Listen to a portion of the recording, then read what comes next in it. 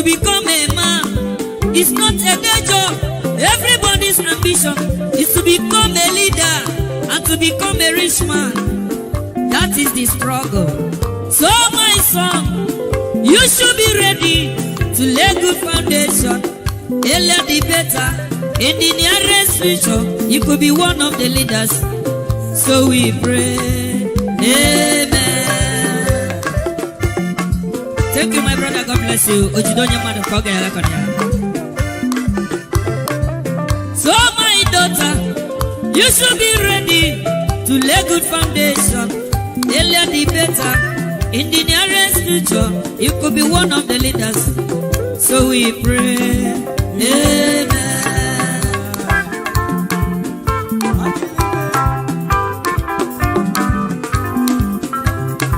To become a man, it's not a day job. To become a leader, it's not very easy. Everybody's ambition is to become a leader and to become a rich man. That is the struggle. So my son, you should be ready to lay good foundation. Earlier the better. In the nearest future, you could be one of the leaders. So we pray. Amen. You are the pillar that holds my life. You are the pillar that holds my life. Master Jesus, you are the pillar that holds my life. Lily of the body, you are the pillar that holds my life. You are the pillar that holds my life. You are the pillar that holds my life. Lion of today, you are the pillar. Chickadee, you are the pillar. Daddy, you are the pillar that holds my life. Lion of Judea, you are the pillar that holds my life. Walking the way, you are the pillar that holds my life. Hey, yeah. Master Jesus, you are the pillar that holds You my are, life. you are the Master pillar. Jesus, you are the pillar that holds my life. I said, Jesus, unibu kalabati sindubu nibu kalabati sindubu ojo biebede nibu kalabao nibu kwa kalabano nibu kwa kalabati sindubu ojo biobi ko nibu kwa kalaba chikadi nibu kwa kalabao nibu kwa kalabati sindubu.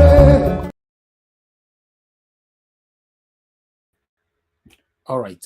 Good morning, good afternoon, good evening to every one of you, Najawash family. We're back here again. It's another wonderful day. Today is Tuesday, 25th April, 2023. How you guys doing today? It's good to be back here again. Yes, it's not very easy. It's not easy to be here every blessed day, but I'm happy. I'm happy we are making progress. We're making progress by the special grace of God. Nigerians will smile. Thank you very much, my people. Help us to like and share. Anybody?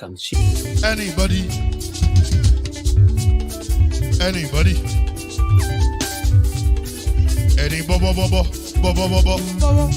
Anybody?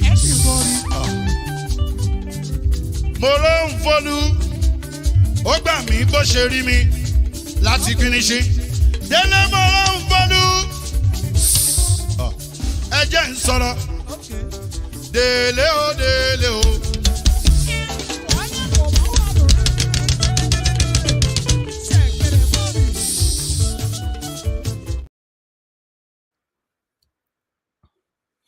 Okay, yes, thank you very much, my people. We're back again right now. I appreciate every one of you.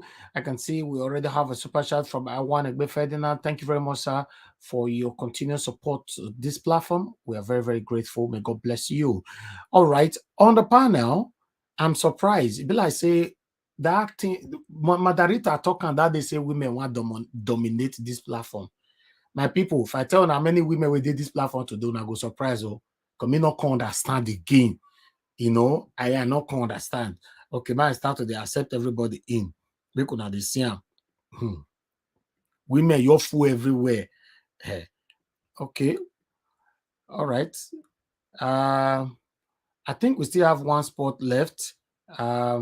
somebody was here, but yeah. Thank you very much, my people. Let me quickly appreciate Madam Rita. Thank you very much for joining us. Good evening to you. Are you there? Okay. Okay, let's assume Madam Rita is not there right now. Sorry, good afternoon. I'm here. Okay, Good afternoon, thank you very much. Sir Elvis. Thank you. And good afternoon, everyone in the panel. Sir CM, Dr. CM, I greet you. Mommy Diaspora, I greet you too.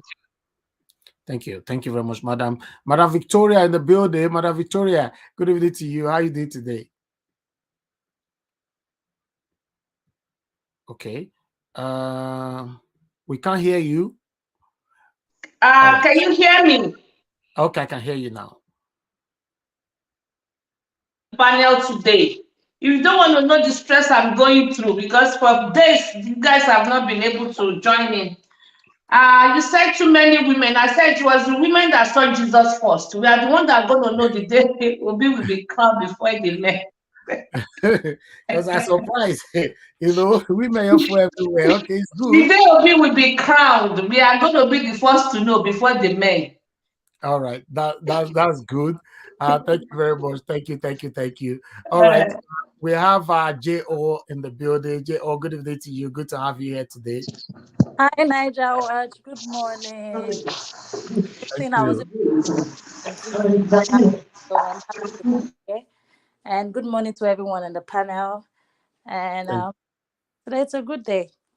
Thank you. Thank you so much. It's good to have you here. Thank you so much. I appreciate you all. Ogasiam, thank you very much, sir, for joining us. Good evening to you. Okay. Ogasiam, I'll come back to you. Williams, Winner, thank you very much for joining us. Good evening to you.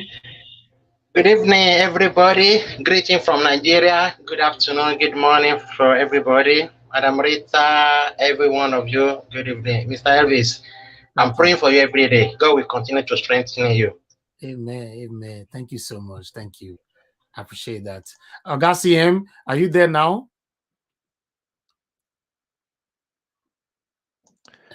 Yes. Good evening, everybody, and welcome to today's roundtable. Thank you. Yes. Thank you, sir. God bless you. Okay. We have you know, Omo Yes corner here. My sister, how are you doing today? Good evening to you. Well, women don't take over Mr. through. Mr. Elvis. Mr. Elvis. Everywhere today. Mr. Elvis, good morning. Good morning, sir. Good morning, everybody on the panel. Mr. Elvis, let's say you do me wayo this morning. What I do again? Yes, now I suppose confess. What happen? Because I know the notification, I be press notification, not be say I not ready for now today. Only for me to enter and I see everybody don't everywhere don't full. Now me be the last person. I even lucky say I even make up. Yes, now that one are true. But do not they do what you put to once I don't post. Be like say you do me wayo today. I don't know. Be like say you don't they do me wayo somehow. Don't they use side I look you since. You know, I don't understand. Today won't just shock me. My sister, you know, say even though me want to do why you're not gonna do on your side. Because I know say, you know, you go cash me. And you get one day I be one ring gash out. Let's say now Gassian may cash me that day. Gassian said that was not the ring. Oh my God, good to be here. I hope say no too late before I reach my turn. Because man, I'm busy today, but I need to talk for this one today. Anyway, okay. No wahala. Greetings, everyone. Thank you very much. Thank you. Thank you. Okay, let's move on now to the next person here, Mr. Shooks Obibweze. Thank you very much, sir, for joining us. Good evening to you. Yeah, good evening, Mr. Elvis. Good evening, everyone. Madam Omo, I support you. Only yesterday, I confess. All the time, I think I thought I was the sharpest person that pressed the link. But yesterday I made it. So don't worry. Every one of us is, you know, our hands is on the keyboard. Exactly. Good evening, everyone. Thank you for inviting us and for bringing us together again. Thank you. Thank you very much, sir. I appreciate you. Good to have you here. And then we have Chibuzo Adi. Chibuzo Adi, thank you very much for joining us. Good evening to you, sir. Yeah, thank you, Mr. Niger. Thank you, everybody listening.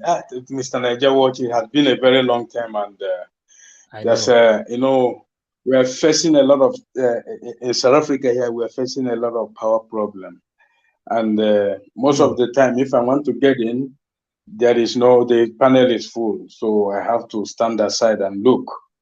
So, but today I just made it. I just enter and enter. Thank you, everybody listening. Thank you, panelists. I like that word. I just enter and he enter. Okay. All right. Thank you. Thank you, sir. Good to have you here. All right. Thank you. All right. So I have my team here, Kashi in the building. Kashi, how you doing today? It's good to have you here. I been say you no go reach my turn today. Oh, glory be No, to now you supposed to be the last person. Okay, good evening, everybody, everyone in the comment section, the panelists, the viewers. You guys, thank you so much for doing this with us again today, the 25th of April, 2023. Thank you so much for doing this. Thank you, Mr. Nigeria. Please go ahead. Thank you. I appreciate you. It's good to have you here. All right, my people, I appreciate every one of you. Continue to press on the like button. I can see more people right there already on the comment section. Abu Azi, I can see you right there, my brother. Elizabeth Joseph, I can see you as well. Cynthia Obayomi, I can see you right there as well. Black Voices TV, once again, I can see you. Thank you, Origins, I can see you as well. On Yesi Omodia, thank you for joining us. Appreciate every one of you, my people. Continue to press on the like button and help us to share. Esther, I can see you. Efeko Jubilanti, I can see you. Lucy Eno. God bless you all, my people. Is there one go? Good evening to you, sir. Thanks for joining us. Thank you. Didi Anthony, Maris Imaswan, Maury, Jonathan, and many others. Extreme Bigs, thank you. If I don't mention your name, it's not intentional. Just understand with us. Let's just move on. Remix, Leo, I can see you as well. Madam Bella Naomi. Fiona, let me pass that one. Oh, I don't want trouble. Madam Bella Naomi, Iselogbe. I greet you, Mama. Thank you very much. Chris Mandela, thank you very much. Prince and Princess TV. Okay, I like that. Thank you very much. I appreciate you. Yes, I think Ade Edobo. Okay. I see you right there. Good evening to you. And I greet everybody. I greet everybody. Make we just Kokuma move on. All right, my people, it's another day. Yesterday, as una know, say Bala Blue. No, I take talk this thing. Get one a town hall different from Bala Blue is back. Abi, why some they call him president select? Why Inec say na president elect? Although the constitution say na president elect, you know, the Nigerians that is very upset with what happened in 25th February presidential election are calling him the president select. So I will stick with that Nigerians who is calling him the president select, because INEC selected him. We will know if he's the rightful president elect after the tribunal. We are waiting. Yes. As you can see right there on the title, lawyers ask court to stop Tinubu's inauguration. Petition begins today. Some of you were asking us yesterday, Nigeria was waiting to stop now when petition will start and all that. Yes, it does start today. That's what they talk about. You know, say anything concern Nigeria, it be as it gets. And if you talk in the next 1 hour, it will change. But as I talk before I enter this broadcast, that's what they talk about. Say petition, you know, the hearing, presidential petition hearing don't start today. Now, lawyers are saying they must not allow Tinubu to be inaugurated. I think we should start with that. Let's quickly start with that. Then we can now take it further. Thank you very much, my people. Continue to press on the like button and share. You know, say on this platform, we know they share with them say. Anything where they talk for you, with the carry on, they come to show you. So before you go blame us, you will blame the primary source. Now God bless you, my people. Continue to press on the like button and help us to share. As you can see right there on the headline, you know, is very bold. Lawyers ask appeal court to stop Tinubu's inauguration. This one was published today, April 25th, 2023. So let us quickly take on this. A fresh motion on notice seeking to stop Asiwaju Bola Ahmed Tinubu from being inaugurated as Nigeria's new president on May 29, 2023 has been instituted at the Court of Appeal in Abuja. And today, now they file those cases. So they say they must stop him. It must not happen. Meanwhile, let me continue. Now, see day for year. Now, so I go take the read down the go. Now, no say with the presenter for una, we they reinterpret them in our own way, in our own understanding. But I tell they come the original source and all, and we put for screen for you. Abi, all right. More move on. I go read that paragraph again. I like that number one paragraph. More take them again. A fresh motion on notice seeking to stop Asiwaju Bola Ahmed Tinubu from being inaugurated as Nigeria's new president on May 29, 2023 has been instituted at the Court of Appeal in Abuja. The first suit marked CACV 259-2023 is instituted by a presidential candidate in the 2019 presidential election and constitutional law chief Ambrose Abat Uwuru and his political party Hope Democratic Party HDP. Uwuru, who was called to the Nigerian bar in 1982, is praying the Court of Appeal in Abuja to prohibit President Muhammadu Buhari, Attorney General of the Federation AGF, and the Independent National Electoral Commission INEC from inaugurating the 2023 presidential president-elect on May 29. Okay, we'll continue. A long, small, but we'll take them small. The politician who participated in the 2019 presidential poll on the platform of Hope Democratic Party HDP want Buhari, the AGF, and the INEC stopped from taking any further steps on the 2023 presidential election that produced Tinubu as winner. Uwuru, who claimed to be adjudged constitutional winner of the 2019 presidential election, predicated his gross engaged inauguration of Tinubu or anybody else as successor to Buhari on the ground that he is the constitutionally adjudged winner of the 2019 election and has not spent his tenure as required by law. Okay. Amongst others, Uhuru insisted that President Buhari has been usurping his tenure of office since 2019 because of the Supreme Court has not determined his petition filed in 2019, in which he challenged the purported declaration of Buhari as the election winner. In his motion on notice mark, just filed at the Court of Appeal in Abuja, Uhuru applied for an order of prohibitory injunction compelling Buhari, AGF, and INEC, their servant agents and privies, to preserve and give due cognizance and abstain from any further undertaking or engaging in any act on usurpation of adjudged acquired constitutional right and mandate as winner of the 2019 presidential election. All right, he continued from there. This man talk about history well, before I can't go to Tinubu, but I would like to stop it right there. I'd like to stop it right there, but let's focus here. That's what the Uhuru is trying to say, that both Buhari, Tinubu, INEC, and what is it called? AGF, is it AGF?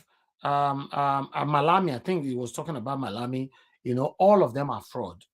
Now, so you talk more. So meanwhile, I'd like us to move on because I have another article here quickly. I would like us to take together. Let me see. Okay, let's go to video. Let's go to video first because this article, I would like this to be on the second segment. I don't even want to mention it yet. Continue to press on the like button, my good people. 29th of May is round the corner. Thank you very much. I do like Wash for the super chat, my brother. I appreciate you. Thank you. All right. 29th of May is around the corner, my people. So, but meanwhile, the British government have overturned their congratulation one way or the other, indirectly though, because I'm surprised, because the same woman that Nigerians accused of congratulating Bola Ahmed Tinubu, and there were these beyond, and thank you very much for explaining it and just detailing the fact that it's a non-issue, if I use the layman's terms. But another aspect of this matter is the fact that he might have perjured, because in his EC9 form, where he declared that he hadn't taken on voluntary citizenship of another country, he had indicated no. Could this be a matter, even though there's that question around who can persecute? My people, make una see the way you go to answer this question. No? Say, when things are happening to the ordinary Nigerian, yeah, the law will be applied, right? The law will be active. But when is these people, these satanic people, they have a way to bypass the law. Just listen to this. Who can take up the matter, and would there be a willingness to do so in this case of a president-elect? Well, if he did that, that is perjury. And the state is at the liberty of the state to do what? But mind you, if no action is taken before 29 of May, he will have the immunity, and he cannot be prosecuted. If no action is taken before 29th of May, Bola Ahmed Tinubu will have immunity. You know what that means? In fact, I'm beginning to be scared. It looks like even the immunity might be extended to this petition, this fraudulent election that happened on the 25th of February. The petition in court, the president sitting, the immunity might affect it, which means they will prolong and prolong and prolong. At the end of the day, Bola Ahmed Tinubu will spend 8 years in office. Remember, I played a video yesterday or day before yesterday, on the petition that Atiku submitted against Buhari in 2015. The journalist who was speaking this, he said, presidency petition have never been overturned in Nigeria history. I believe so many of you now remember, right?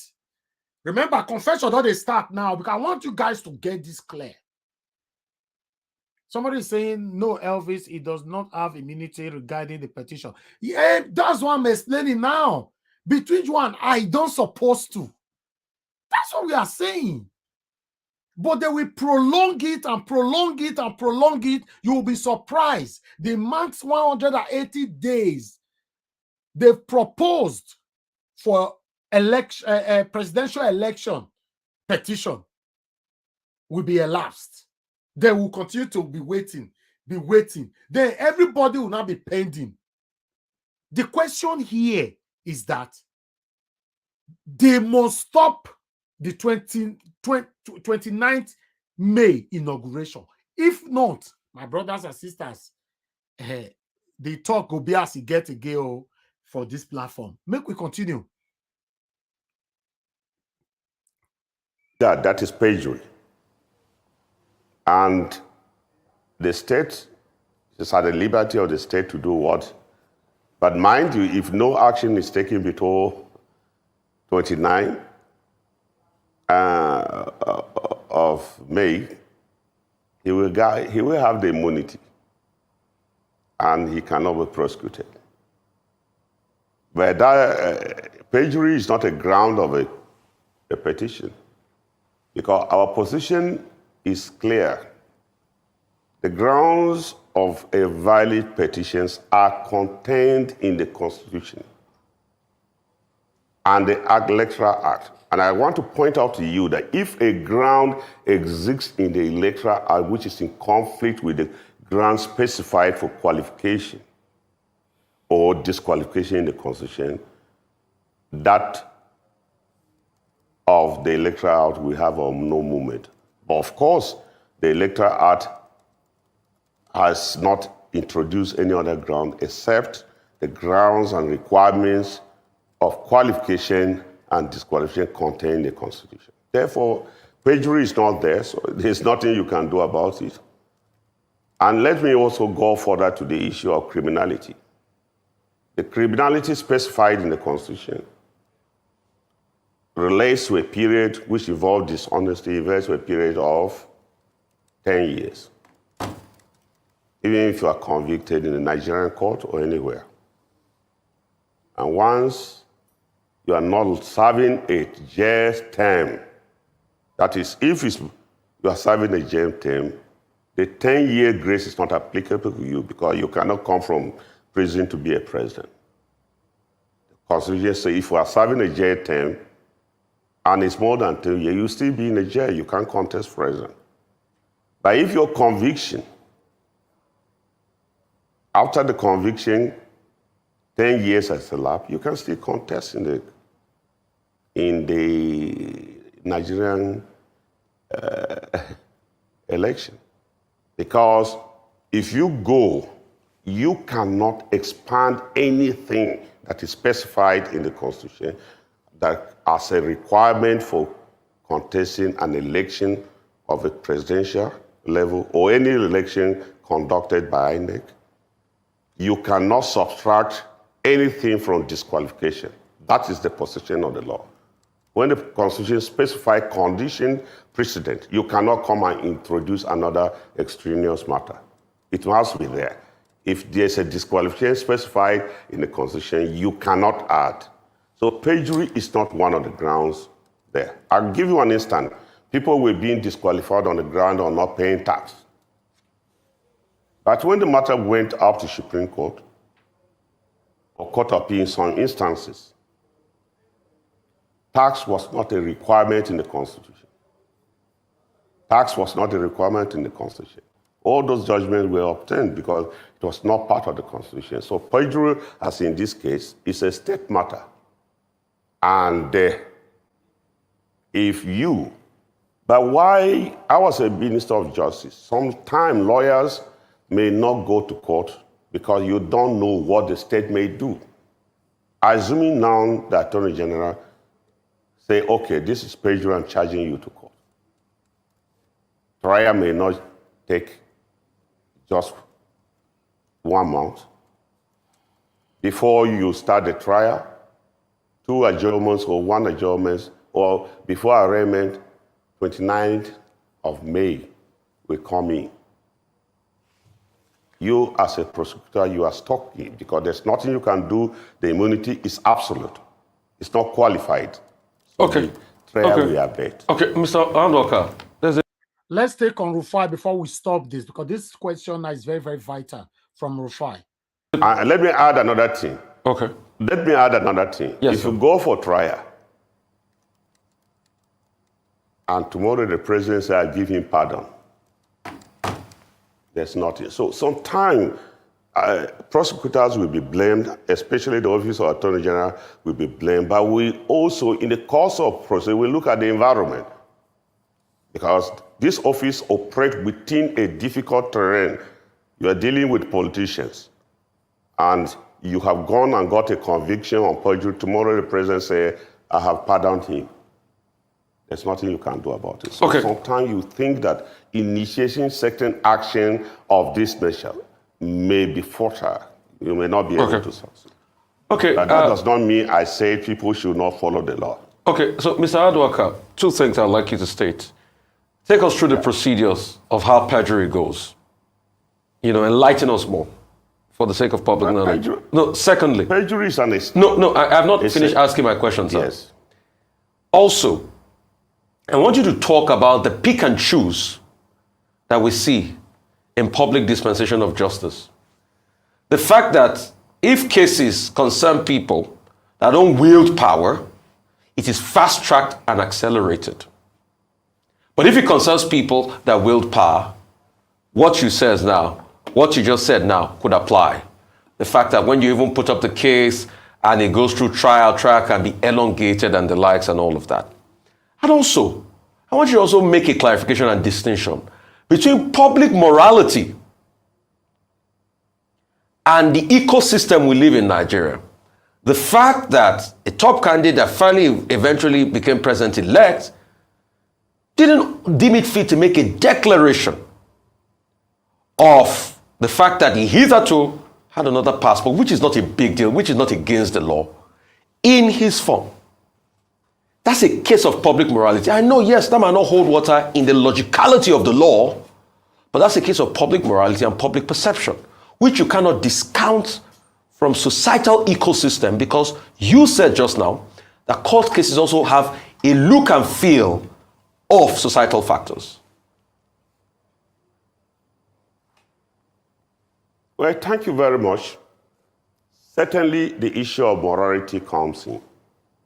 I will not deny that fact. It's a very big burden on society. Morality is not law. To see we leaders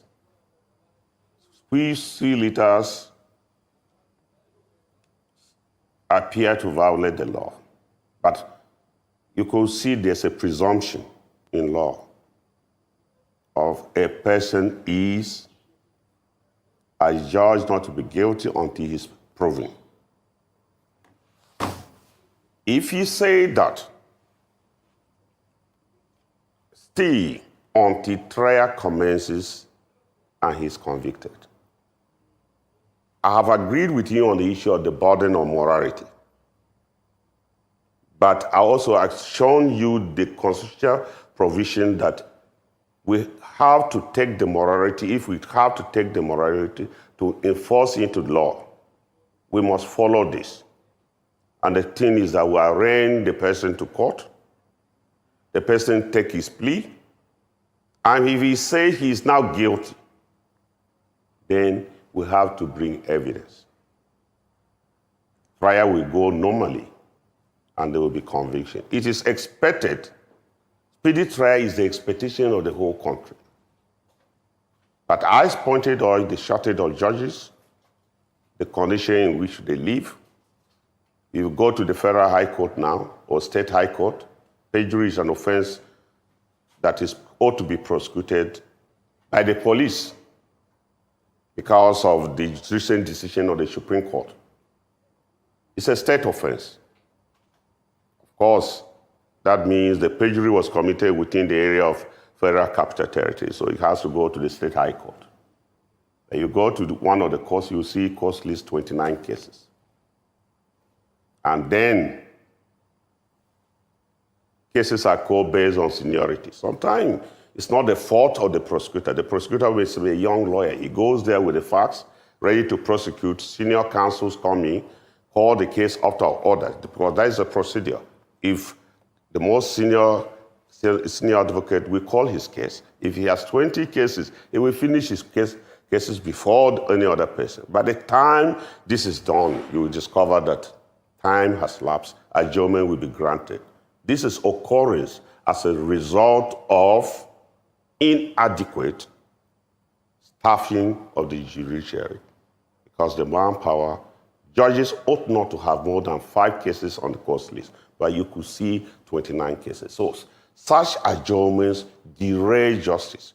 And these are some of the things most of us have been advocating. Increase the number of judges for service delivery. A judge should not have more than 5 cases. Perception is there. You cannot doubt about that. Perception is there. And that is the thing that the public is complaining in everything.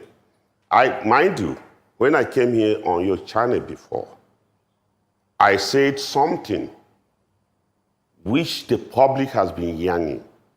And I said this is the time the judiciary and everybody involved in administration should look at it. Take, for instance, in the case of electoral matters. Our attitude has been to scrutinize the outcome of the result. This person scored this number. This person scored this number.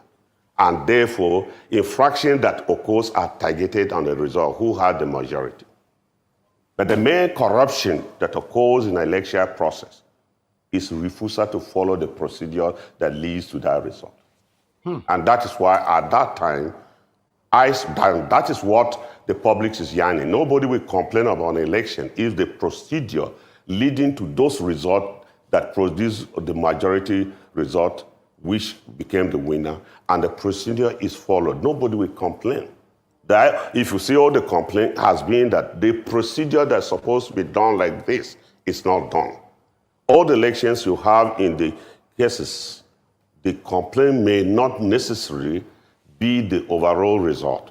But when we go to court, the target is to prove whether this result is correct or it is not, or this person scored more, forgetting that the main corruption is within the foundation which those results occurred. This is why it goes to the perception you are talking about. That is the perception that things should be done right. In criminal trial, the perception is that everybody should be equal within the law. And it. All right, my people, thank you very much. On this particular note, I think we should stop it right there. Trust me, that video is powerful. You can go finish it. Because of time, I think we should start talking. Or do you guys want us to finish it here? You know, I think we should Don't finish it. The video is annoying. It's not annoying. It's annoying. It's confusing. It's confusing us. Go up, go back, go forward, go back. It's revealing. That video is revealing what this man is supporting Tinubu. Yes, it's obvious for him. He's speaking for him, trying to dodge question, trying to. But at the end of the day, the video is also telling you what you should expect, what you should possibly does it appear he's taking a side in this case? Exactly. I'm not getting the vibe you are getting that he's taking it. He's already taking a side, saying that he even told us that even if we want to charge him for perjury, Buhari can pardon him. Hint, hint. He's even telling us that. That's why he told us. Okay. I'm not getting that feedback from the man. Yes, he's clearly on the side of Agbado, but at the same time, he's letting us know exactly what will transpire if we allow this continue. If we yes, he's on the side of Agbado, but within those comments, he was also giving us a cue. I took a lot of cues from what he said. It was irritating listening to him. I'm going to admit, but at the same time, the man dropped some cues. Okay, maybe CM. Yeah, I think he was just trying to be careful, though. Hold on, CM, please. Right, that also. He was trying to be careful as well. Yeah. Yes, CM, are you there? I hope your network have not started again. We can't hear you. Even if we charge him for perjury, that Buhari can actually give him immunity. So that annoys me. Madam, but that is, look, madam, that is Nigeria. He's just telling you how Nigeria works. Exactly. I don't know, but look, I don't see anything he said that is out of context. He is telling you I'm not saying it's out of context. So if you want to do anything, it is in the context of them wanting to. It is in the context of them wanting to crown, inaugurate this guy. Okay. He's already calling him your excellency, his excellency. He shouldn't be doing that. Okay, hold on, everybody. Thank you. CM, what's your understanding about the video? What I understand from what Ando Aka, former Attorney General, is saying is this: he's trying, giving his body language and everything, because I'm putting together when he appeared on Arise before. If you are to ask him outside the studio what he thinks, he knows that Labour Party won. But because he's before the world speaking and he's trying to take constitution, he's trying to point out the loopholes that we delay, the loopholes that we count in favor of Agbado. Something like all this delay, you say junior lawyer, all those things. At May 29th, if they swear him in, anything you say, they say immunity covers him. That's what I'm saying. So he's preaching for Agbada anyway, but indirectly. Now, the question I wanted to raise is this. Those that will confer immunity on whoever is, let's say Agbado takes him, but God forbid, on 29th, say everything. Your network, we can't hear you. 80 days. Oh God. Go and switch off APC. They are hanging around your house. Go and switch them Go off. ahead. Okay, let me sort of try again. So what I'm trying to say is that he's trying to point out that, you know, if they are quick to latch on immunity, by the time everything, they delay everything till, Nigerian Exactly. law is based on technicality, not really the justice. They know the justice is open. Because Rufai asked him, what of perjury? Even if they say that you have to have a double citizenship, but on the form you filled in Inec, you were asked, do you have another country's citizenship? You should have said yes, but you didn't. So that is perjury on its own. So that alone shows where he's heading to. But that is by the way. So the issue of 29th, because what they want to do is to use technicality to delay it. Then when it crosses over, they say, oh, everything is immunity. The question I want to ask is, when they were talking of 180 days from the day the election was conducted, did they not know that 180 days could sort of spill over beyond the 29th May? And if and after 180 days, if it's now possible that the judgment of the court will remain, is it the immunity that will supersede the judgment of whatever is arrived at? Let me explain my understanding. Thank you very much, my people, for joining us. I appreciate you all. Continue to press on the like button and help us to share. On that particular video, I watched it earlier on when they were live. So I thought, okay, I'll bring it here. You see, that video, series of questions were asked, but I focused on the citizenship, which the man defended on the constitution that we have continuously read here, section 137, right? If I'm not mistaken, that we have continuously read here. It now looks like everybody is now jumping that part, that section of the constitution. It defended it. Then what about the perjury? My understanding of perjury is somebody who lied on that oath, right? Somebody who willfully telling untrue to the constitution, to the nation. That means on the form, I don't know what the form is called again, the INEC form that they fill. What's the name again? EC9 or something. EC9. Okay.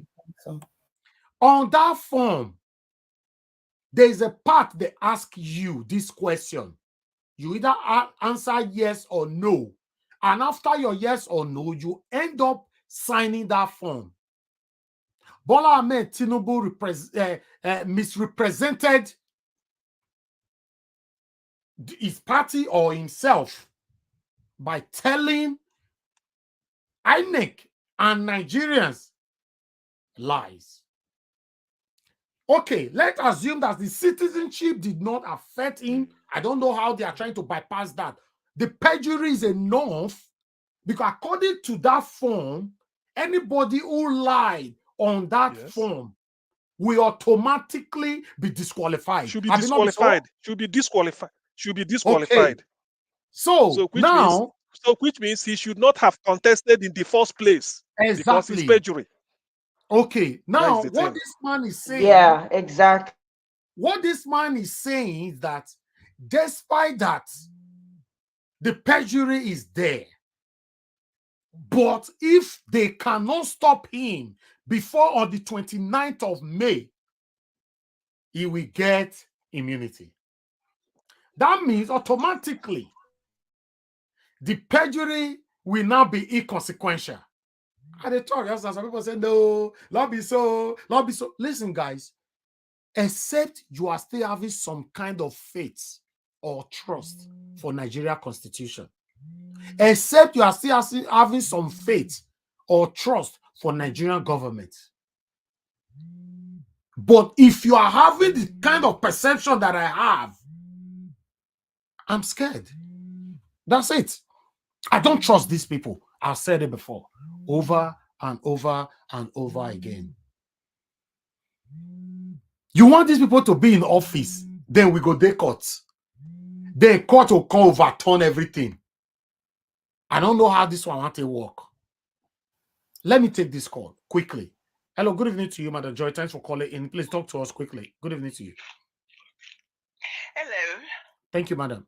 Hello, my people.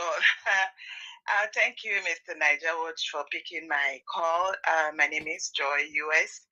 I want to contribute a little to what we are discussing. I listened to that, to the former Attorney General of Federal and Minister of Justice, Michael and Dorker. I listened to it to its entirety. In fact, at some point, I wanted to switch off. It was, but I had the discipline to listen to the end. And I please encourage everybody, why we are here is to educate ourselves on what is going on. I am one person that honestly I will say that I have not been. I don't listen to radio, TV for some reasons best known to me. But since after this election, I have picked up courage and I'm listening, and I encourage everybody to do so. There are so much you can glean from what he said. But this is what I want to highlight, that I kind of really want to analyze the way. This is what I got from so many things he said. You know, I am a mother and I believe in reward and reprimand. I have children and I encourage everybody, if you have not been doing it, please do this for yourself. Allow people to call your attention if you're doing something wrong. Maybe it will help you change and you see where you're going wrong. Now, this is one of the things he said. You see, the issue of morality, remember Mr. Abati kind of interjected and said quickly, morality is not law. So what that means is, for our elected officials and people in government and all their stooges and cohorts, morality, they are not judged by morality. They are judged by until proven otherwise. So for you and I, average Nigeria, you're judged based on morals, character, integrity, accountability, dignity. You're judged on this. Okay. But for them, it is not. So when they come in, they do whatever. Now, corruption is not criminal or until proven otherwise. When they go ahead and siphon all the money, now we are crying. Nigerians are crying. There is a broad daylight. Yeah, but what is your take on this video, madam? What is your take on the video particularly? So what I take from the video that he said is that for them, the officials, they are not judged based on morals or character or integrity. Now, for that perjury, Mr. Abgado will go scot-free if he is elected or he is inaugurated on May the 29th. And he also, there is also this highlight that everything, that means if he is going to have immunity over the perjury, that means everything else that he is alleged on, he is going to have immunity over it. Thank you. That's what I was waiting for. It is either if he is not stopped, it is game over. Once he gets to that, thank you, madam. What he is inaugurated, everything is over. Thank you. All these our cry. And another thing I want to highlight is that madam, now we've been crying. Yeah. Hello? Yes, I said be quick, please. Be quick. Yeah, okay. We've been crying over injustices done to us and all these things. And we had a window of someone that is credible. I bet us if this is not stopped, if Mr.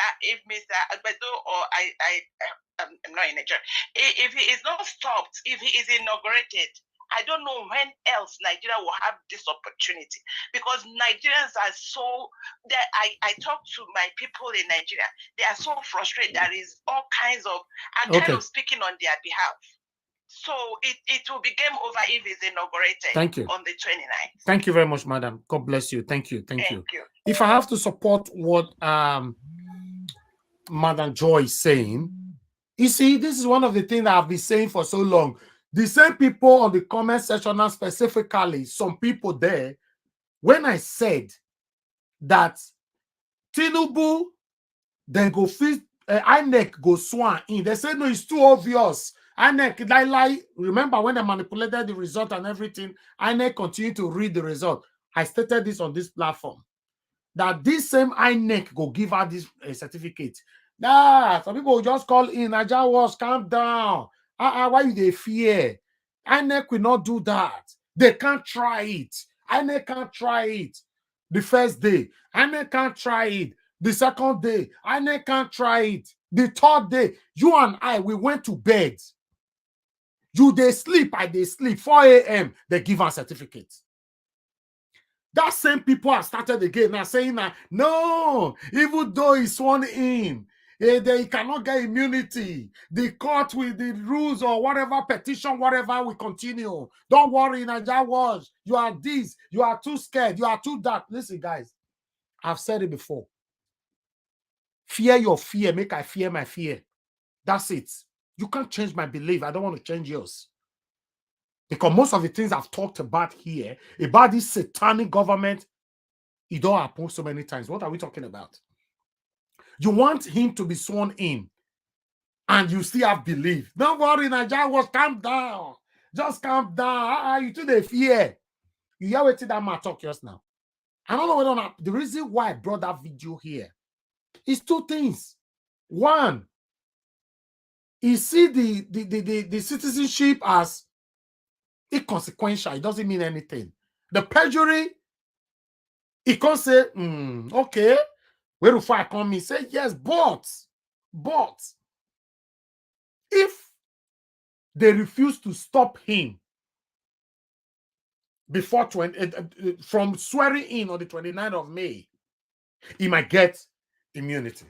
Then I stated, if he can get immunity on perjury, he can also get immunity or a prolonged court case for this petition.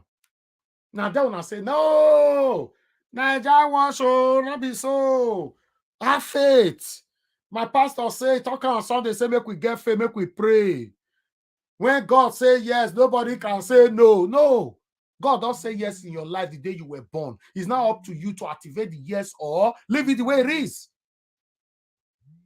I'm telling you people that if they cannot stop Bola Ahmed Tinubu now, Bola Ahmed Tinubu will probably be the Nigeria president for the next 8 years. Good evening to you, sir. Please talk to us. Hello, thank you very much for taking my call. Go ahead, sir. Quickly, 1 minute, sir. Thank you. Okay. I just want to comment on the former Attorney General's statement. Today, he's now speaking with two mouths now. We don't know which is which for him.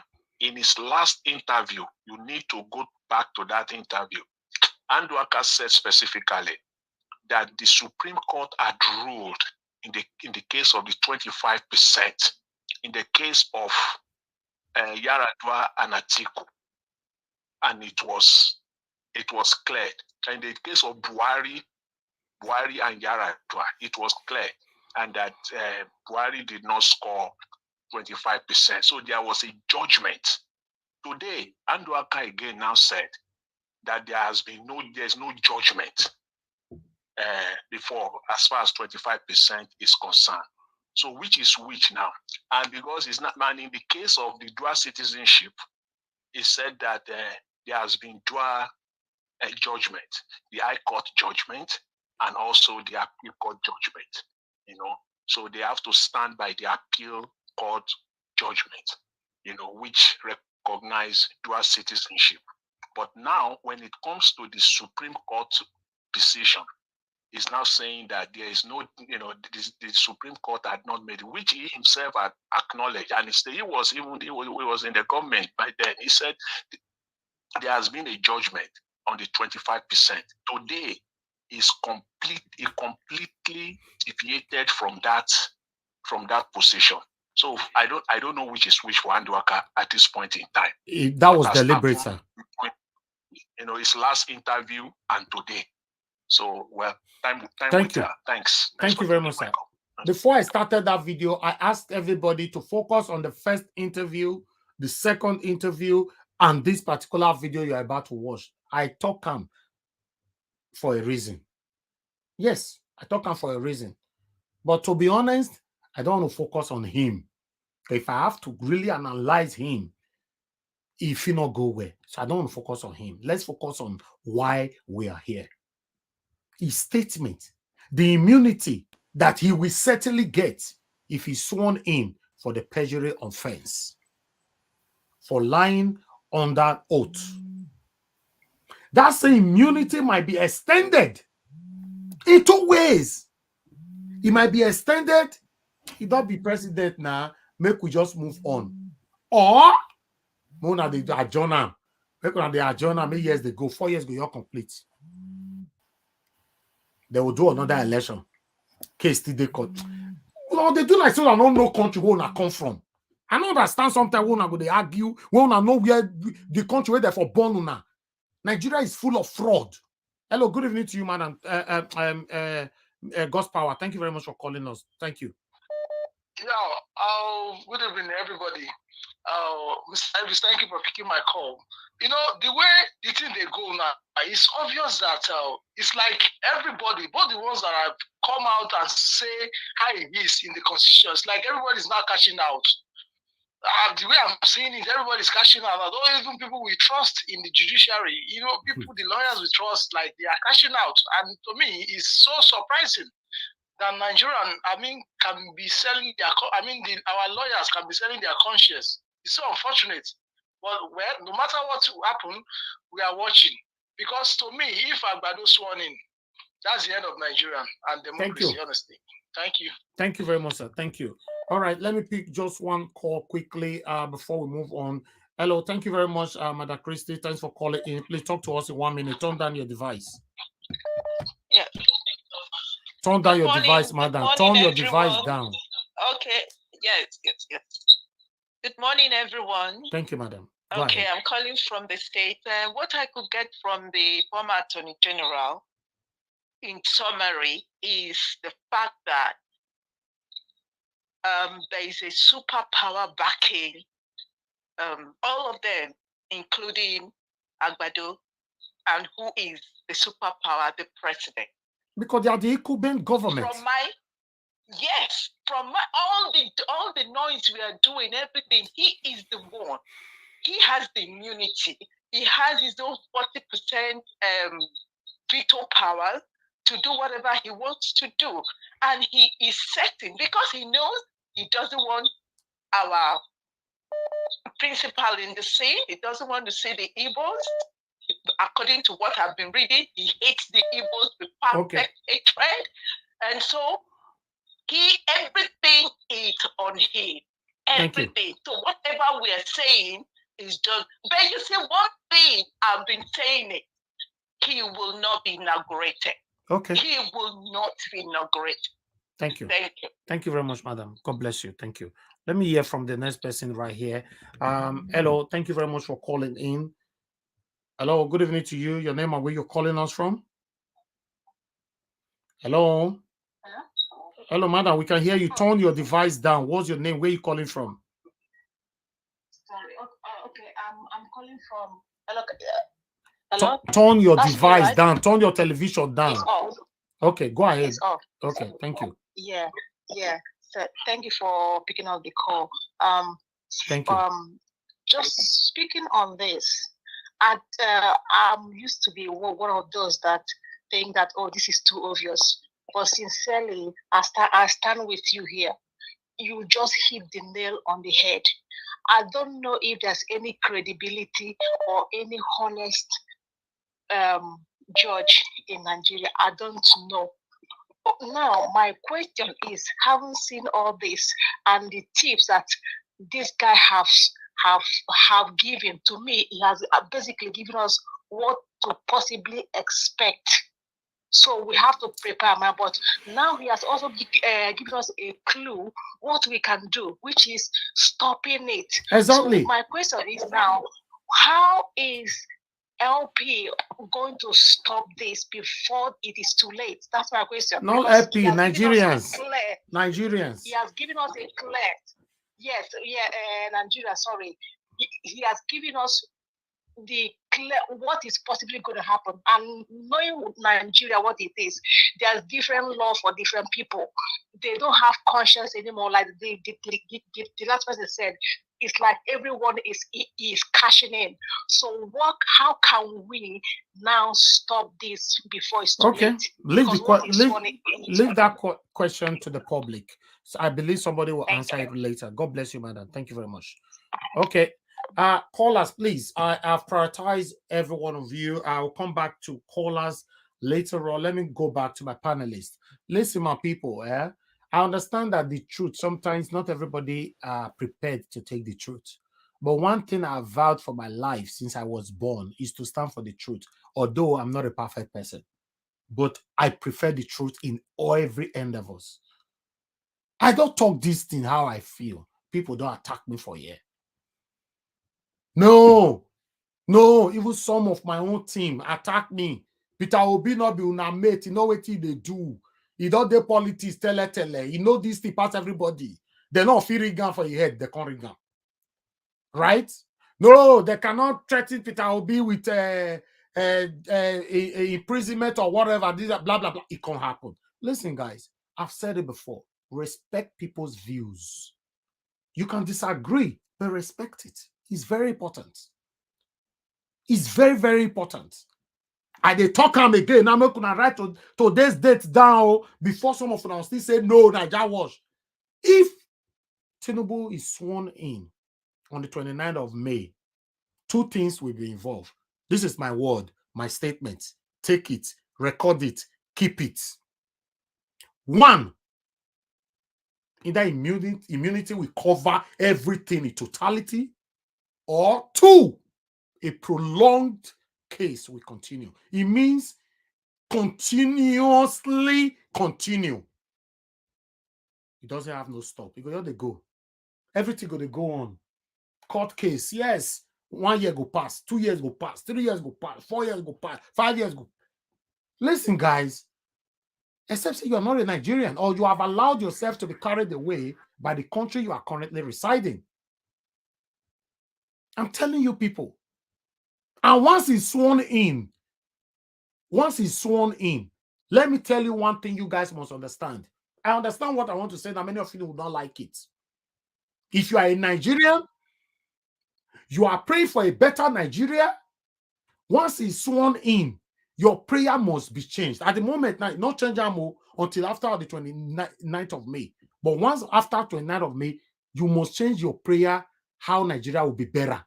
If you are still praying, make Tinubu fail, make it fail, he's already your president. So easy. I know this is hard. This is very. Can I ask you a question? Oh, hold on, sir. You asked me a question. This is very hard. But once he's sworn in, start praying for Nigeria. At the moment now, your prayer point is different. That is it.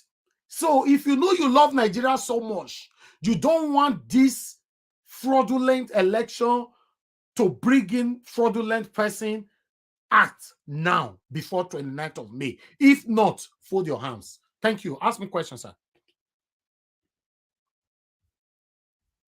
Hello. So you Yes, you are saying that once Tinubu is sworn in, he has immunity. Yes, I understand that. I totally get it. I didn't say he has, sir. I didn't say that. Get my word right. I'm what's your point? The lawyer, right? What he said. Once Tinubu is sworn in, let me reiterate again, please. Don't change my word. Once Tinubu is sworn in, he will have immunity for perjury. Now, me, I'm saying he might also likely have immunity for everything where they caught.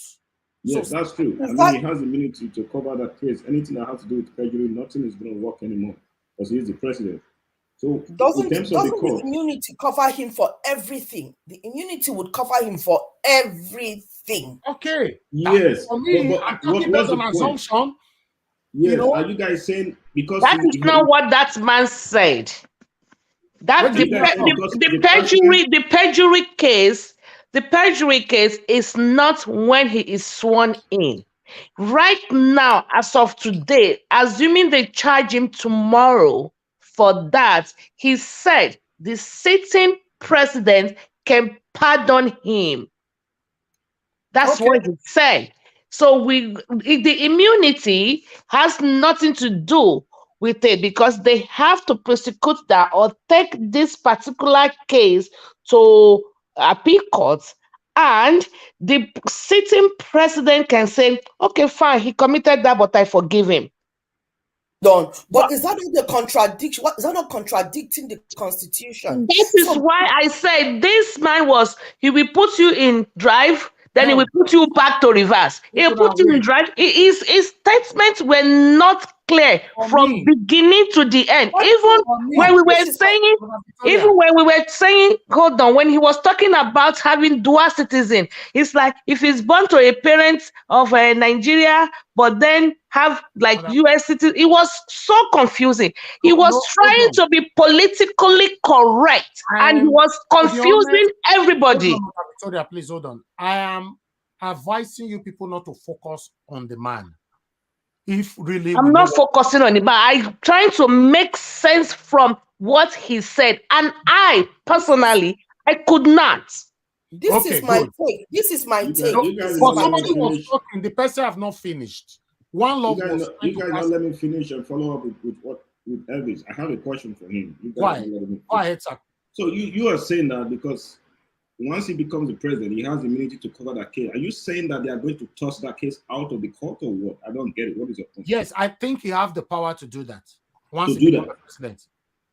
So based on what? What is your evidence for saying that? They don't. Based on what? I think. Yeah, what are your evidence? You think he's going to toss the case? I said out? I think. Don't you know the meaning of think? Yeah, you think, but so the think is not a straight continuous statement. There's a definitely think is not a fact. Yes. So I mean I know probably this is stemming from the fact that if you look at the past cases, you know, Atiku, Buhari, and all that, and someone said no one has ever won a case against the president in Nigeria when it comes to election petitions. Exactly. So and we also have to look at what happened then. You know, we also have to look at what happened. The Atiku had a case in court. You know, what were his evidence? You know, what happened? How did he follow up with that? So things are different from what we might have had in the past. We cannot judge everything that happened in the past with what is going to happen now. No, listen, my brother. What you are saying, you know, what you are saying, you are right. If you look at it, based on the postmodernism and based on the Constitution, based on the modern life that we all are living right now. But if you also look at it from my own view, based on the corruption that we all have been facing in all our life, right, in Nigeria, based on the untrust situation we find ourselves with the satanic leaders, my brother, anything is possible. Anything is possible. I agree with you. Mr. Elvis. I agree with you that anything is possible, Mr. Elvis. Yes. Anything is possible. Mr. Elvis, can I chip something in? Hold on, when I'm done. So, but what I'm trying to say is just rigging everybody. You just shipping. 3 days. I have not spoken for 3 days, yo. I have not spoken for 3 days. Madam Victoria, quick, 30 seconds. So what I'm saying is that I agree with you. You know, to a certain point. I agree with the other guy that said that things have changed because even the situation they are in now, they did not envisage it. So their hands are tied. Look at this man. The very first day this man spoke, he spoke like nonchalantly. He spoke, but today he's minding his words because he knows by the time obedience descend on him, he will not find it funny. So he himself was confused. He was going forward, backward, going forward, backward, going forward, merry-go-rounding a question. He was not clear about it. Okay. Busy Brains, go ahead, madam. You wanted to quickly say something. Remember, we have not started our submission, so everybody be brief. Yeah. So what I'm just my take on this, right? When I saw it, to be honest, from his countenance and body language, I knew that his tone has changed. I didn't even need to hear what he was saying. And the truth of it is, I was zoning in and out. So loud and clear. He was there to accomplish two things: to come back and redo the damage he had earlier done in previous interview. And the second thing was interview. And the second one was for mind control. They are trying to get into our mind to program God bless us. you. God bless you. That was my own. They are trying to get us to accept that this man is going to be there. Exactly. You see, all right. The thing is this. Hold on. Mr. Elvis. Madam Busy Brains, eat the rest. When it gets to your turn, you can properly. Mr. Elvis. Go ahead, sir. Mr. Schultz. Yeah, one of the problem I'm sensing from we Nigerians, right, is we just want those things we need to hear. What is wrong with this man coming to tell us, to prepare us? Because we keep getting hope. Oh, we trust them, and look, this man said everything he needed to say, and that is what we Nigerians needed to hear. I give you one example. When they told him that nobody has ever won this before, he said, because nobody has challenged the process. You go there, you challenge, I win the election. You can't win with that.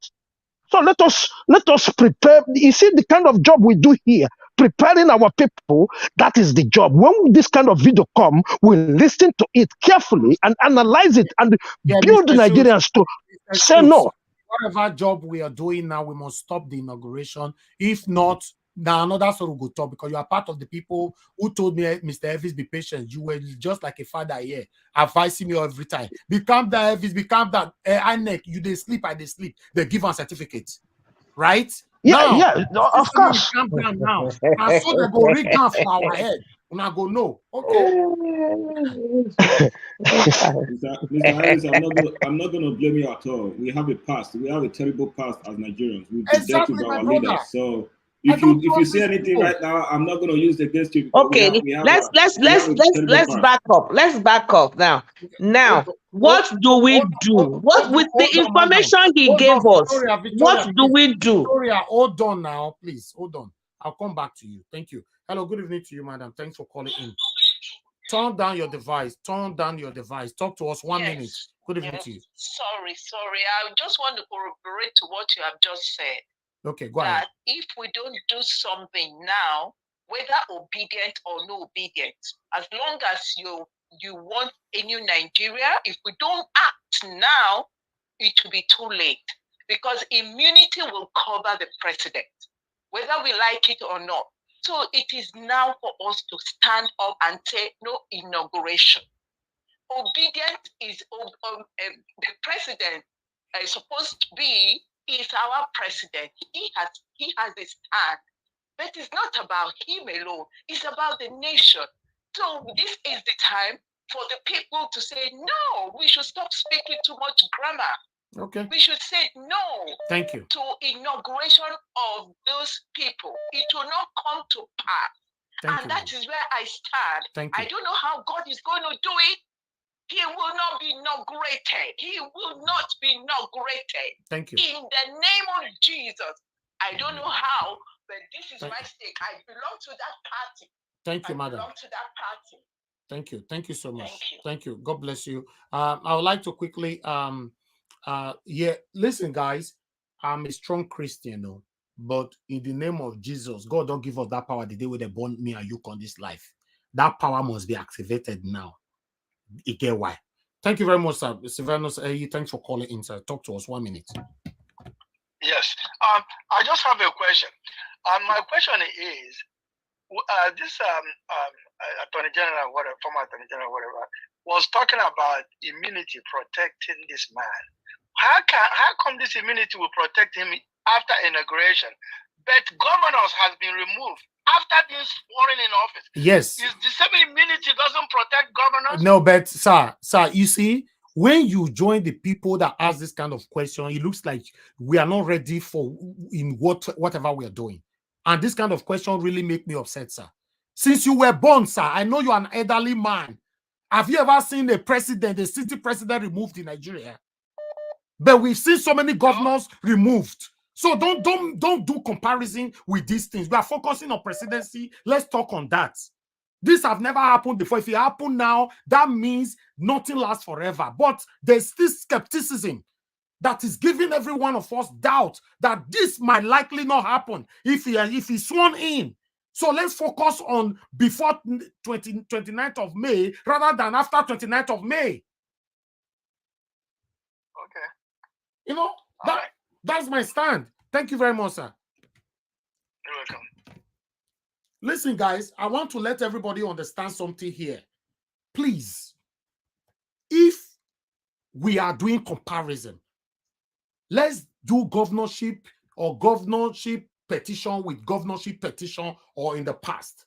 This is the first time, by the special grace of God, Peter Obi want to unseat a president-elect or a president of the Federal Republic of Nigeria. This is the first time ever. So there's some kind of high skepticism that is there at this particular moment. You can't relax. God go do it. It doesn't work like that. Thank you very much, sir, for calling in. Mr. Pius, thanks for calling in. Talk to us, sir. Yeah, good evening, sir. Mr. Niger Wash, the Moses of our time. Thank you for your truth. Anytime you are saying something, I'm always happy. Thank you, sir. You know what you are just saying now? The kind eye I used to look Peter Rufai. That is the eye I used to look at you. That's why I call you the Moses of our time. You see the kind of question Rufai always give to those people. That is the man. That is the man. Sir, let me tell you the truth. I was talking to people we were gathering in one Africa shop. We were talking about our election, the president, what happened. One Yoruba guy there told us, he said that Tinubu already won. He said there's nothing will stop Tinubu. He said once they swear Tinubu in, he said Tinubu is going to complete 8 years. He said nothing will stop it. He said this court, as already said it before, he said the court, they will be adjourning it. They will be adjourning the court. They will be adjourning it till Tinubu will finish. I believe what you said, Mr. Elvis. If they cannot stop it now, if Nigeria cannot stop it now, exactly. For Tinubu not to be all Nigeria fold their hands and they pray. They stop it now. But when they swear Tinubu in, sir, nobody, I'm telling you the truth. What you are saying, Mr. Elvis, you are saying the truth. Tinubu they got to stay for 8 years once they swear that guy in. Unless they stop it now. That's just what I want you to say. Thank you very much. Thank you very much, sir. The last caller of this evening, so that I can move on to the my panelists. I really want us to give time to them to talk to us. Hello, thank you very much, Mr. Nant. Thanks for calling in. Good evening to you. Please talk to us. Yes, good evening. Good evening, sir. Go ahead, talk to us. Okay, you see, end of that, I've experienced. What is just said is giving everybody heads up of what is going to happen later on if they inaugurate Tinubu. And let me tell you for one thing. Tinubu is like a monarch. Tinubu has bought over Nigeria. Tinubu, because of the drug money business he do, he has money. Lagos State has given Tinubu money. Tinubu installed Buhari. So he has power. So everything we are saying here, governor was removed. Tinubu cannot be removed after having sworn in. Some people just see they dream. more than everybody. Let me tell you, if you think it's a lie, that certificate, what do you call it, visa of a ten alone have removed him. If you think it's a lie, that 25% alone have removed him. But because this guy has power over everybody, he shut everybody up. You can imagine buying a citizen of a judiciary, a Supreme Court. Come on, you guys are playing. This guy has power. Everything. Look at what happened in Lagos State. Now they say Adamawa did this. But look at what happened in Lagos State. It's even more than what Adamawa did. And nobody is talking about it. And you see people coming to speak because of, beforehand, to just see how Nigeria will feel. This is the strategy they're using to see how they can use Nigeria and all that. So because of time, let me just leave it right there. But what we have to believe is the thing you want to do, right? For me, if it's possible, in the day of the inauguration, that Eagle Square will be born. No. We don't take that here. We don't take that here, sir. No, we don't entertain violence on this phone or this media. Thank you, Mr. Kevin Kelv. Thanks for calling in. Talk to us, sir. Good evening, everyone. Good evening, sir. Thank you. Talk to us, sir. Yeah, good. Please, Mr. Elvis, this war, we are winning this war. Number one, that we have a principal who told us that we will get back our mandate. We should follow him and follow his movement. Now, what APC is doing is, all these people talking now that are on the camp of APC, they are trying to get us to lose hope. They are trying to get us to enter house. Judges in Nigeria will deliver justice in this matter based on the mood of the nation. So if the mood of the nation is that we can't make it, we are defeated, their APC is powerful, they will deliver based on the demands of APC. But the mood of the nation is not defeated. The mood of the nation is saying that Tinubu must not be sworn in. So good. So that is why when we hear things like this, we shouldn't take it to... No, we should, sir. You know, you and I have argued before. Let me ask you a question, Mr. Kevikel. Do you want him to be sworn in, then we continue with the court case? Whether he cannot be sworn in, but even if he's sworn in, we'll get our case. Okay. Okay, that means you are in support of those that want him to be sworn in, even though you will still win. No. Get me right. No. Even the class action that is going on, he may not be sworn in. But what I'm trying to say is, swearing in does not make him legal. Mr. Kavikel, you know why I now have doubts for your advice? Because I really love you as my elder brother, but the same you called me here, you told me, you said, Elvis, don't be scared. They will never declare Tinubu. I promise you. We had an argument here. Yes. Mr. Kevike, where you sleep, 4 a.m. they give a certificate. Have you apologized to me on that? Declaring him winner, has he made him a winner now? But you told me they will never declare him. No. I can swear declare you winner. Okay, now, Mr. Elvis, you are the president-elect. Okay. Have you won the presidency now? You said they will not. You said they're not gonna give him a certificate to you. They sleep. They give him, and you never do anything about them. I'm sending the certificate of return to you. You are the president-elect of Nigeria. How about that? Okay. All right. No wahala. I will take that belief. I don't know where they get your belief, Shao, but I go take them. I will stand on that. What I'm saying is, we have a leader who told us we'll get back our mandate. Governors and presidents are the same. Obi was the first to upon election in Nigeria. Now, there has never been a presidential upon in Nigeria because none of these people has ever won an election before. 1999, Obasanjo won. They rigged to win. 2007, Yar'Adua won by rigging to win. Jonathan won by rigging to win. Nobody has ever got an evidence, cogent and verifiable evidence to upon election. Okay. Now, this 2023, Obi won. It was given to Tinubu. It's a different thing.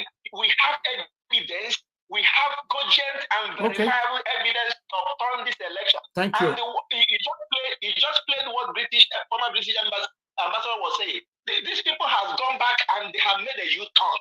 Thank you, Let's sir. talk on what we make our obedience in Nigeria. Ginger to come out of the street. Oh, hey, okay.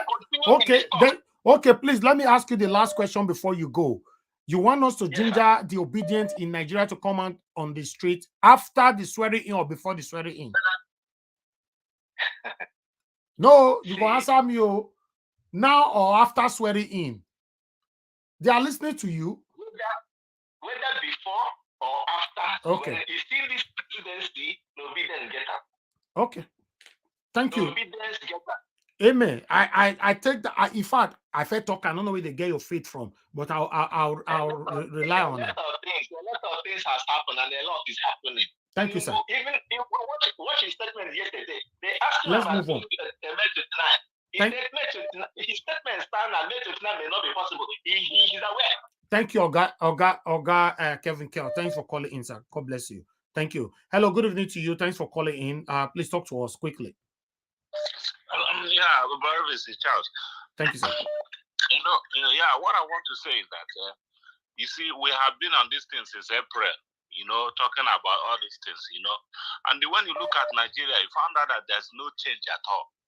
Nothing is getting better. Mr. Edwin, off your camera. Off your camera. Go ahead, sir. It's not Mr. Edwin talking. No. I know it's not you. I'm not talking to you. Go ahead. Okay. Sir.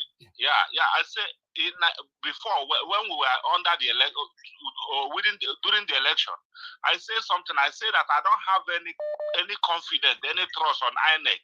I was bombarded by Pansat on that day and some other people who call on phone and say that I'm saying rubbish. Today, I'm still saying it that if nothing is done, is done right now, they will swear Tinubu in, and Tinubu will be there for 8 years, and nothing will happen in Nigeria. These people have given Nigeria so much. Thank you, sir. That's why when people are talking that wait on the 29th, something will happen. Which God is that God that will come and say they won't? What is that? Is it not this same God Nigeria we are praying to all this while to change this? See, when people are not ready, let's move on. Change the situation of the things, nothing will change. Let's move on, sir. Nothing. Thank you very much, sir. God bless you. Thank you. Hello, good evening to you. Your name and where you calling us from? Hello, daughter of Zion. Thanks for calling in. Turn down your device. It's off. Okay. Good afternoon, Mr. Elvis. Yeah. Thank you very much. You see, all this time we just get a script grammar. Grammar now will work. During the election, I remember calling in. I say before Inec will announce the result, maybe people go cut the shot a year. From then I feel to cash out. And so I think before person speak wake up, Inec announcing. This one, so when it happen, this guy, not today, don't get grand. This thing when it happens, so everything they call and when it just come back. I don't know whether Nigeria when they see. Maybe when I look people when they go, when they say travel, when I look the man when they come back. Okay, never delay. Now when rain fall, now they put ready for water. If we not cry out now, after we don't finish, now wasting the time. Like now, even for Facebook, it will start to say back and I'm going to block you. Okay. Let's say when you don't give up the catch or finish. Exactly. Thank you. Make all of us cry out for different. Thank you, madam. Thank you. All right. Thank you. Thank you so much. Thank you. Thank you. I appreciate you. Thank you. God bless you, madam. Thank you. Yeah. All right. My people, you see what that woman talk just now will make so much sense. He say, person they never sworn in. If you talk for Facebook, they'll go block you. If you talk for YouTube, they'll block you. If you talk anywhere, my people, I don't want to make I believe saying I play with the play for you. But meanwhile, I thank you very much for calling in. Please talk to us, sir. Hello, good evening, Mr. Elvis and members of your panel. Honestly, I weep when I hear and see what's going on. Andwaka had come here, spoken again, one way supporting Tinubu, the other way trying to give us key. The fact is this. You see, the time for talking is over. That's what I can suggest. Thank you. Talking will not help Nigerians now. Whatever Nigerians need to do to make sure 29th becomes impossible, they must do it now. This is the time. Thank you, sir. That's all I will have to tell you. God bless all of you. Thank you so much, sir. God bless you too. Thank you. All right, Mr. Agbe, thanks for calling in. Please quickly talk to us. Less than a minute. Go ahead. Good evening to you. bless you, my brother. Good evening to you. Good evening to the panelists, and good evening to everybody. See, what I'm just my contribution, my brother, or my idea, or my opinion to this topic is that I see for the perspective of from the legal way to get this our mandate, that Tinubu might be sworn in. He might be sworn in on that of the 29. But it does not say that we should not win the case. But where my fear lie on is this. Is because, for example, now when the court of appeal now, sack him out of office. If you remember, I asked Ozekome Vivari that very day that if the court sacked Tinubu from office, does the constitution allow you to remain in office and reappear again? He said yes. And this is where my fear lies on. Are you getting my point now? And my brother, let me quickly add to you. Do you know that when the court tried to unseat him, then he appealed it, the appeal can now last for another 2-3 years. We will be waiting. Hello, Naja watch. Hello, Naja. Let me help that guy. No, let him finish. Let him finish. Okay. Let him finish. You see, this is where if you watch many Nigerian governors that have been sacked by court, they remain in office. And Ozekome said that the constitution gives them power to remain in office for the appeal. You see, this is where my fear is. Okay, thank you. If Tinubu will be sworn in on the 29th, it meaning we still remain in office to the appeal. So thank we you. don't know what is going to happen in the Supreme Court. Thank you, Mr. Agbe. Thank you. God bless you, my brother. God bless you. Thank you. Thank you. Okay, Mr. Felix, thanks for calling in. Please quickly talk to us. 1 minute. Thank you very much. Thank you. Fellow Nigerians, good, meaningful Nigerians. Go ahead, my brother. Thank you very much. The other day when I was in the platform, I said that as we are approaching the court date, we should try and start visiting all the magistrates who is going to be sitting in the court that day. With the video you displayed, I'm pleading to all Nigerians, we should start it now. We should start it now to visit all the judicial system. Anyone we know, we should try and visit them to stop the inauguration. Okay. Thank you. We should start it now. Very important, because after the inauguration, everything is impossible. Thank you very much, my brother. Thanks for calling in. Naja watch, sir. Okay, quickly go ahead, sir. 30 seconds. There's one thing I want everybody to have in mind.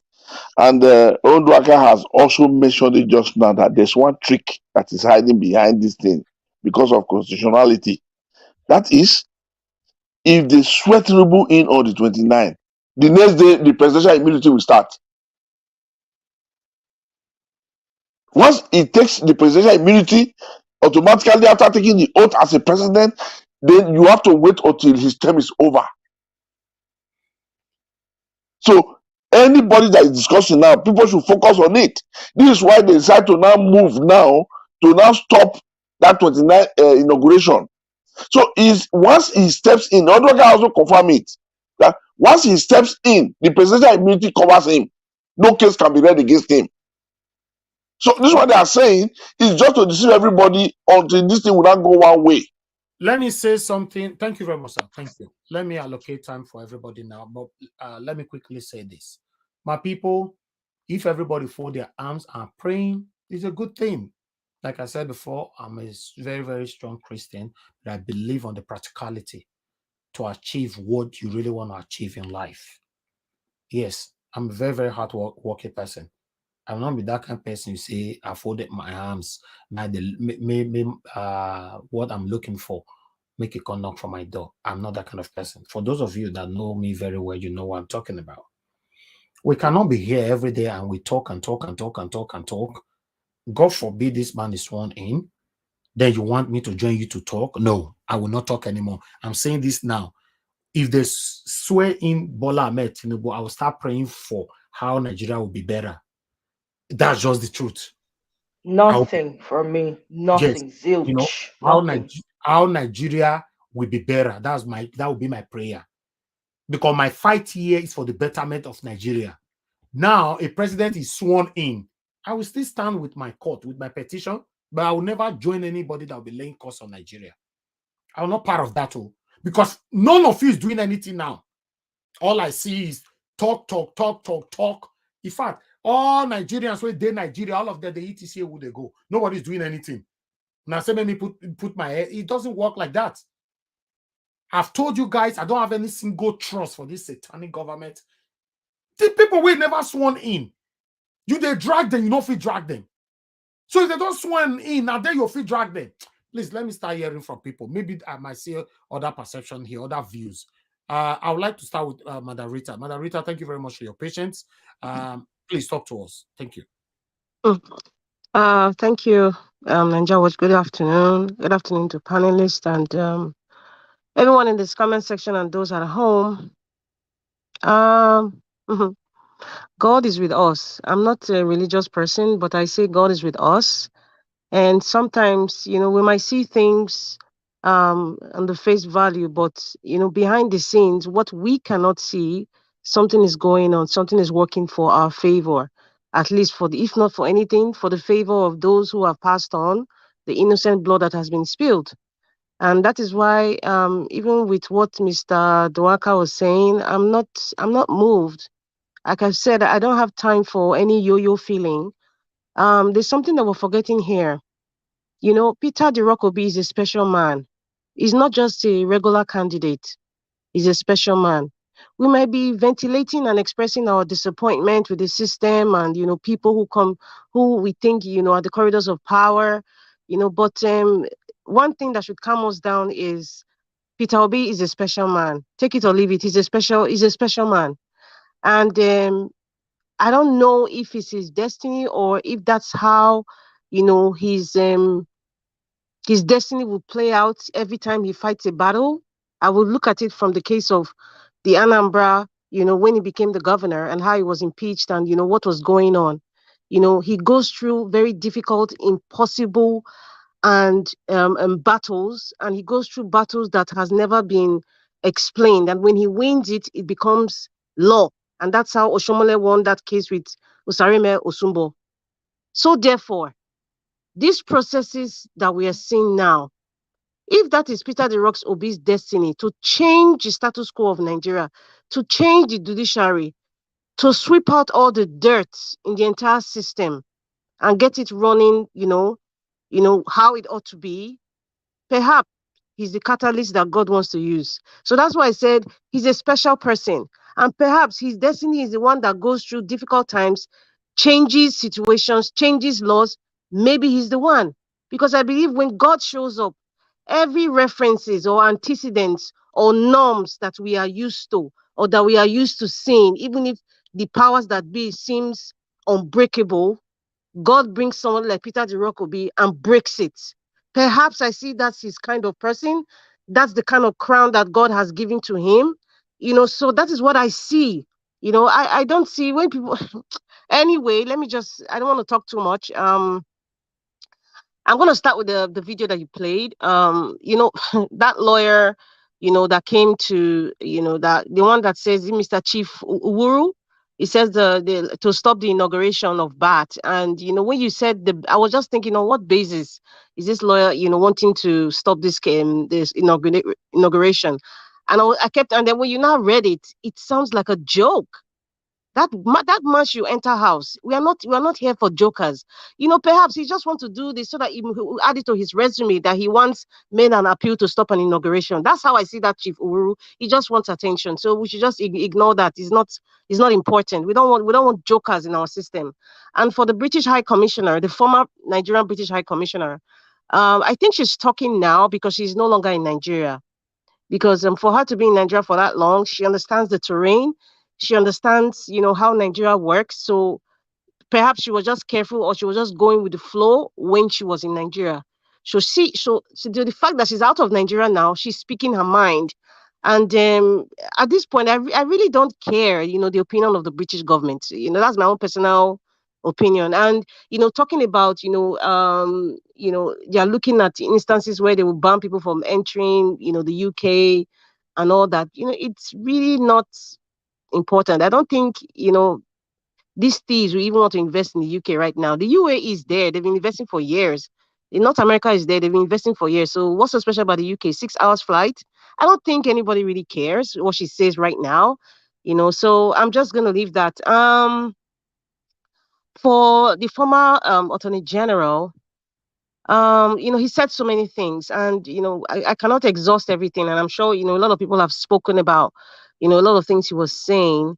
What I was just thinking is the judgment and the law. He talks about pronouncing judgments, and most times it doesn't tally with what the law says. So I would just say that for that man, the former Attorney General, I think he was selective in his explanation. And I think he was trying to mystify the laws of the land, mystify it in order to maybe cajole people's senses who are not able to read and understand what the law says. I think he had a mission coming there. And I think I will see him as someone sitting on the fence. Like I said, he was selective in his explanation, but he forgets that the Constitution is there, the electoral law is there, and I know many Nigerians of today can read and write. So that's why I say he was selective, and I'll give you instances.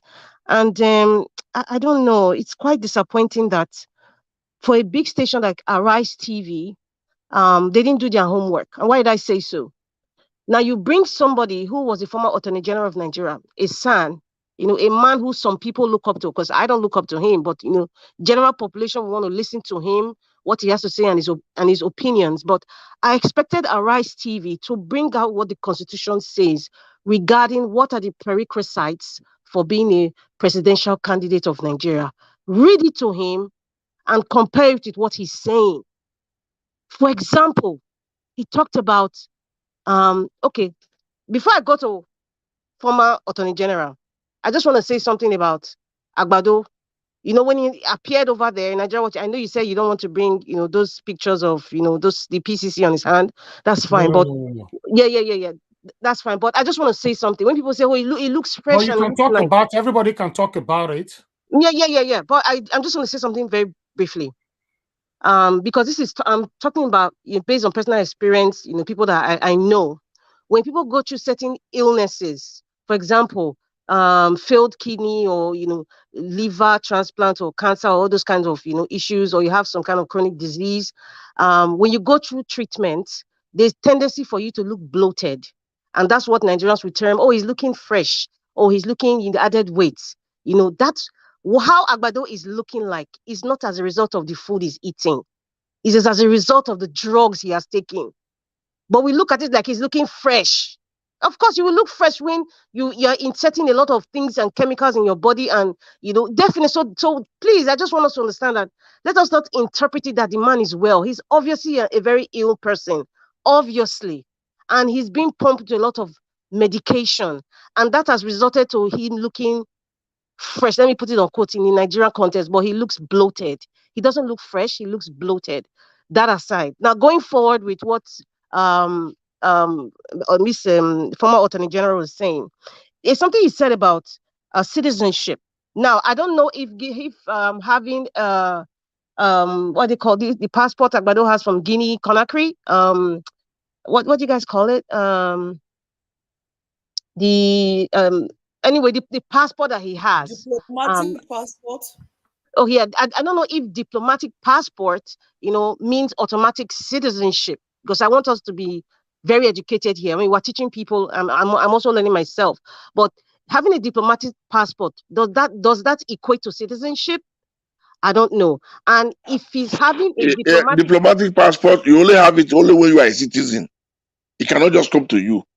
Okay, thank you very much. I didn't even know that you can only have it, because I want to understand the gray area where he was able to get that. What's the connection with the Guinea Conakry? So, but that aside, I would say that former Attorney General was right when he said, that is the citizen part is not on the grounds of the Labour Party petition. Perhaps maybe they can put it in again, or another person can pick it up, or whatever, but that is really, it's just an information that we have now, but it's not part of the petition. We need to get it right. We need to understand that part in what we are going for. We are getting all this information in the aftermath of the petition already being submitted. So whatever thing we hear from now on, as long as it's not part of the petition, is just maybe an educational exercise, as he says. Now, going back to the citizenship part, there's something he said, I think he was very wrong. Nigeria Watch, I remember you brought out the constitution. I think it was section 137. Exactly. We were reading it, and I know we were kind of like making jokes, but I know we were very serious when you said, I cannot apply for presidency. You know, it was chronologically explained, and it was written in simple English.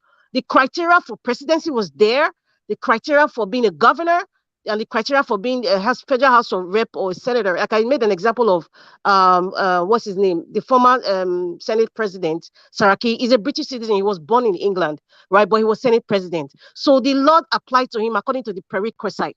Now, this former Attorney General wasn't clear when he said, okay, you can be a citizen of a country by birth, registration, or naturalization. And then he now gave us, he was kind of schemish. I was just laughing when he said, you know, so as long as the person was born in Nigeria, first of all, we don't have any proof Agbado was born in Nigeria because nobody knows where he was born. His lineage starts from Chicago, you know, and the drug issue. We don't know anything aside from that. Every other thing from Osun State is hearsay, as far as I am concerned.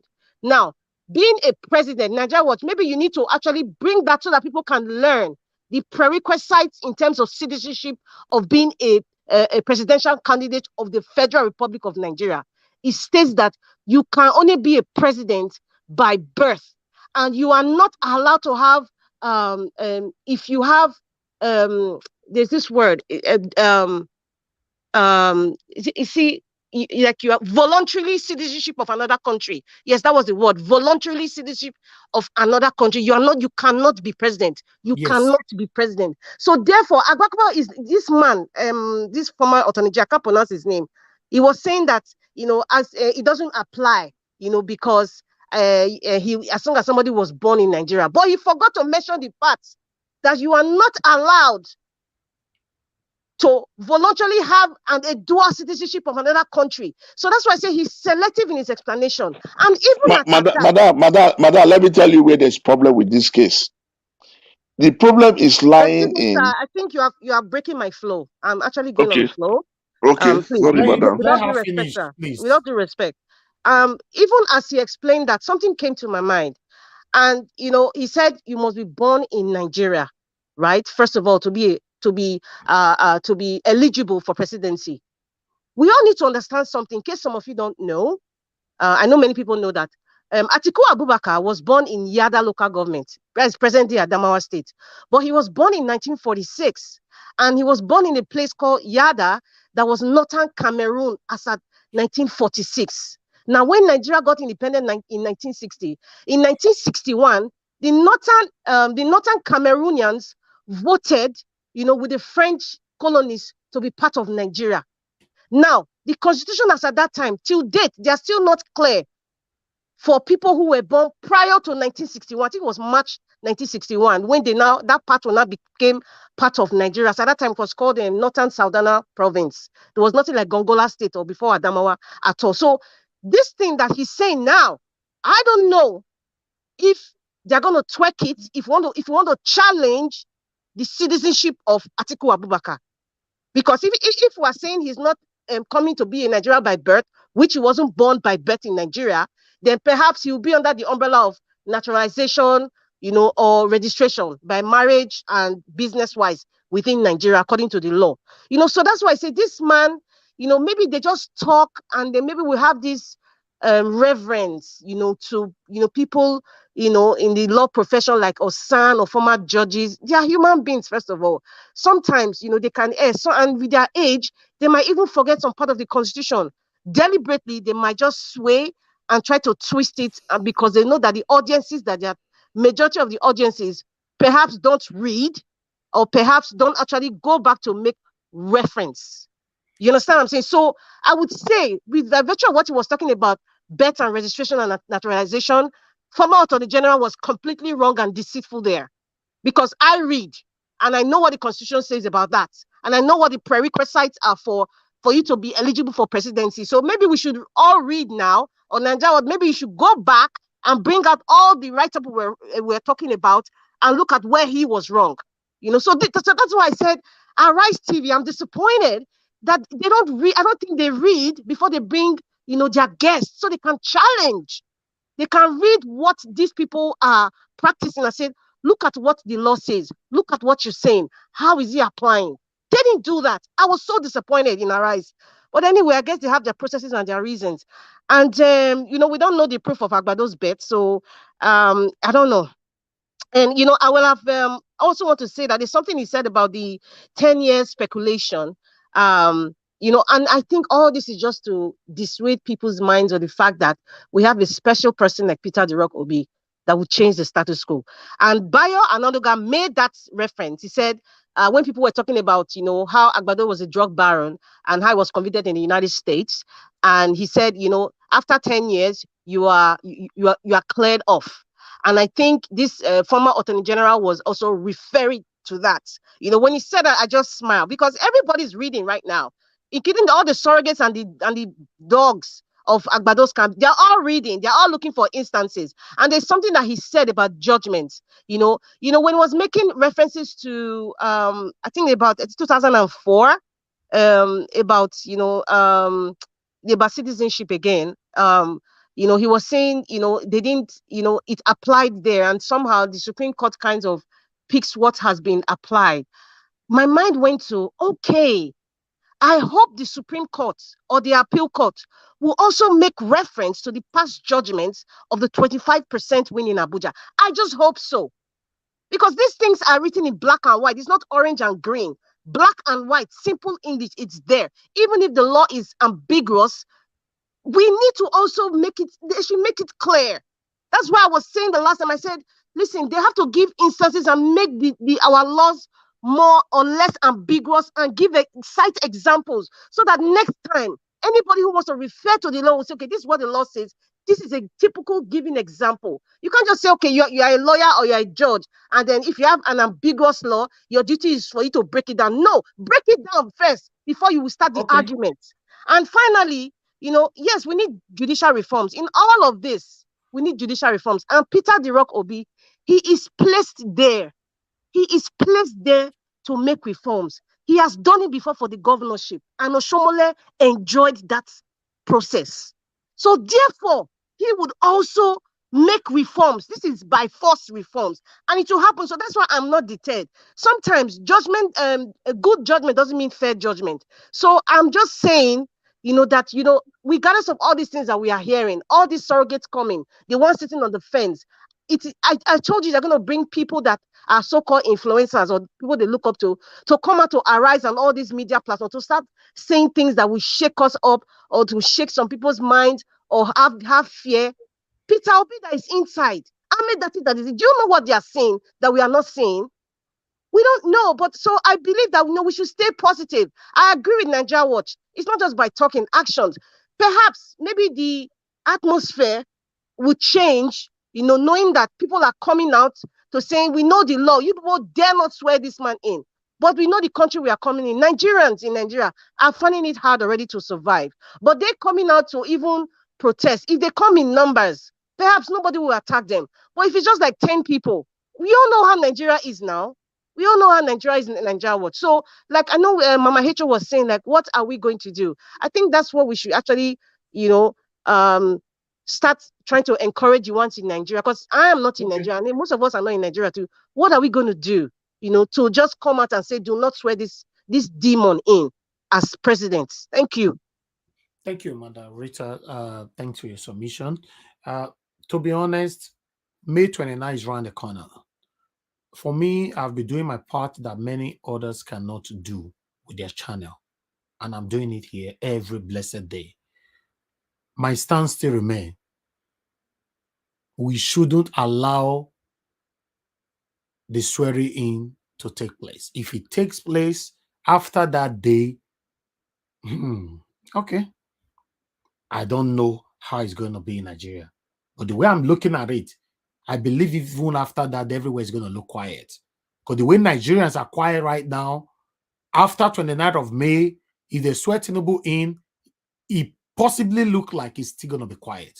Madam Victoria, please talk to us. Thank you very much. Before that, let me appreciate those that super chatted me. I want to be Ferdinand once again. Thank you very much. Edolai Wash, thank you very much. Dr. Alexander Gomez, thank you very much.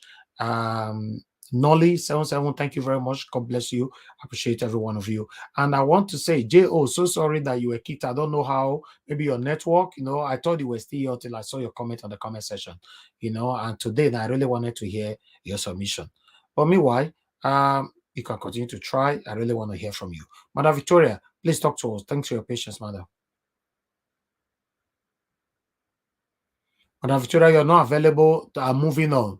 Thank you very much. Mr. Chuk Sobiboise, please talk to us. Good evening to you.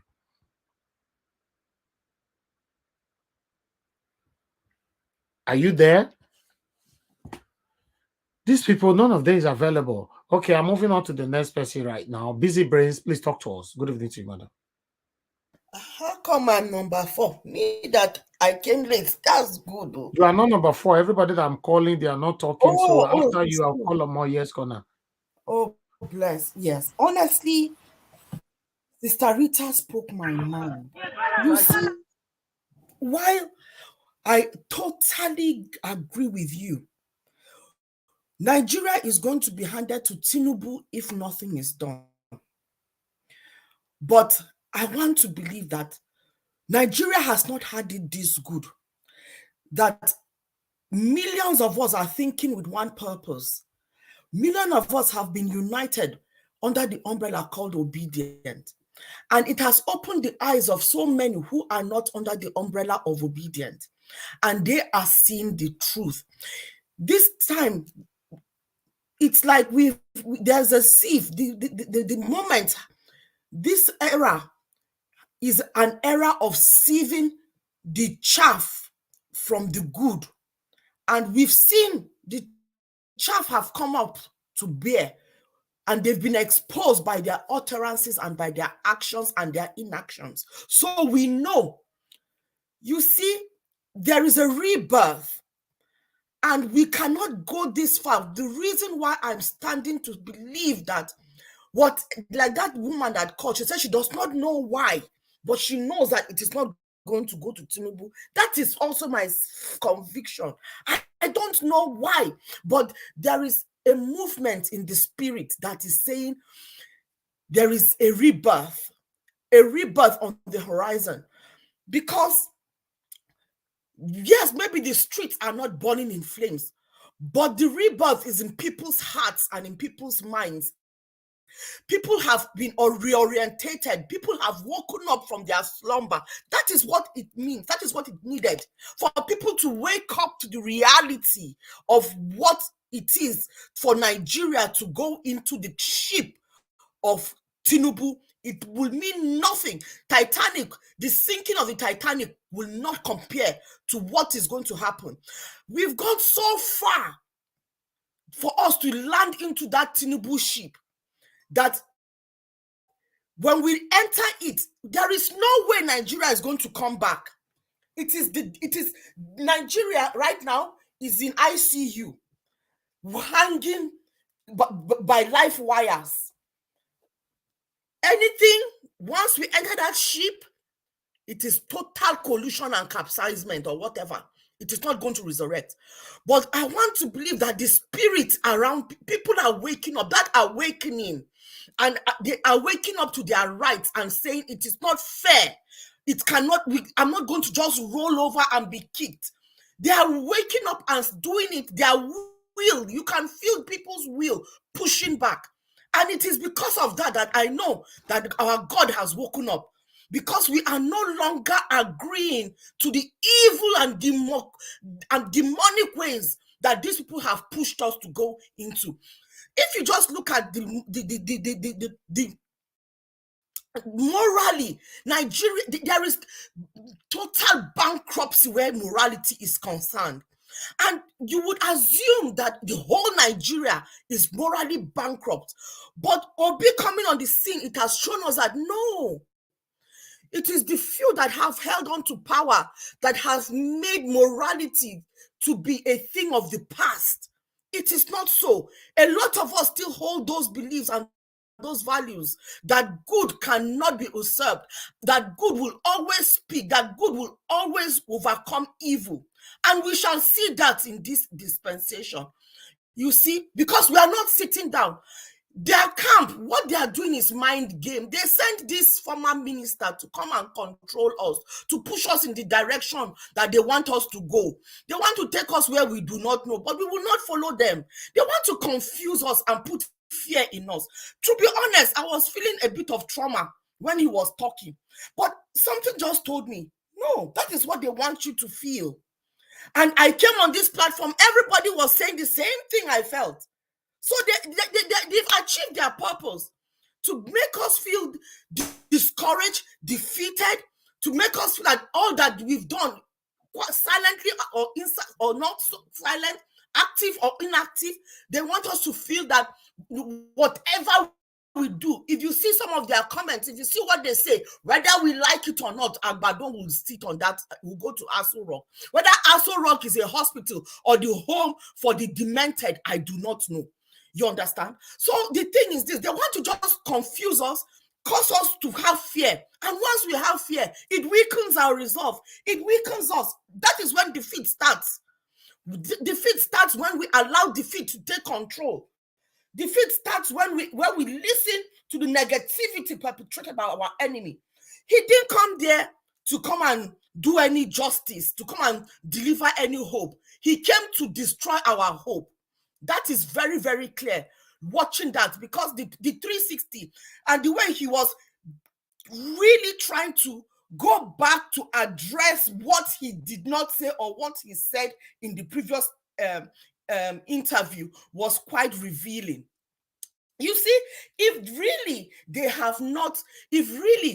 are confident in their stance, they are using a lot of tactics on us, a lot of tactics. They are using every tactics on us, and it is mostly psychic. If they are really confident and in their victory or in going into that Aso Rock, they wouldn't still be trying to cause fraction in LP. Because I put a link in the private chat. I don't know if you've seen it. You know, Labour Party have put out a statement, a national statement. And in the national statement, they are saying danger alert. They titled it Danger Alert. Suspended Deputy National Chairman of the Labour Party, Lamidi Apapa, has approached all the election tribunals wherein Labour Party has pending matters, including that of our presidential candidate, His Excellency Peter Obi, asking for withdrawal of cases. My people, if really they are that confident, why will they go there? Why will they go and try to take away the cases that have been in tribunal to say that they don't want it to be prosecuted anymore? Can you see that wicked man that eats from the shrine, that old goat, that mayor was on media to try and deceive Nigerians, talking like you know? How can they just go and sit and lie? Now look at it. Look at what we suspected that is what he's coming to do. That we suspected that they are coming to try and take away. They are trying to make sure that the appeal in the courts are withdrawn, because that is the only way that this nightmare for them will stop. If the appeal is withdrawn, it is a nightmare for them. So they are trying everything possible. Let us hold on that we've got them where it counts. We've really got them where it counts. While I'm not going to be, I'm not saying we should be relaxed. Never. This is when we need to even put the heat more. This is when we really need to paint everywhere red. Let them feel us. Let them know the resistance is not just on air. Let them feel it. Let them be a palpable feeling. They are feeling it anyway, but let us intensify it. Let us make sure that they go in the furnace before the actual furnace when Mr. Peter Obi and Betty Baba Ahmed go on to Aso Rock. That is when they will now face the real furnace. But for now, let us give them the highest, let us increase the volume to the highest as we can. They are not going to get away with it. I did not see the first submission, and the only video I met was the Ando Kaman. I didn't know about I don't know what was shared earlier. But I want to bring to our attention that these people are not just going to, they've got their minions out. Minions like FFK doing the dirty, trying to demean people at every opportunity that they get because they don't have any substantive thing to say. Imagine I don't know which fool of them, one of the fools, all they can do is to tweet a picture of Peter Obi resting, trying to make a case that he said he will not sleep until the election is done and dusted. But look at him, trying to say he's a liar, he's a pretender. Is that all they can bring? So you see, they do not have a case. So they are trying to attack in every way that they can, and they are attacking people's personalities. All they do is to insult. This man has come back home. Well, like I said yesterday, we don't know what has come back home, what was brought home. But what was brought home, there was what we call, I noticed a cannula, and there was a video. The video that even channels put forward is in relation to that. There was the cannula there. People are trying to say Photoshop. And what that tells me is that this man is on heavy medication. For that pig to still be in place, it is because he is under medication, continuous medication. So the moment he goes into a quiet place, they will put back the drip or whatever medication that needs to go in through that cannula. He is not a well man. Why they are pushing this on us, it amazes me. If anybody has followed my time is up, eh? Yes, long time. Long time. I rest my case then. Thank you. Okay. Mr. Elvis, I don't know if you have called me. Yes, I called you before, you didn't answer. So Mr. just gonna be the Elvis. next. I'll come back to you. Yeah, but before that, before I will take on anybody right now, let me quickly bring the breaking news here concerning the native doctor. You guys know the native doctor, self-acclaimed national chairman of Labour Party, who said Julius Abure must be removed by fire by force. They invaded him and all that. So at this particular moment, now the case is in court and the judgment have not been passed yet, but he's already saying that the presidential petition should be withdrawn. So that was his mission from day one, because you guys know that this man was installed by satanic APC. And now he's already demonstrating the satanism, at this particular moment. I'd like to quickly take this and put this on air so that we can read this together. For you guys to know that there's fight. The fight is heavy. Let's take it from here. As you all can see there, this is because I was looking for an article that is more legitimate, which China's television is extremely legitimate and a mainstream media. Disregard Apapa's letter seeking withdrawal of Obi's case against Tinubu LP test tribunal.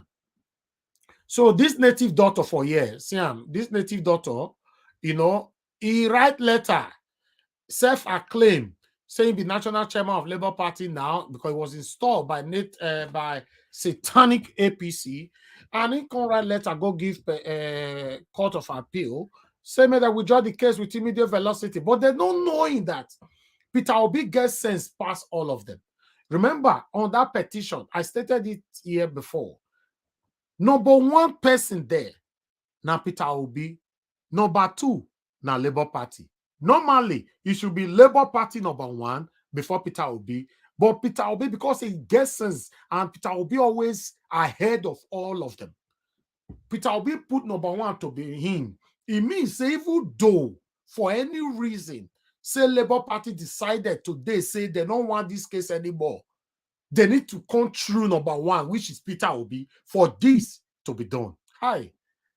I tell myself I will never regret supporting this man forever because I'm learning a lot from him. That is just the fact. Let's take this article quickly. Okay, disregard the Papa's letter seeking withdrawal of Obi's case against Tinubu LP test tribunal. Okay, the letter, the Labour Party LP on Tuesday raised the alarm over an action taken by self-acclaimed native doctor factional chairman of the party. Now me put native doctor there, and I mean the name why I give him be that. Factional chairman of the party, Lamidi Apapa, native doctor, asking the Presidential Election Petition Tribunal to dismiss all cases by his party's presidential candidate Peter Obi against the victory of Bola Tinubu of Progressive Congress APC in February 25th, 2023 election. Can you imagine if you are a legitimate and a transparent a national chairman, why must you withdraw your case and raining praises on your opposition? You see, thank God say God all they expose them. Let's continue. LP Acting National Publicity Secretary Obiora A4, in a statement on Tuesday, urged the tribunal in Abuja to disregard the antics by Apapa, native doctor, who is suspended deputy national chairman of the Labour Party. We are, by this statement, informing all arms of judiciary, including the tribunals and courts, to ignore the ignoble acts of this compromised suspended member of the party. We are also calling on the police, DSS, and EFCC to arrest these enemies of democracy, native doctor Apapa. He has said in a statement posted on the party's official website. Info said Apapa and his co-travelers are desperate to satisfy their paymasters who are bent on threatening Nigerian democracy. Sir, make us see the native doctor, sir. Babalawo, sir. Okay, let's continue. Approaching the tribunals to withdraw all the cases lodged by the Labour Party candidate across board is the height of subterfuge and treachery, and Nigerians will resist this plot to plunge the nation into unnecessary turmoil. Their actions show that they are working against the party and that they are working to destroy the party. If they claim that they have problem with the national leadership of the party, will they also claim that they have problem with the candidate of the party? What offense has the candidate of the party committed that they are now moving around to withdraw their matters from the tribunal? The leadership of the Labour Party is therefore calling on the tribunals to disregard any letter emanating from our suspended native doctor national legal advisor Samuel Okingbade to the effect that all our cases are to be withdrawn. They continue on, quote, we are also calling on the Presidential Election Tribunal to disregard such letter from these ex-officials of the party asking for the withdrawal of HP Peter Obi's petition, the statement noted. Earlier in April, Apapa declared himself as the LP national chairman following a fresh legal battle in the party. In the wake of the development, Labour Party states chairman in the 36 states of the Federation disowned the factional leadership through its weight behind Julius Abure as the party's leader. However, native doctor Apapa insisted that he is the party's national leader as the court had suspended Abure and national officers. Now, if that has happened, what else? The next person should take over, he said on Chinese television. Una see the way God they punish this. See native doctor, see this native doctor, see. Una you look the native doctor. You see, it's obvious that these people, they are working day and night. That's what I'm saying. If these people can be working like this, they never sworn in Tinubu. If they sworn this man in, I don't know how it go be. But meanwhile, let's move on. Me, I know saying this native daughter cannot defeat us. I'm very sure of that. My sister Omoye, please talk to us. Thank you for your patience. Good evening to you. Thank you very much. Yeah, thank you. There's very little I'm going to add to what Sister Rita literally said everything, to be honest, and followed by busy brains. There's nothing left for me to say other than this. I remain optimistic, regardless of what's going on. And I want to reiterate, these people are playing a psych game on everyone. You need to be aware of that to understand that it's all a game. They're trying to mess, if they can get to your psyche and get you to profess, to say, speak things against yourself and to doubt that thing that you're focusing on to get, they will win.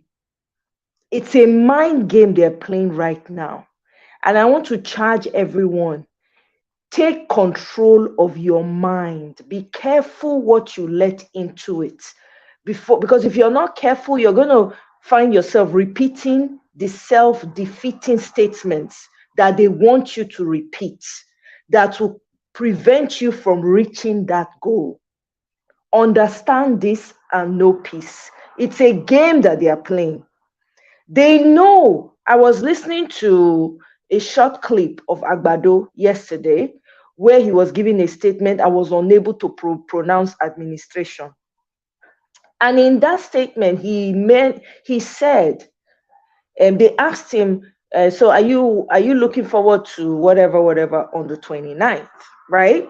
And he said, well, 29th is just a date, and it's just a date on the calendar, you know how he talks. And then he now said that, they're looking forward. They are not, 29th is not, they're not paying attention to the 29th. That told me that they are being threatened. They are rattled by what is going on. They themselves are not sure that 29th is sure for them. I will beg everyone, please go and listen to that again. They are not sure that 29th, then they themselves, they doubt say it's sure for them. This is how much pressure is going on that you and I cannot see. Because what we do here is come and try to explain to each other, try to, encourage one another to stand and be focused, right? But there's a lot going on behind the scenes that we will never know. We're only doing what we can, So remember that it's a mind game. They're trying to mess with your mind. If they can mess with your mind, they have won the battle. Remember that. They know these people. Do you think that they are not afraid of the person they are dealing with? Peter the Rock Obi does not speak. He doesn't say much. Ask yourself why this man, where the confidence he has is coming from. This is what I ask myself. So you have to ask yourself, where is the confidence from this? Where is it coming from? This man is going about, he's doing the press, he's already doing the work more than the person that is selected. You should be asking yourselves that. I know we're all human beings, so don't get me wrong. There are days that I feel very discouraged and I'm like, oh my God. But even when I'm discouraged, I'm very careful what I say when I'm discouraged because it's self-defeating. That's the aim of these people. Remember, you are dealing with people who have been doing this thing for over 40 years. They have perfected the art of it and they understand the Nigerians that they are dealing with. But the mistake they made, the miscalculation, is that this time it will be different. Don't get me wrong, I'm not living in an isolated place. I'm not saying that terrible things cannot happen in Nigeria. We all know where we come from. It's gotten worse over the years, right? But I see something different with what's going on today. With what's going on this period, I see something different. apparently Peter Obiwo did an interview on Zoom with Obedience. I missed it. I wish I didn't, but I missed it. And he was encouraging, and he left some very encouraging parting words with everyone that was able to attend. My own take is this. It's all about solution for me, because if we sit here and start to name and number the problems that we have in Nigeria, we'll be here till thy kingdom come. We already know the country is a failed state, okay, as it stands now. But it is left to you and I to ensure that we get it back, because Nigeria belongs to you, it belongs to me. So it is what you say and what you do that will pull Nigeria out of the depths that they have thrown it into. The solution here, this is my own solution, because I want us to focus on the solution here. You know, the solution is this: for those that are in Nigeria, please, I beg you, I know you guys are doing a lot. I cannot even begin to thank you for the enormous work that you're doing on the ground. I understand how difficult the situation is in Nigeria. I get it. However way we can help, we will. But I beg you, the tribunal, I believe, I heard it has started. It started today. I don't know how true that is. Someone can correct me if I'm wrong, but I need Nigerians in yes, their numbers. You're right. In their numbers, not 1, not 2, not 3, not 10, not 100, not 1,000. I mean, literally, make them not even see where park cars, so that when they throw sand up, it no go land for ground. If you need to travel to be at that tribunal, I beg you, with everything that you hold dear, show up in that courtroom. If they're going to allow you to come into the courtroom, awesome. When you're able to video, please video. We would like to see what is happening. If they say no, nobody allow, no wahala. Please inundate the area with people. Inundate it with your presence.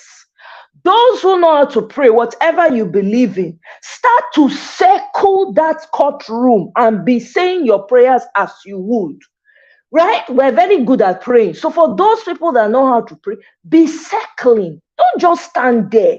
Be circling and be speaking what the outcome is going to be. Say, because I already see a new Nigeria and I'm already living in that new Nigeria. I don't know about you, but for me, I'm already there. So start to circle whatever you believe. Take your belief with you and walk the walk and do the talking. This is not time to sit idle by. I remember when they were counting that.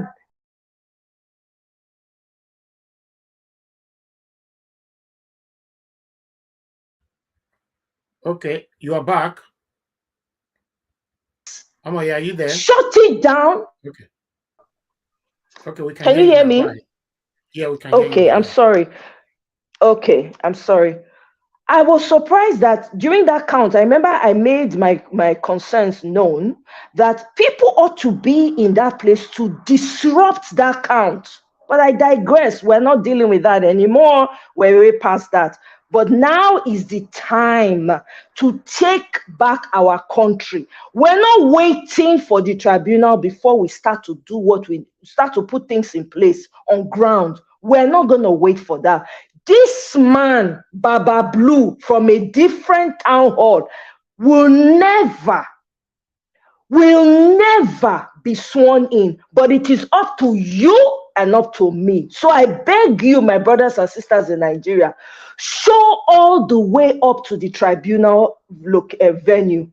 Show, if you need to carry mattress, biko, as una do during campaign and during election, wanna go vote with PVC, show up like that with your mattress and your chair and your water and your food. I beg you. That is my solution, because enough talking. We cannot watch and allow this travesty of a human being and the Boko Haramis that his smile is not genuine. He's already calculating the evil that he will mete out on his family members and his lineage.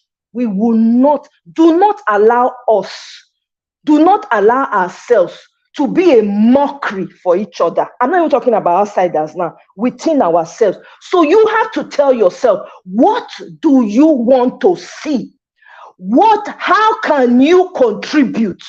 There are spaces going on in Twitter that are already putting things together. Join those Twitter spaces.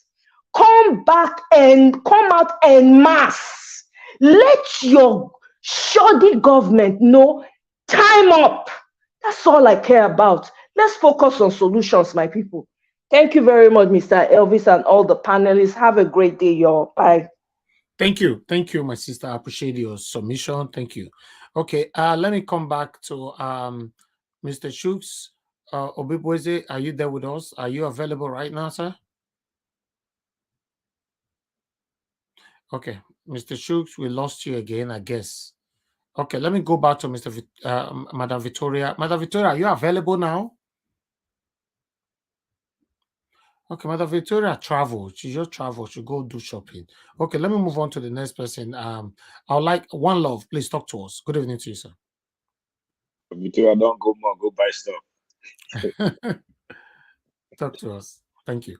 Yeah, good to hear from you guys and everyone who is here. I just want to say this.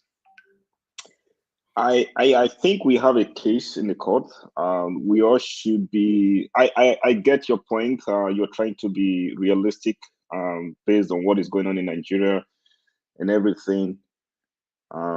We all grew up there. We know how Nigeria is. You know, things are not straightforward. Exactly. We do not have thank you that you understand my point. In Nigeria, we see our leaders breaking the laws every single day, and they come out and try to, quote some section of the law to us, section this, section that. You can do this, you cannot do that. Then when it comes to the common man on the street, the wheel of justice is running as if it's what is it called? A flight that is going from New York to London under 4 or 5 hours. So we see how these things work. But again, it's what Nigeria has become. Our leaders take us for granted, and they are still doing the same thing up to this day. I did really like what Madam Rita said regarding what is going on in Nigeria. A lot of people might be scared to go out there and protest, because you also have to think about what they have to do in terms of resources and all of that. And the leaders actually make us, they made those people to be in that situation. They try to give you some small money, and just one person can come out from nowhere and say, let's forget about this, just like what this Babalawo is doing right now. Let's forget about this. Let's try to withdraw this case. Let's not protest, blah, blah, blah, But again, if we continue to keep silent, how long are we going to keep doing that? At the end of the day, it's our country. It's a matter of, are we ready to fix it? A lot of people might just pretend like, we don't care. Nigeria Watch, you are doing your best. A lot of people might pretend, well, even though I'm not there, I'm not there. I don't really care about what is going on in Nigeria. But again, if we don't fix it, who is going to fix it? This Babalawo might be dead in a few years. He's going to be gone. New generations are going to spring up. If we don't lay the foundation right now, I don't see how Nigeria is going to change. Things are just going to keep repeating itself over and over and over again, just like what we've had over the years. So, I think the former Chief Justice of Nigeria, the guy who you played his video on Arise News, he is very much bought at this point when you look at what he's talking about.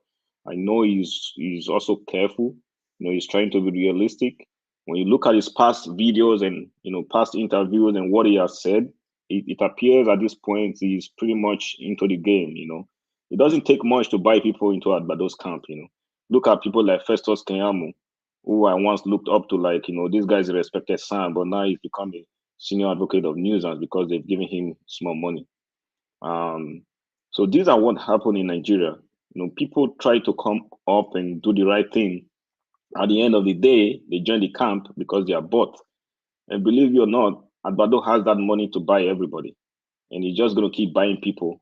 But Obi is the only person that he has not been able to pull over. Because Obi, one, has his money. And secondly, he's not going to be a walkover guy that you're just going to talk to over the phone and say, hey, let's withdraw this case. I'll give you probably $100 million. You don't know what might have happened in 2019 between Atiku and Buhari. You don't know how much they might have given Atiku for him to withdraw that case, or they probably don't even have a good evidence, to pursue that case. So if you don't try, you don't know, and that's what Obi is doing. He's going to keep doing this. He's going to keep pressuring the courts to give him his mandate, and we are actually all over this case. We are actually all over him because our mandate was stolen, and they are going to return it whether they like it or not.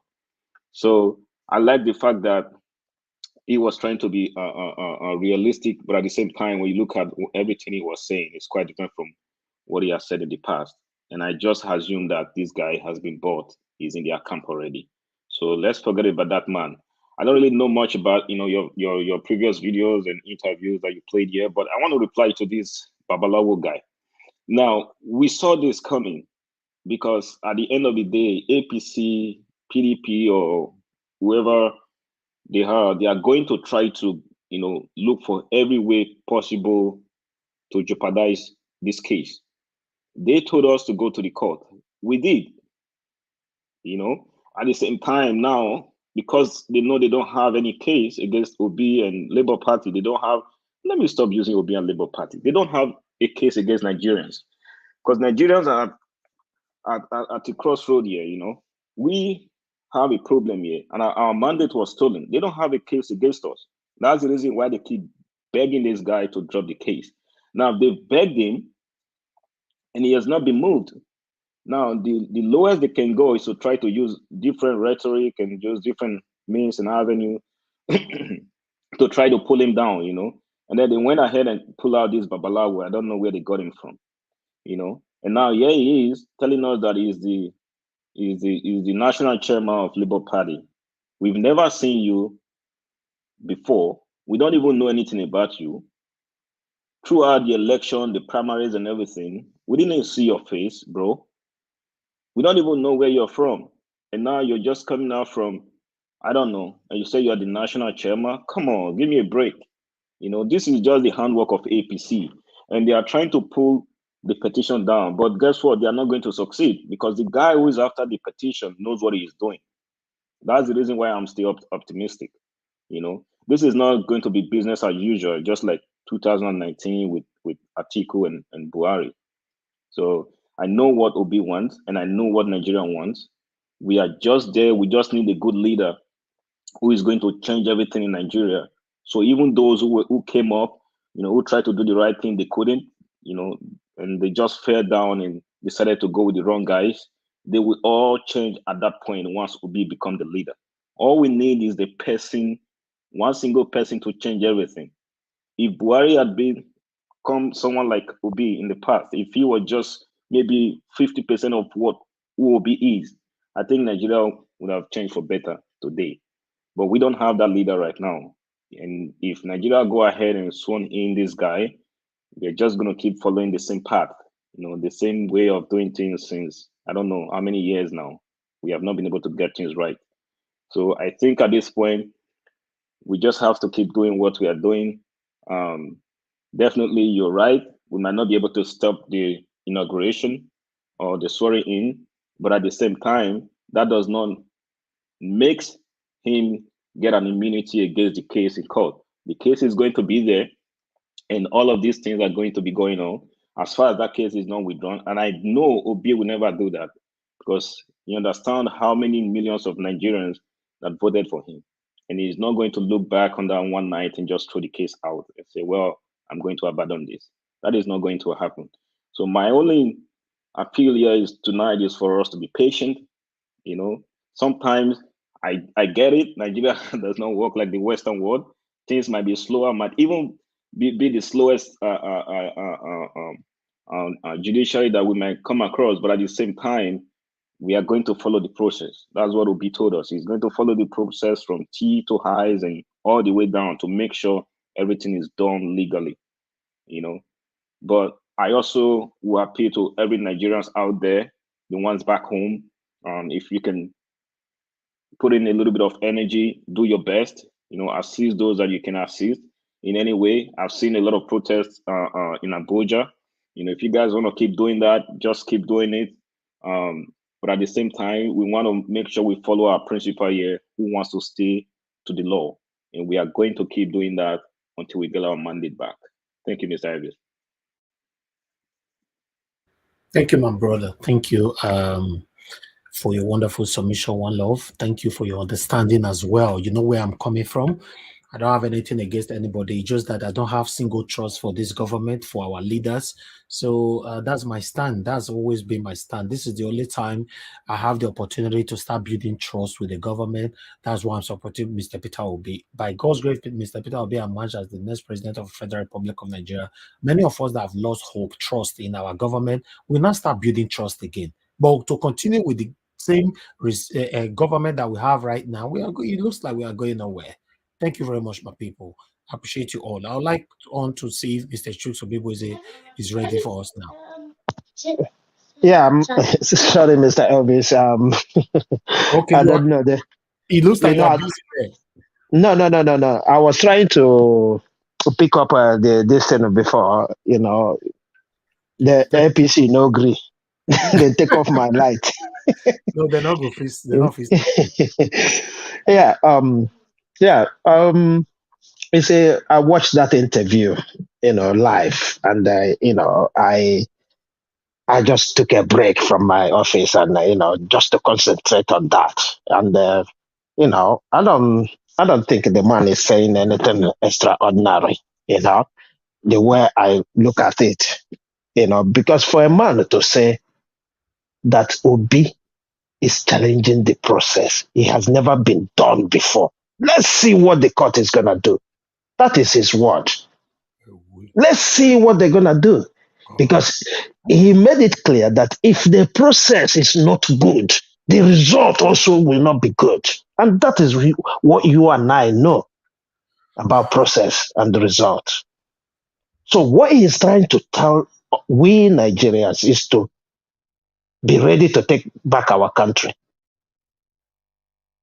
Mr. Obi said it before. It's going to be difficult. And that is what I understand from what that man is saying. It's going to be real difficult. And look, sometimes let us think, how did we get here? How did we get here? That everybody, Mr. Elvis, I want you to look at the way they're behaving in this government. Do you really feel that Nigeria has any government in place? No, I don't feel the same way. So that is what is happening. That is what you and I is experiencing. And that is why you and I are thinking they're going to do it. But there comes a time when the people will say, no, we don't allow this to happen anymore. Look, somebody, it might be angering some people that he said that if today you convict him for perjury, the president is going to say, I pardon you. It's not a magic. Why can't you and I ask question? Why would a past criminal be my president? Look, you live in the UK, and I'm aware of that. I say, come on, fight.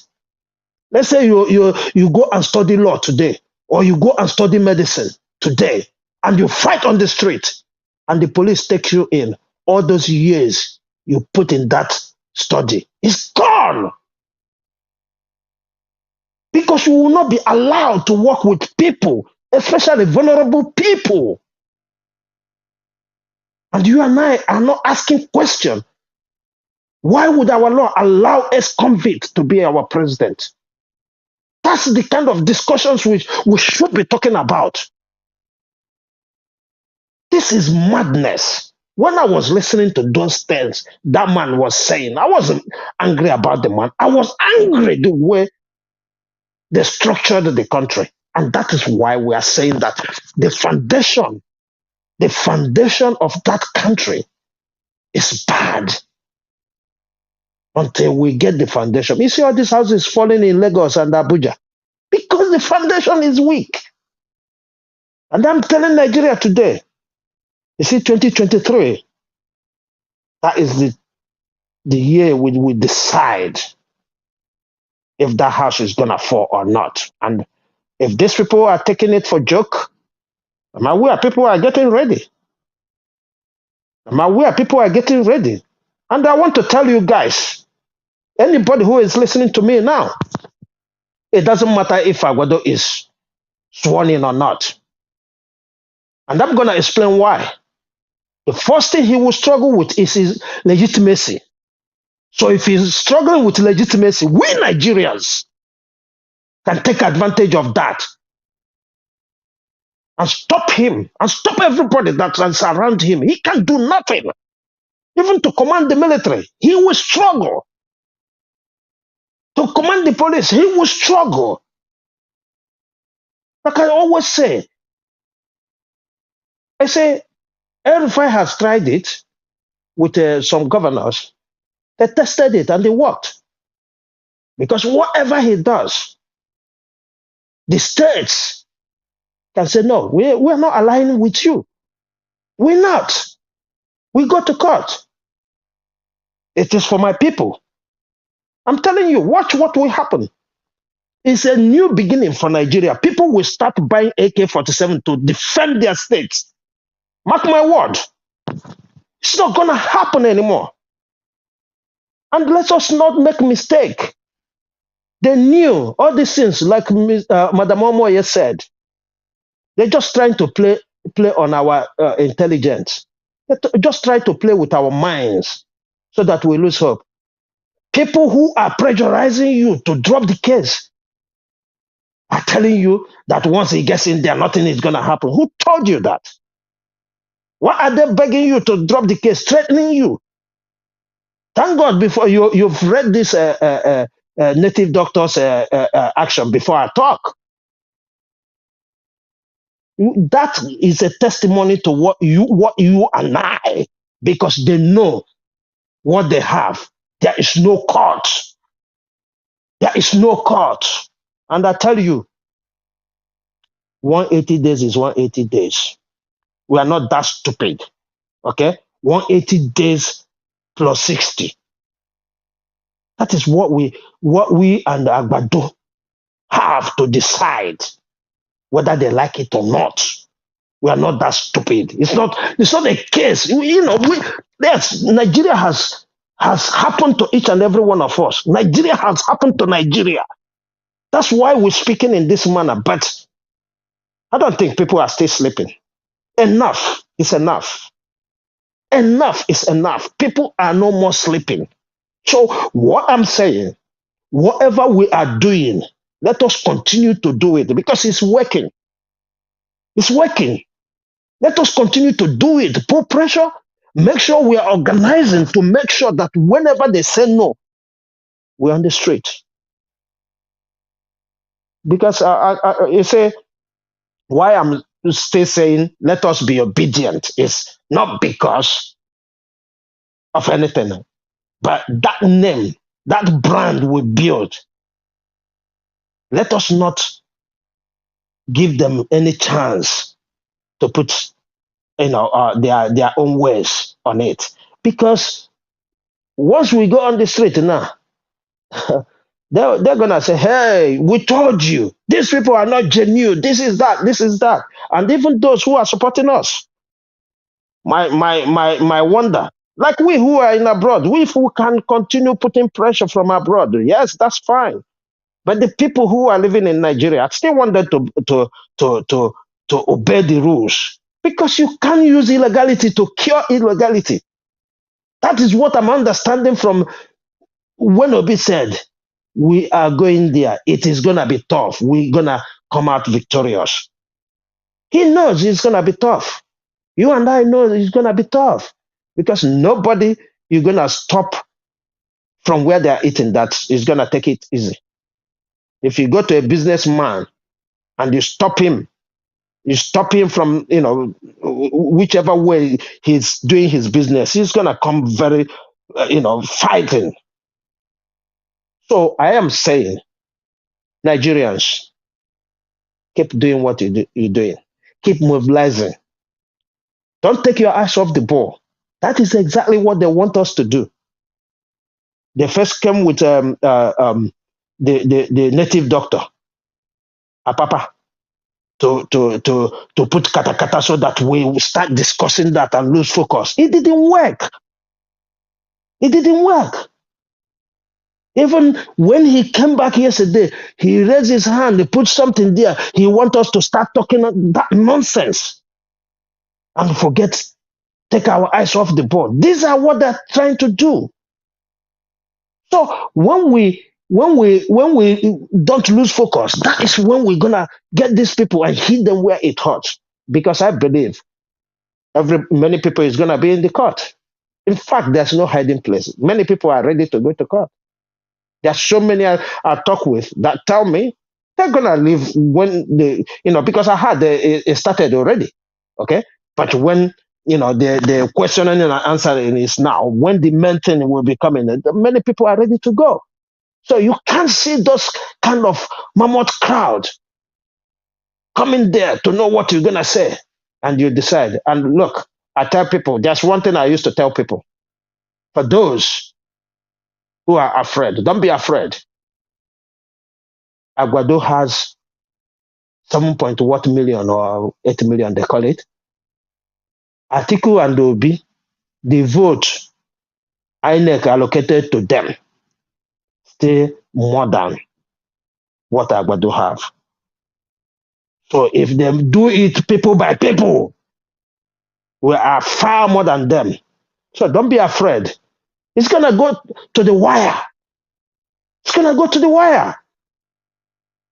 These people, they are showing no mercy, and the same way we are showing no mercy, we are more than them.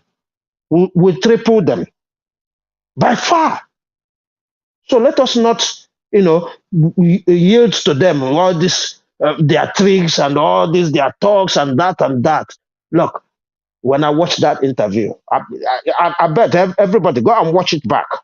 Just take your mind off anything. Just watch it as a neutral person. You will understand what that man is telling you and I. He's telling you and I that Nigeria is a rotten egg. And we need to do something about it. We seriously need to do something about it. Because you cannot tell me that my president will be Escobar. And you and I are happy. Oh, after 10 years, he's gone, and you can contest any. If you just watch the man's body language and the way he said those things, he's not happy saying it. I'm telling you for fact. He's not happy watching that. He's not happy saying whatever. Go and watch. There's questions they ask him. He says, unfortunately, there's nothing anybody can do about it. That is what it is. That is the problem Nigeria is in. That is how serious we are. That anybody can come out. There's no rules how you're gonna pardon somebody. Like that, what he said. If you convict him for perjury now, and the president comes and says it's a presidential pardon, that is it. That's nothing. Again, he said if you take this case to court now and they didn't fast track those judgment, right? Once he gets in, he has immunity. Even in America, once he gets in, even if you are being tried, he gets in America, you have immunity. They will suspend it until you finish. That is what it is. That is exactly what it is. So let us not think everybody who comes to me, I am seeing that man's words today as positive because it prepares my mind. It tells me you need to stand up. That's the only message I'm hearing from that man. That's the only message. He is just telling us, Nigerians, if you want your country back, you need to have a fight. You can't just have it a la carte, according to APC.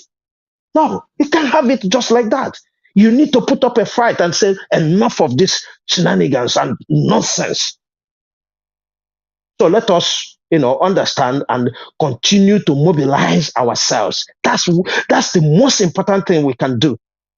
Let us not lose focus. Let us continue to mobilize and say this is the point. When they mess with us, we're gonna tell them that we have something up the sleeves. Thank you, and I yield. Thank you, Mr. Fuchs. Thank you very much for the solution. Yes, we need to fight for it. It's very important. Let me appreciate OAD. Thank you very much. Thanks for the super chat. May God bless you. I appreciate this a lot. Okay, let me go to JO. JO, thank you very much for coming back again. So I'll prioritize you because you were here before. Thank you very much. Good evening to you. Please talk to us. Hi, Niger Watch. Thank you so very much. I appreciate you. And good evening to everyone in the panel. I think Like everyone that was you don't turn to ABC where they use money they bribe, Abi. No. She was the second person on the panel, sir. If it happened to me before, you prioritize me. And you be a partner. I know now, Bros. Please. For what I know they finish. Thank you. So I'm gonna start with the UK that says they made a U-turn. Like I think Sister Rita said, or someone else said that she probably, because she's probably not in the country, so it's easy for her to state the true position of things. And that's to tell you the decay in our society. That's to tell you that many of them are even scared for their life in our country. So it's no big deal. It's no news, because of course that was actually what happened. The election was a sham. The election was a fraud. So they are just literally stating the true position of things. And so those lawyers asking the appeal court to not swear him in, on one side, I would say these are what we need to start seeing. Appeal needs to be hitting the appeal court from north, east, left, and north, east, west, and south. So if you manage to come off of this rope, the other one will tie you. When you come out of the other one will tie you. I was on a platform yesterday when someone was saying the Abuja people need to come and bring a class action against the Tinubu to say he cannot govern us, because you saying the 25, because of the 25% issue, if you do not have 25% in our state, you cannot govern us, you cannot be our head. Those are the kind of petitions I think that should be coming out from. If you think you are able to run off from this hook, the other hook is going to hold you down. So that's personally, I think that's a good one. On the other end, it might also be one of those lawyers trying to have their name in the book of records and just say, okay, at a time I did this. But irrespective of what his intentions are, these are what we need to see coming. And I'm not surprised the Aunduaka is talking like that. I don't think he was only preempting us on what we need to do and what is needed to be done. In as much as I know and I believe that he's supporting Tinubu in a way, but these people are humans. They might all have a price, but at the same time, they want justice in one way or the other to be done. So we should read through what he is saying. He's telling you, if this man is sworn in peradventure, there is nothing you all can do. He's going to be granted immunity. It's everywhere.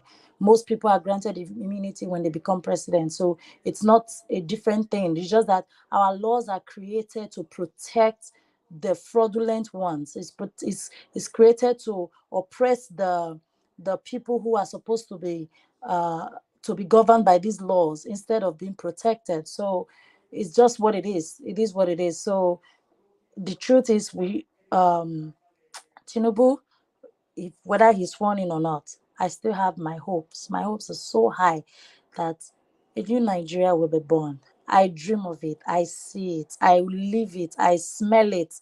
Everything. I refuse to be downcast at this point to say, so whatever you all can do as Nigerians, just do it. If you need to sign the petitions, now I heard the court is already sitting and all. I think it's the preliminary proceedings or something like that is going on right now. But when the actual court proceedings starts, please storm that place. Let them know. Let them see the 6 million that they gave us, the 6 million people that they said voted will be. Let them see them at the front of the court. And, let us see that, let them know that indeed Nigeria is sad. I was talking to someone some days ago. She happens to be my pastor when I was growing up. She's over 80 now. And we were talking. Mama started crying. Like, I can't, that the whole nation is on a standstill. I said, Abom, including you. She was like, that they were all supporting, they were all at the background. My picking, you don't know what make it when I die. Let me be happy that my children are living in a civil world, So I was like, even the older ones, they are still sad. Everyone wants a better Nigeria at this point. So I believe God does not just hate us so much. I share your pain. Manager was saying that this man better not be sworn in. Yes, but if peradventure there cannot be a vacuum in law. If peradventure he's sworn in on the 29th, like Obi said, it's just a day. It's gonna pass. Still, I share, but if he's sworn in, he's not already a president, things are already happening. If you talk against him, you go to court. Sometimes some get missing. See the man in Adamawa till tomorrow, they haven't found him. Stuff that is happening. Yes, Nigerians, they get away. The leaders get away with a lot of rubbish. But at the same point, in the same vein, we serve a God who, when he says yes, no one can say no. So that is my only belief. That is the only that is the only thing that still gives me hope. If not for the Nigerian being Nigerian, I have given up. But when I think of the God that we all serve, the one I serve, I don't know of any other person, but the one I serve, that holds the world in his hands. I say there is nothing he cannot do. Who will believe that they will make a mistake and show the whatever line that he had on his hand yesterday? Things just happen in their camp, just scatters the whole thing. So there will be somehow, somewhere, surely they shall gather. But the Bible says, if the Lord is not in that gathering is in vain. So let us keep our hopes high. For those people that are downcast, that are saying that I understand. But please be encouraged with the fact that God is still on the throne. And Peter Obi is someone that I believe this is what he was born for. This is what he was born for. He's ready to fight it, and God will give him victory. Thank you so much. I don't have so much to say. I think everyone has said it all. Thank you so much, Niger Watch. Thank you, J.O., for coming in. I really do appreciate you. Thank you very much, madam. All right, Epa, doing now your turn now. I beg, guys, please, can we have some likes and share? We currently have 515 likes. Can we take that to 600? If you can press on it, that would be very brilliant. God bless you all. Epa, please talk to us. Yes, thank you very much, Niger Watch, fellow panelists, Sister Omoye, Sister Rita. I greet all of you so much. All the members that have been contributing, I greet all of you. I would also say those who have not mentioned in my greetings, please pardon me and accept my evening greetings. First and foremost, I'll start with the man who, and I want to use this medium and this opportunity to tell those, if you know you are not genuine, like this Mr. Papa, and you want to come under Labour Party to come and do some destruction, God Almighty will destroy you. Why? Because as this heat is going on now, a Labour Party governorship candidate took $1 million from Hope Uzodimma and Co., which is very bad in Enugu. It is very, very bad. Now we are all crying, want to repair Nigeria. And now, under Labour Party, obedient movement, somebody who might think now that this guy is Ray, went to go and collect $1 million to betray Labour, give in to APC. That's bad. Your evil shall be vain, your secret shall be open. You will never have a hidden place. Now, from what we have all been talking about, I listened to the interview of Oduaka, and he mentioned it clearly that the problem in this petition is that Labour Party, our principal, did not file a petition for election results, which is the normal norms that have been going on. But this time, he petitioned the process of this election, the system at which it was done. And once, according to him, once if a system is faulty, then whatever result it produces is faulty. Meaning, any mistake that is found now, irregularities that follows up, it is because it was not done in a proper manner. Otherwise, it wouldn't have been to this. So when we are now trying to follow up these things, we should follow it up in a very simple way so that it will help us in a proper manner. At the end of the day,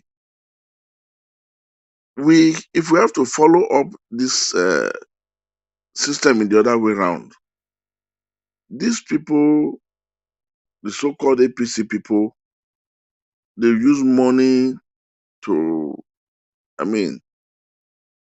insult Nigerians. And then what they now have is the result they said they've been given. But this man also today went clearly to say it is written in election law, the guiding laws, that it's written that when election is done and while it is on, when any system, any process of it is faulty, you must inform Nigerians immediately. Failing to do so, it has declared the whole process faulty. And in the normal sense, if on technicalities or whatever, on technical basis, there is supposed to be a call off and call for a fresh election. Anybody who listens to that word, if you understand the norms of laws, you understand what that man gave out. It's a very big thing he gave out. And now, he also said, in the second instance, if the result, like he said, is being collated, it goes through the beavers and from rivers to Are. And when that is not done, then the process is wrong. And that is what Peter Obi petitioned.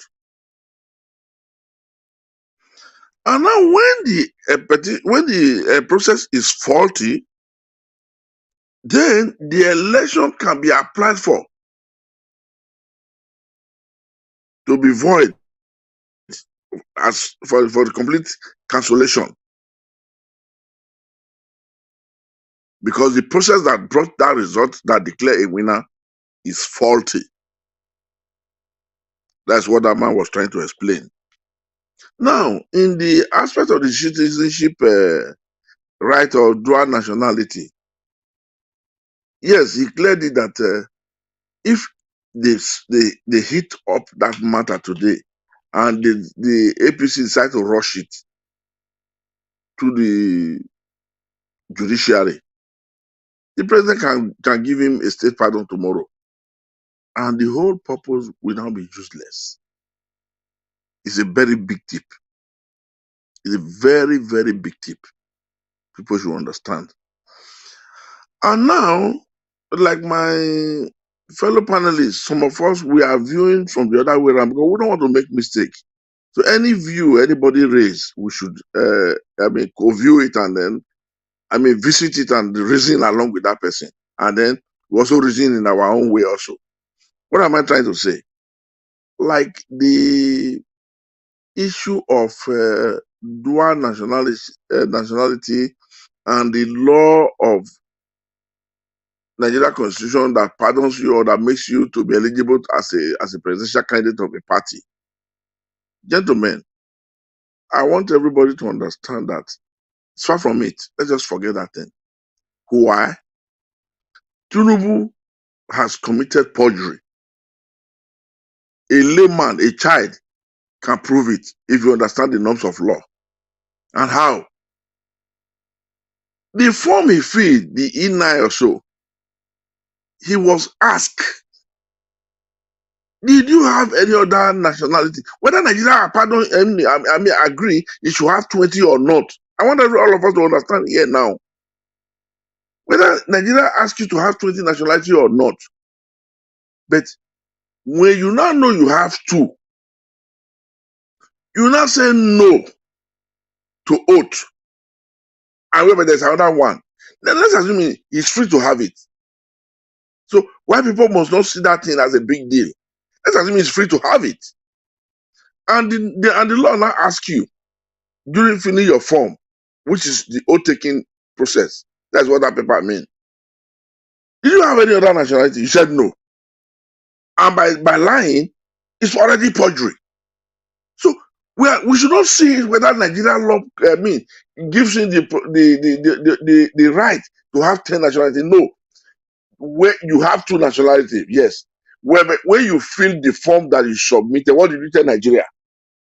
When you were under oath, you said you don't have. So you can understand now that this one alone is enough supposed to dismiss Tinubu from all these cases we are saying. Perspective, because I've calculated from the norms of law. A very sensible calculation you will dip in. You understand that really, he said, people are trying to say, yes, he have right to have. Okay, good. But what did he tell Nigerians while he was filling his form? That's my perspective. And he said no. That's perjury. No matter how anybody who's going to defend him on it, nobody can defend him on it. So the only thing is that if we rush into it today to file in that case of perjury against him, and they now decide to rush it up because of their so-called connection of corruption, they will rush the whole thing up before this 29th of next month. Buhari will start pardon him. But if we pardon him and want to affirm the Nigerian Constitution, he has been dismissed. He has been dismissed on that perjury. Whether he was pardoned, that does not qualify him again to come and take over as a presidential candidate. That is the only place I was concerned when I follow the whole thing. If Buhari pardoned him today, he has been found guilty for 14 years imprisonment. If he was pardoned, that does not make him to be a clean man. It's an ex-convict of 14 years imprisonment. That is another thing. So people who are right now at the law marketing environment, let them dip into it and find out. What we are saying now, I think the whole world is listening. If he's pardoned and he has been convicted for it, only he was pardoned, I don't think that has automatically cancelled the sentencing. I mean, the sentencing of that 14 years or that fault that he committed. He has been faulted. He has been sentenced on it. If he gets pardon, that does not make him a clean man. That's my direction that I'm pointing at. So I want us, all of us, to also see it on that level. Now, when we now come back to Tinubu coming into Nigeria, ladies and gentlemen, like I will always say, the handwriting is on the wall, too glaring and too visible for us to see. How? I will tell you, Tinubu would have come to Nigeria now. But his boys are telling him the matter is beyond them. It's like it's going beyond their power. Their tentacles are being cut short. This is why they now, call him as the master of the criminal game, to come himself and do the needful. And this is why Tinubu is in Nigeria. He had wanted to go and hide in France, stay there. Why this thing be, I mean, the process will be going on, and he would not say, I was not there. Everything was handled on my absence. I never interfered. That was the game. But it's like this issue, I'll tell you. I didn't hear it from news. I didn't read it from any news media. I didn't read it from any magazine.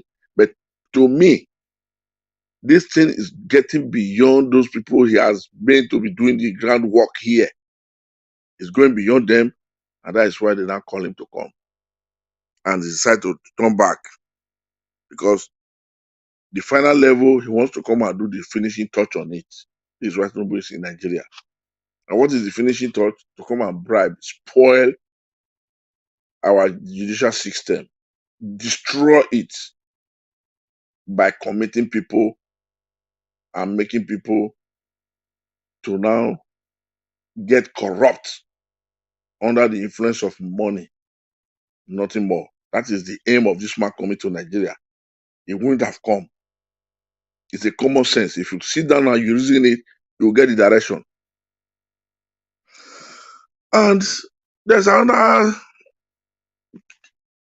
information going out there. An American doctor came out clearly to said Tinubu was 5 days down, not working and not responsive. 5 days down. He wasn't working, he wasn't talking, he was not responsive.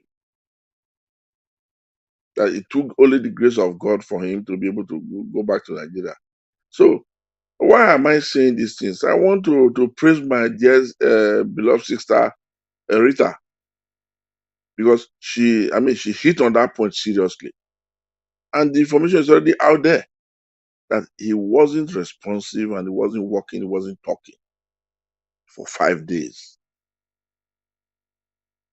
So, for what makes him to abandon all those treatments, those sensitive time to rush to Nigeria, is to tell you it's like the rat. I mean, the rat is almost running out of the basket, and the cat is ill to chase it up.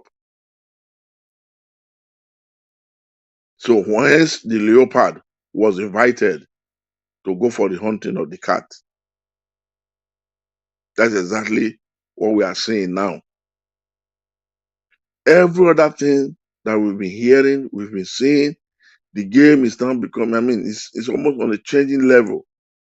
And it is also good that they applied for, stay of not swearing in injunction. Because, like we are trying to say, if he gets that immunity, people might say, yes, it has been done. That man today made reference to this thing, that swearing him in is a weapon given to him. And then, if the immunity law is challenged and the court rule that he has the immunity, you have to wait for his term to finish. You have to wait for his term to finish.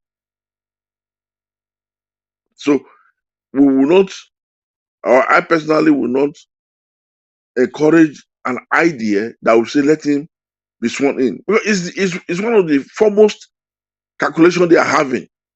We've said it in this platform that they are delaying doing a lot of things to drag this thing to swearing in. And that's exactly what they are having, and it's what they still want to work on. Now, those people that went to go and file in for the motion of injunction of not swearing, of stay put not swearing, they knew why they did it. They knew what they must have had. They are in the marketplace, dancing the acrobatic dance. But we outside the market, we're only hearing the music, we are not seeing the dance. So these people who want to file in this motion today, they file it in upon what they are hearing. Upon the tip. I think there might be some good judges who might even give them, one judge might give them one of the tip. Go and do this, because this is one of the things that can help people now to fight this thing. It will not give them, nobody will come out and say, a judge gave me a tip. No. These things work like this. Among all of them, there might be one who does not want what they are doing or what is about to happen to happen. They will give you some hint. And then people file in for this. So it's exactly what we are seeing. Like Auntie Rita would say, well, I mean, analyzed the look, that was not the sign of being healthy. It's a sign of being, medically, infused as a human being.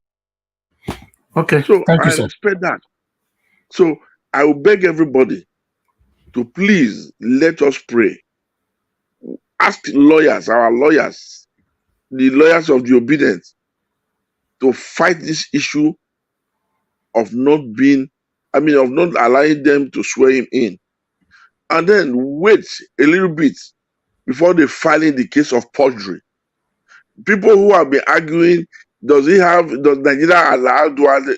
Forget about Duane. His form, he filled. He said no. So that automatically, forget about whether it's allowed or not allowed. He has committed himself. That's my own view about this thing in the body of law. Thank you. Thank you very much, sir. I'll give for now. Thank you very much. Thank you, Mr. Edwin. God bless you, sir. Thank you very much. I would like to hear from the next person here. Thank you very much, everybody. I think from now on, we're going to work with time now. Yes.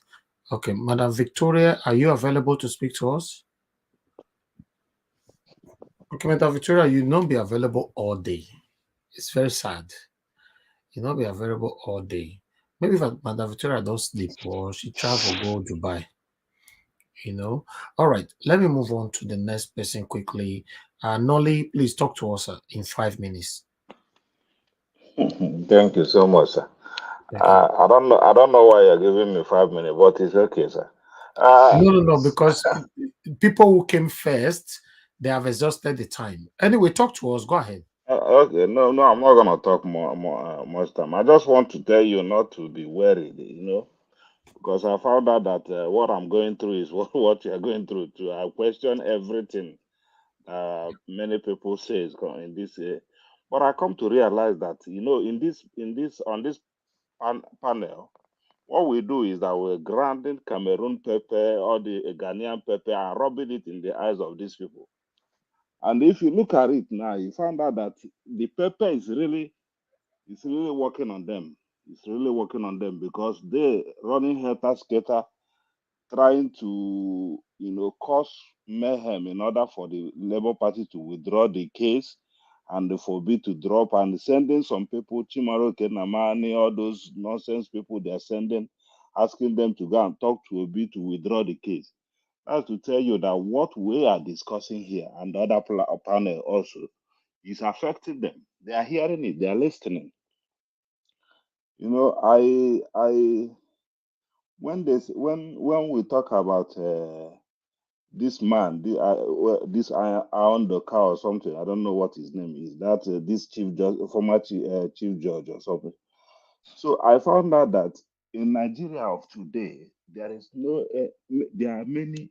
In fact, there are many Nigerians who we used to have in a high esteem before. All of them, because I don't know if it's because of poverty or poor mentality, or their mindset have shifted to only acquiring money, even the fact that they know that they don't have much time again to live and enjoy those money. Somebody you give 2 billion to 1 billion today, who is at the age of 60, 70.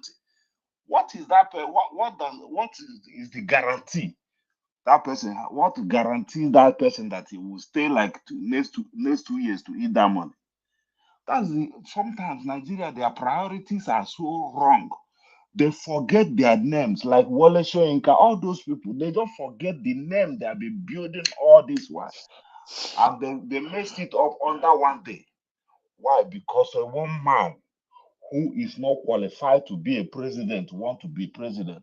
Look at what he's doing in Nigeria. He messed up the Inec. He's messing up the judiciary. He messed up in fact, he messed up the judges to the level that a senior advocate will stand and be defending a criminal, defending Pablo Escobar, So all those things, it worries me. Many a times I regret the fact that I went to Nigeria to cast my vote. I regret it sometimes because I found out that our vote didn't count for Nigerians at all. It didn't count. And another thing I want to say is that, you see, Obi might be saying that we should cool down, let us follow this thing. That is working for Peter Obi. But for Nigerians, that is where I have problem. That is working for Peter Obi. But when Nigerians see that this thing are not working to our own direction, why can't we just, raise up our voice? But everybody will keep calm. Keep calm. One day, during the weekend, I called my brother in Lagos. The place was so noisy. I asked him where he is. He said they are in a club, they are in a party. They are in a party. I was so sad. I was really sad. The people we are fighting for every blessed day here, they are in the party in Nigeria, drinking and smoking and doing all manner of things. Those are the people we are fighting. Bravies and all Nigerian Is that not what I say all the time here? They don't care.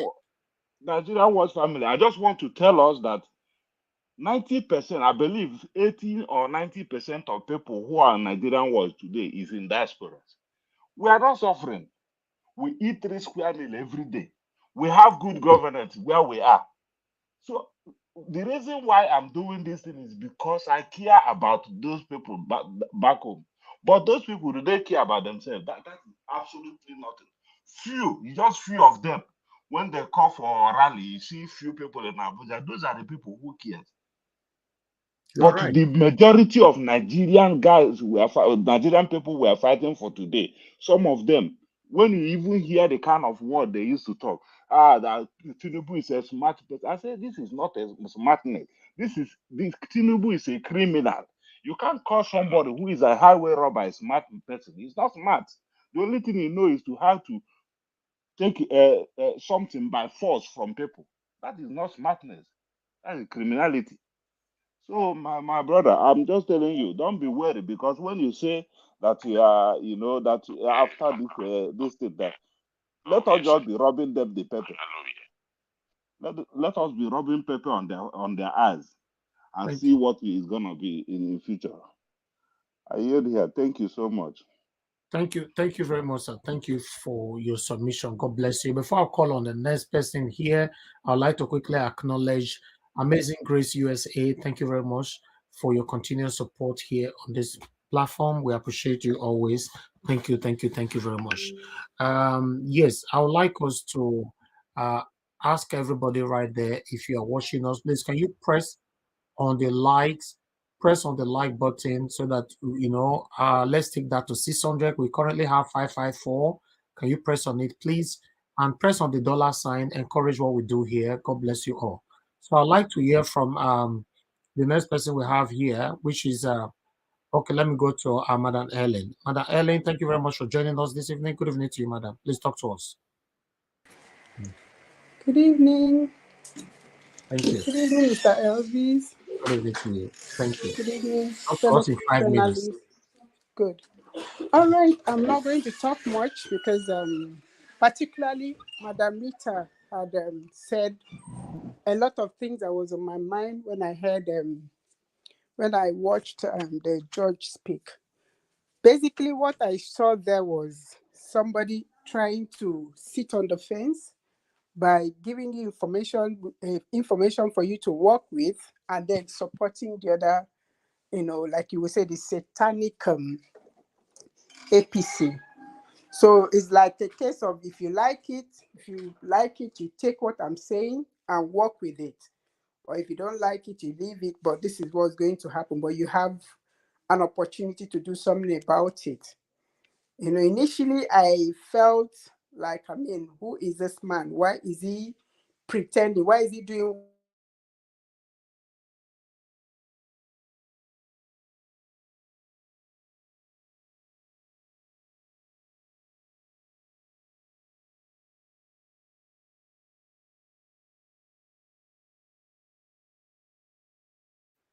Madam Ellen, we can't hear you anymore at all. You are not talking. Hello, Madam Ellen, are you there? Okay, I think our network is not pleasing right now. Okay, thank you very much, my people. Let us quickly take a break. When we come back, we have a second segment. God bless you all. I know they do competition with anybody. If I offend you, forgive me. Show me love, oh. Go there, biza biza. Kama bara wa lo ninu ife kan akanbi. I don't get to competition with anybody. If I offend you, forgive me. Show me love, oh. I go show you love, oh. Kama bara wa lo ninu ife kan. But I know they do competition with anybody.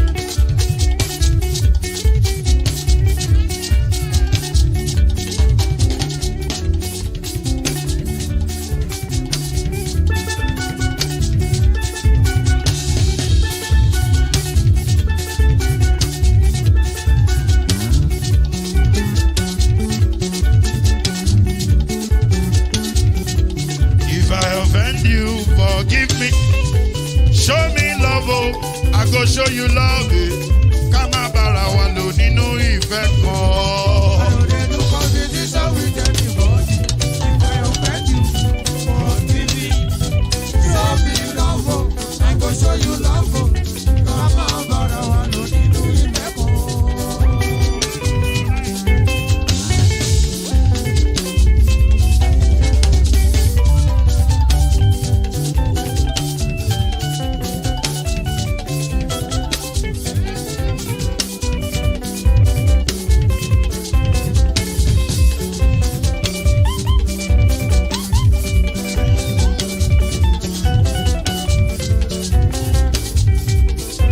They do competition with anybody. If I offend you, forgive me. Oh, tó bá ti sanwó fún Ṣẹ́gun Nàbí o, ẹ fẹ́ jókòó. Alákọ̀bí Ṣẹ́gun Nàbí. Alákọ̀bí Sábàmẹ́là. Anybody? Anybody?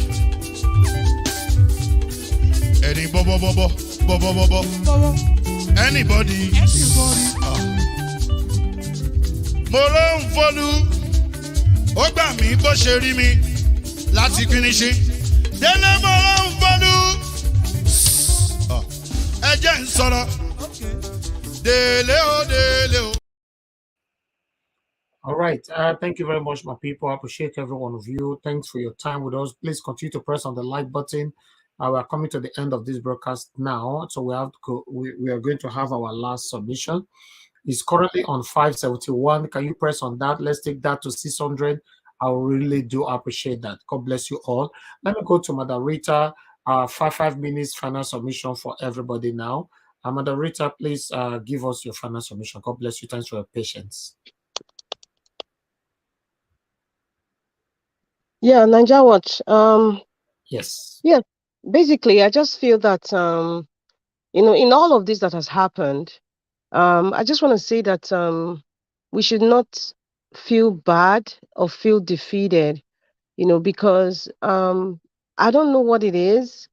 I just have so much confidence in this case that it will be in the favor of the Nigerians who want Peter Obi to be our president. He's my president anyway, so we should not relent. And, like the Bible says, guard your heart with all due diligence, for out of it come the issues of life. So when people like the former FGF or, Festus Akamu, all these people that come out to talk, guard your heart, because they have a mission, and the mission is to break your heart. The mission is to discourage you. The mission is to make them feel like, is to mystify that nobody can break that chain that they have tied Nigeria. I just want to let everybody know, there's nobody, there's no cartel, no matter how strong you are, there's no cartel, there's no evil gathering that cannot be broken. It just depends on you to believe and to act. I believe Peter Obi is acting, and is going through due process.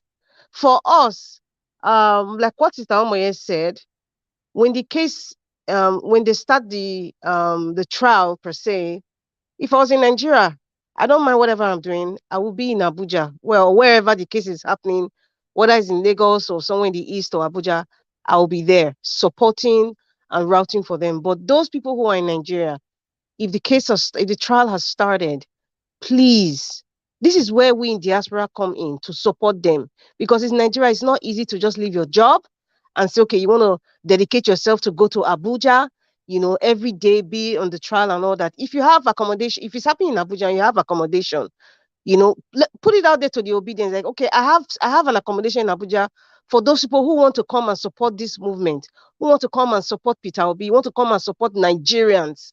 I have accommodation, or I can pay transportation. Those are the things that maybe we can use as incentives to encourage people to be there, because it's really not easy, to just leave your job and just be dedicated. It's not easy. Some people can do it, but majority of the people cannot do it. That's just the fact. And then another aspect is, we should be very careful in things that Nigeria. I just want to say something in this aspect. I like the way you educate people. I like educate us, and I like the way you bring out the laws, and then you read it out, and people are understanding, and then maybe some erudite persons come to explain and interpret it for us. I want to encourage you to continually do that, because it helps.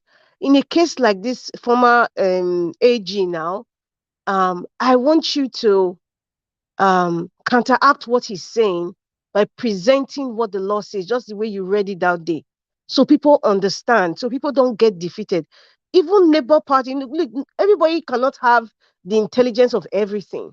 Whatever we are even saying here, we can also even transcend it to, the legal team of the Labour Party. There's some things that they might not even see. I know they have like a slew and plethora of lawyers and sons, working for them, but there's no information that is not important. That's how I see it. Every single information is important. It's very important. Whatever we say here, it can also be an advantage, because I know that the enemies that they are listening, the Agbado camp and the Atiku camp, they are listening to us. We know. Some of them might even come in panelists, they are spies. We know. But whatever you are doing in hidden, it will always come into light. And so I just want to encourage you to keep bringing out these informations to teach, to educate, and to inspire people. We cannot afford to be down. I cannot afford to be down when Peter the Rock Obi is not down. I mean, the man is still standing upright. So who am I not to stand upright? And he's in Nigeria. I'm in diaspora. So why should I even feel down? I cannot afford to do that. I can't. I just can't. So, everybody can't be like me or Peter Obi. I mean, we can have our highs and our lows, but I just want to encourage everyone. And we should not fall into everything that we see. Even if we know what the reality is, but there's nothing in this world that cannot be broken.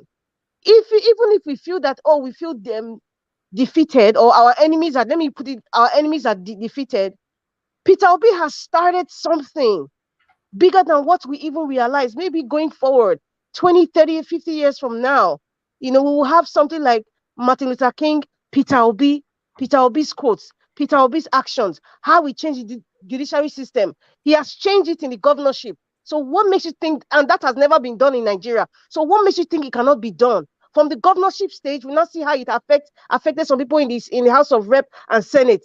So this is the highest office in the land. What makes you think it cannot be changed? A woman amongst those panel, I may be wrong, but I just feel, will just say, you know what? Okay, we are collecting all these things. One of the judges will just change everything. It could be a man, it could be a woman. God can use somebody. Like Omoye said, if you are in the court there, even if they don't allow you go around the court to be praised, this is like walls of Jericho. It must come down. It must come down. Whatever it is that you believe in, and you have faith in that whatever you are believing in, it works, hold on to it.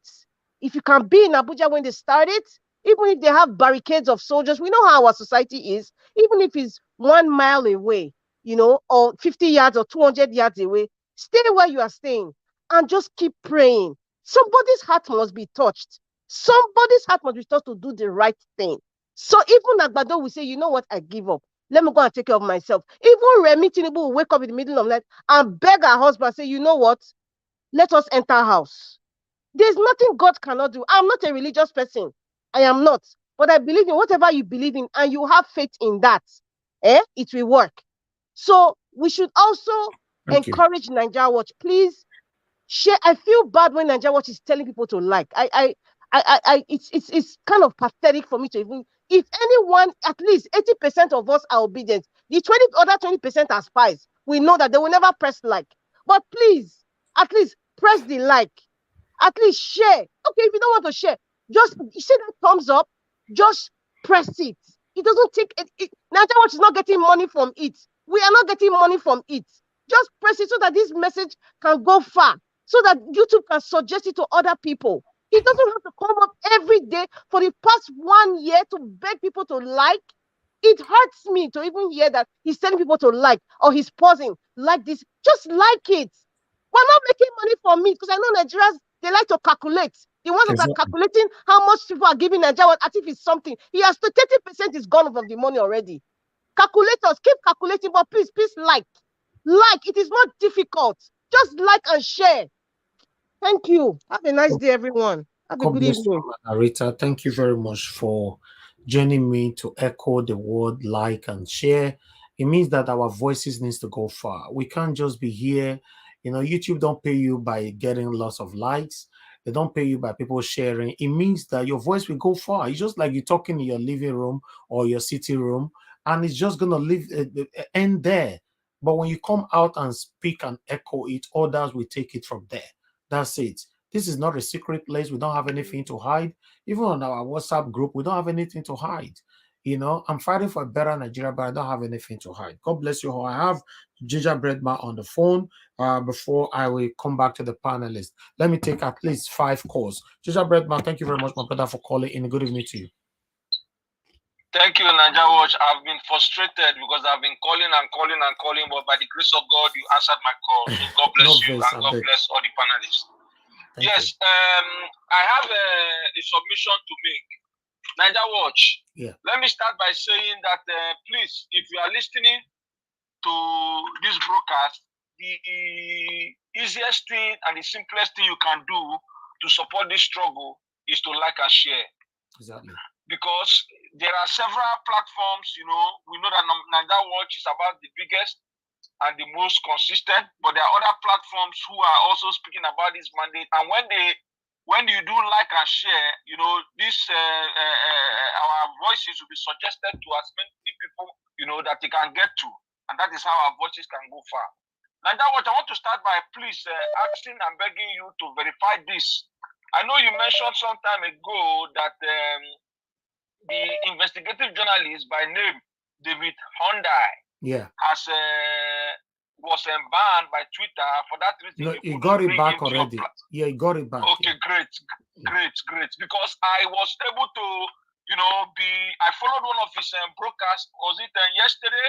Yeah. And then this guy gave an expose that I believe that you know, if Nigeria Watch can try and bring him here, because Nigeria Watch is a big platform, a lot of people need to hear that. You see, we are saying one of the reasons why it appears that the man Tinubu is getting away with all this is because there is a power that is behind him. We know that one of those powers are located in the presidential villa in Nigeria by the person of the current sitting president. But also, the expose, you know, has stipulated that Mr. Tinubu is a potential asset for the CIA, because all the whole efforts that have been made to retrieve the cases from the DEA that pertains to Mr. Tinubu, all has been declined. And anyone that knows the DEA knows that they do not subpedal cases that have to do with drug peddling. But it appears that about those cases, there is a collusion, allegedly a compromise by the United States of America. So Abado is allegedly a potential asset for the CIA. If you know what that means, you know, I want you to go and listen to the broadcast on Obidati TV, which David Hyundai was featured yesterday. And if Nigeria Watch can find a way to bring him here so that he can give us a first-hand information with questions being asked, that a lot of Nigerians should hear him. Okay. This is what is happening in Nigeria right now. What is happening in Nigeria right now is that, Nigeria Watch, just please give me a minute or two. What is happening in Nigeria right now is that Boko Haram is about to take over. Abado came back with a pick line. A PIC line is used for either, chemotherapy or a form of blood transfusion, which could be hemodialysis. So I can permutate that Abado has acute kidney disease, maybe end organ failure. So we are looking at somebody who is possibly going to kaput any moment from now, and that is why you see that evil man who smiles with a very devilish smile in the person of the president and chief commander of the terrorists of Africa and the headquarters in Nigeria, in the person of Shetima. So we need to do everything within the ambit of the law to ensure that this man is not sworn in into that seat. Whatever we need to do as the law permits, and even go beyond that to make sure that swearing does not take place. I think that should be our position. Because as Nigeria Watch and many other people have been saying here, the moment he enters into that seat, there is a presidential immunity. And this case will be stored until God knows when. So please, we must ensure with every atom and drop of our sweat and blood that he does not get into that seat. Because Nigeria did not give him the mandate. It is a stolen mandate. We cannot have a drug baron and a terrorist be the leader of a country that is already in the brinks. Thank you. Thank you, Nigeria Watch, for answering my call. God bless you. Thank you very much, Gingerbread Man. God bless you. Okay, guys, please bear with us. Let me take another call quickly.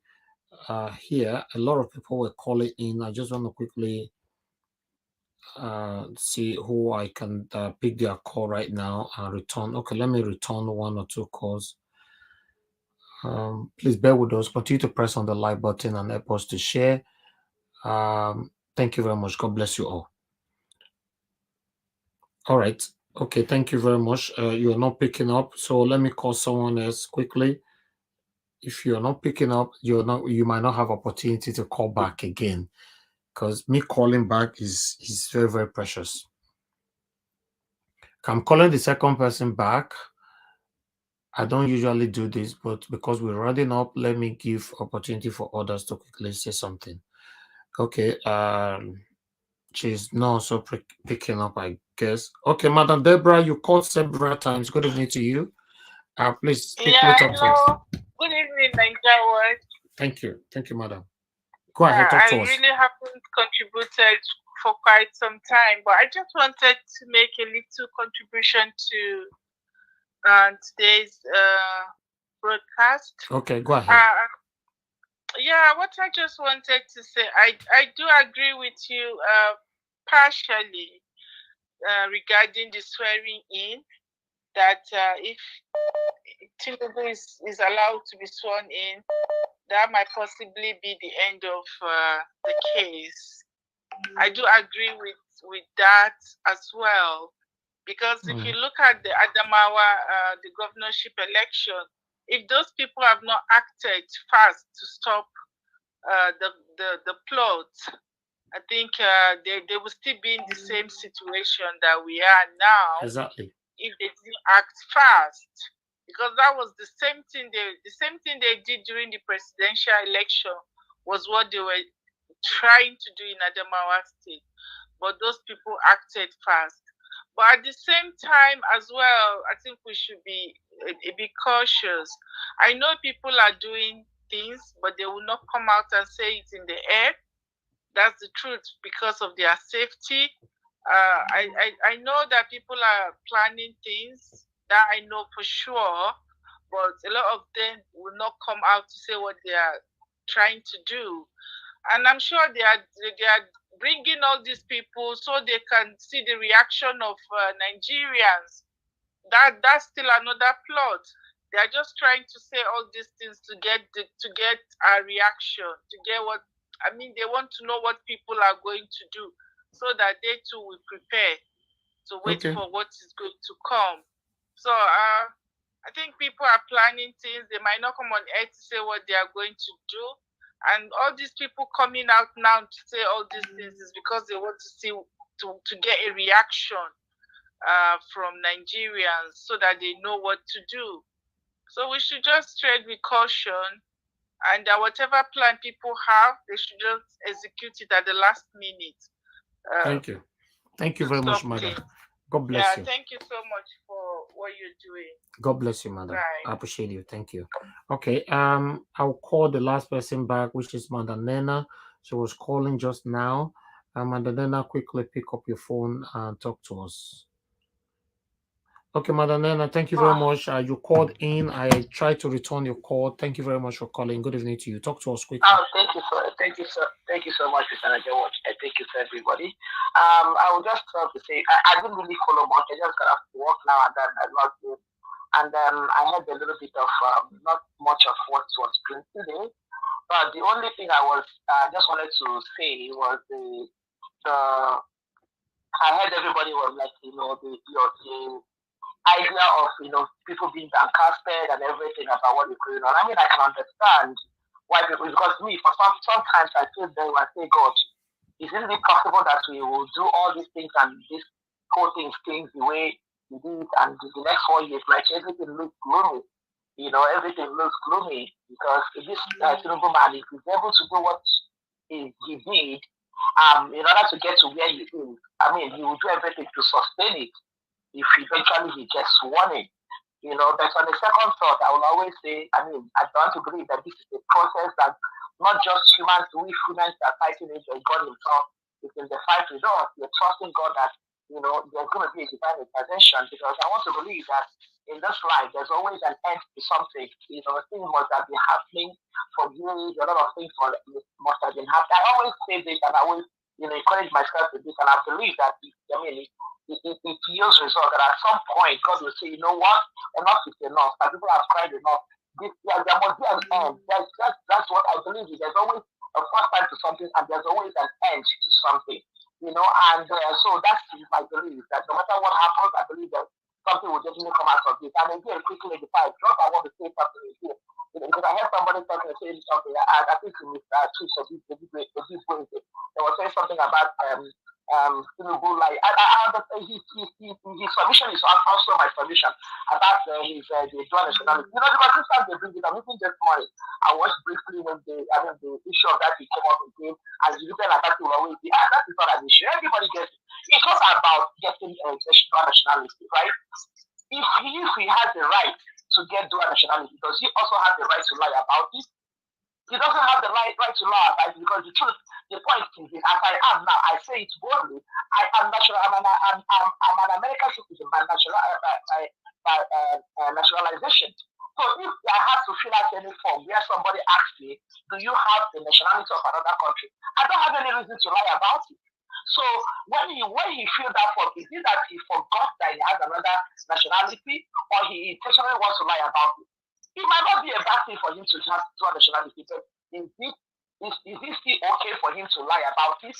That is just the question we need to keep asking. And again, I still ask one question again. I still ask, just today I was talking with somebody, and I still ask this question once again. As everything we say about Tinubu, people really focus on the fact that this man, nobody has, I was telling somebody yesterday, and I said, he's Tinubu Melchizedek, that nobody knows his origin, nobody knows his hometown, nobody knows anything. Why is it that we are not even asking, sometimes we are not even asking some of this, because the case against this man is just enormous, and it's all over the place. And we cannot afford to have such a character be the president of Nigeria. I'm sorry, we can't just have, nothing about, I look at this, everything about Tinubu is just darkness. Everything about this one is just darkness. Thank you. Anyway, that's just what I have to say for now. Thank you so much. Thank you, Madam Nena. Thanks for your submission. God bless you. Okay, let me come back to the people on the panel. I would like to move straight to Chuks Obibweze. Oga Chuks Obibweze, please use your final 5 minutes. Thank you. Yeah, thank you, Mr. Elvis, once again. I don't know. Everybody has said everything that needed to be said. One thing I'm gonna say is let us not be discouraged. Because when I listen to that letter, the newspaper you read, about a Papa man, I was totally I don't know. I'm not shocked because we've been saying this here that this is their plan, but it comes too early, it comes too early. I don't know, but he couldn't even wait to see if they're gonna inaugurate this man. Because if they had inaugurated him and he's saying this, it would have been a different thing entirely, People might be thinking, oh, but like Labour Party have accused them of, using this what is it called, apapa, to come into them and disorganize them. This is exactly what they're doing, and of course they cannot deny it again. I think somebody came on either Shane or Arise, and the person was, I think Shane, he was asking the person that that they said they are using him to disorganize this thing, and he was saying it's never true. But look at what we're saying today. It's not as if it's in what is it called? If it's in social media, this is a national newspaper. So if a national newspaper can carry that, it means that is fact, and he's gonna suffer his the consequence of what he's doing, because at the end of the day, we are not giving up. We are obedient. We are not giving up. The man that they interviewed today, I pick lots of courage with what he said. I'm not gonna lie. I pick a lot of courage because what our politicians have been doing is when there's election petition, they just go there to argue, I win, I win, I win. And that's why, many Nigerians have doubt in their mind. That man educated so many people. But of course, so many people cannot take it because, once they're not saying, that is perjury, and if he is caught, that is it. It angers so many people. But if we actually sit down and listen to this man, he made a lot of sense. So many of the points I forgot.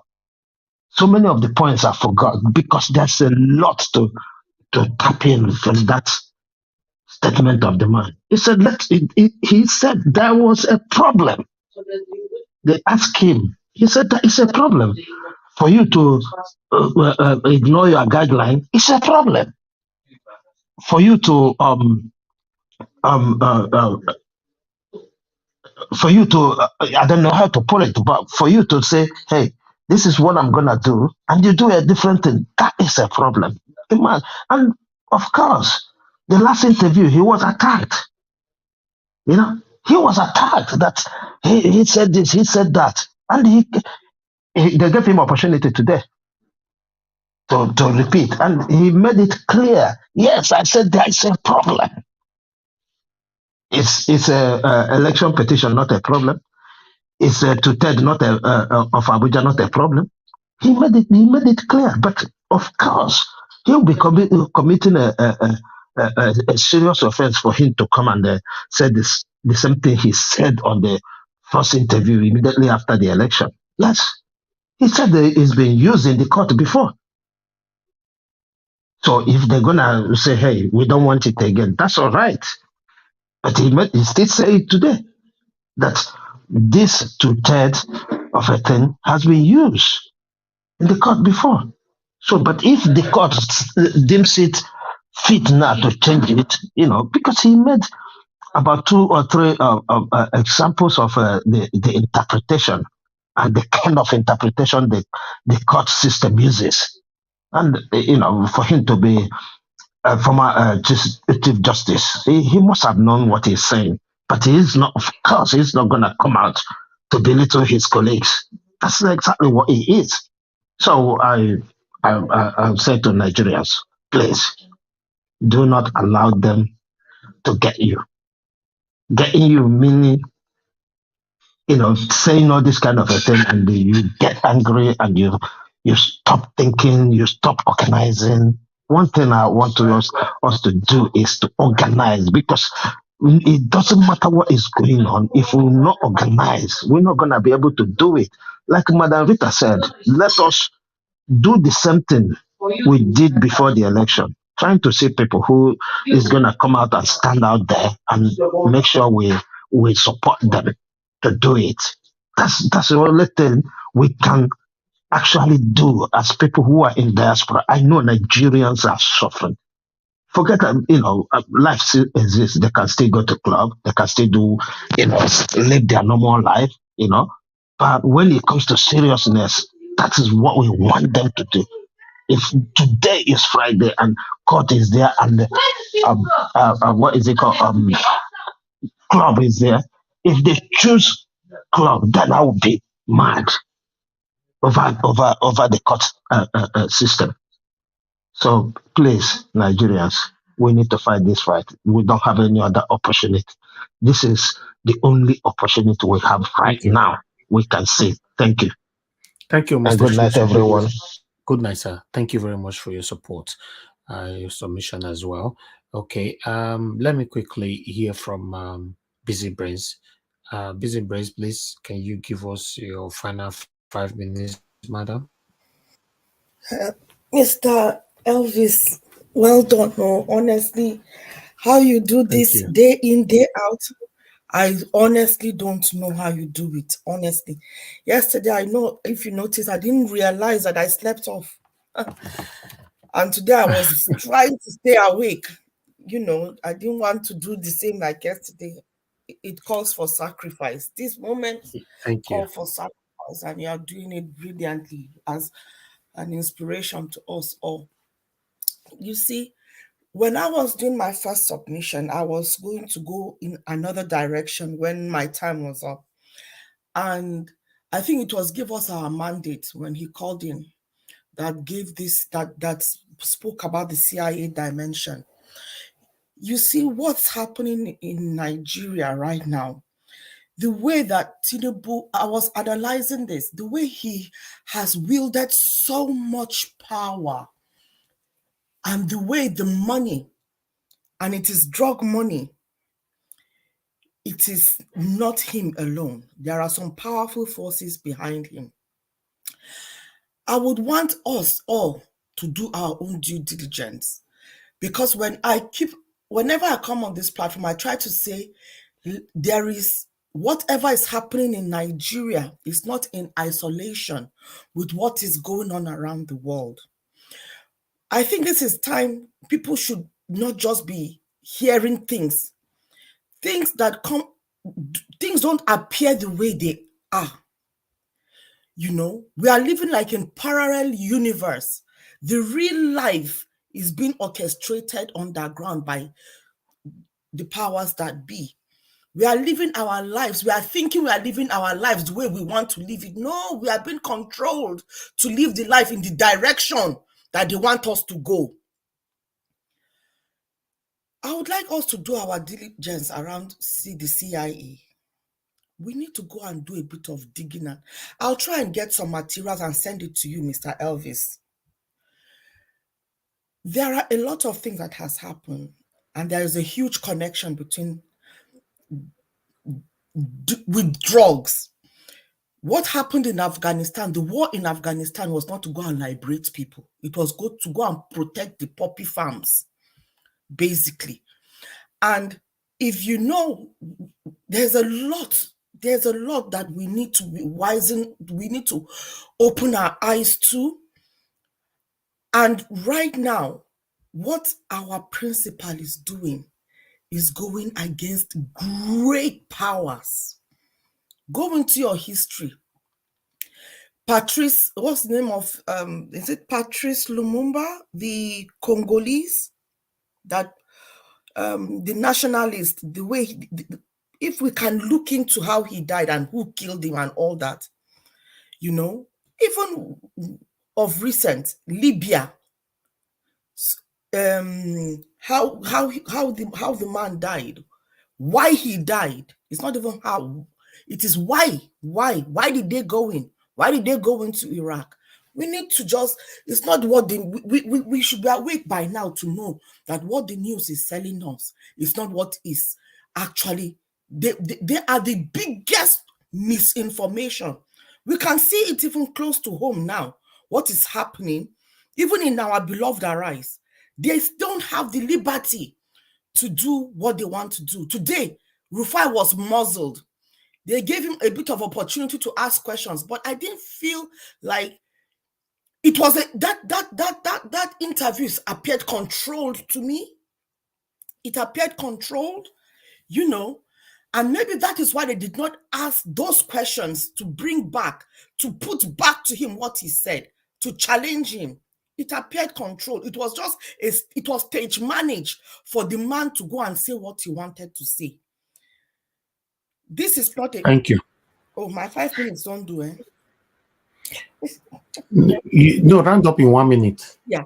This is not a fight for the faint-hearted. Honestly, you don't know what this. That is why I know that, just like I think Rita and Omoye said, Miss Peter Obi is divinely shielded. He is not ordinary.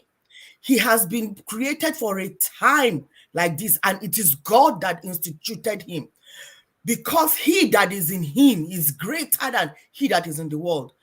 People that have stood in the way of the 1% do not live to tell the story, but he is fighting them head on. We don't even know half of it. All we need to do is just to do our own part. Sacrifice where we can. And sacrifice is not according to convenience. If it does not hurt you, pinch your pocket, or make you uncomfortable or inconvenience you in any way, just know it is not sacrifice. And this is the time that we are all called to sacrifice. Thank you.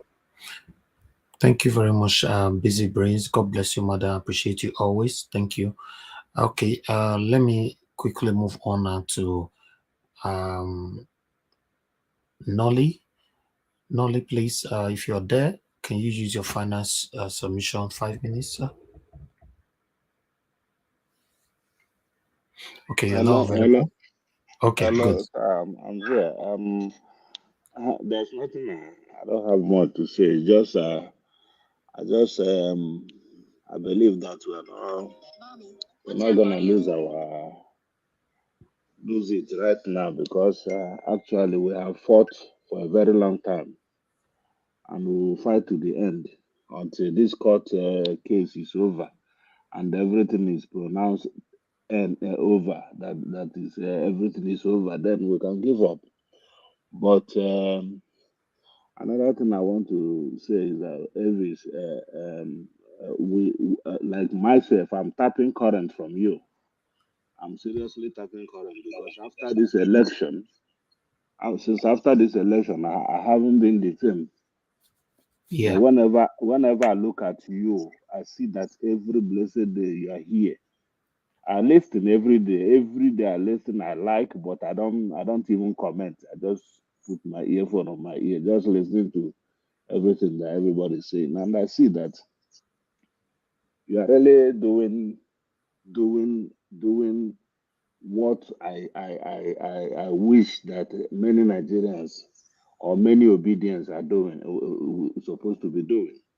And another thing I want to talk about this the Lamidi Apapa, the native doctor, as you call him, is that many a time these people, they think that we the Obedient we are the members of Labour Party, and they think that it is Labour Party that is winning election for them. That is why they are coming now, doing whatever they are doing. It is Obedient, and Obedient have nothing to do with any party. We are not partisan.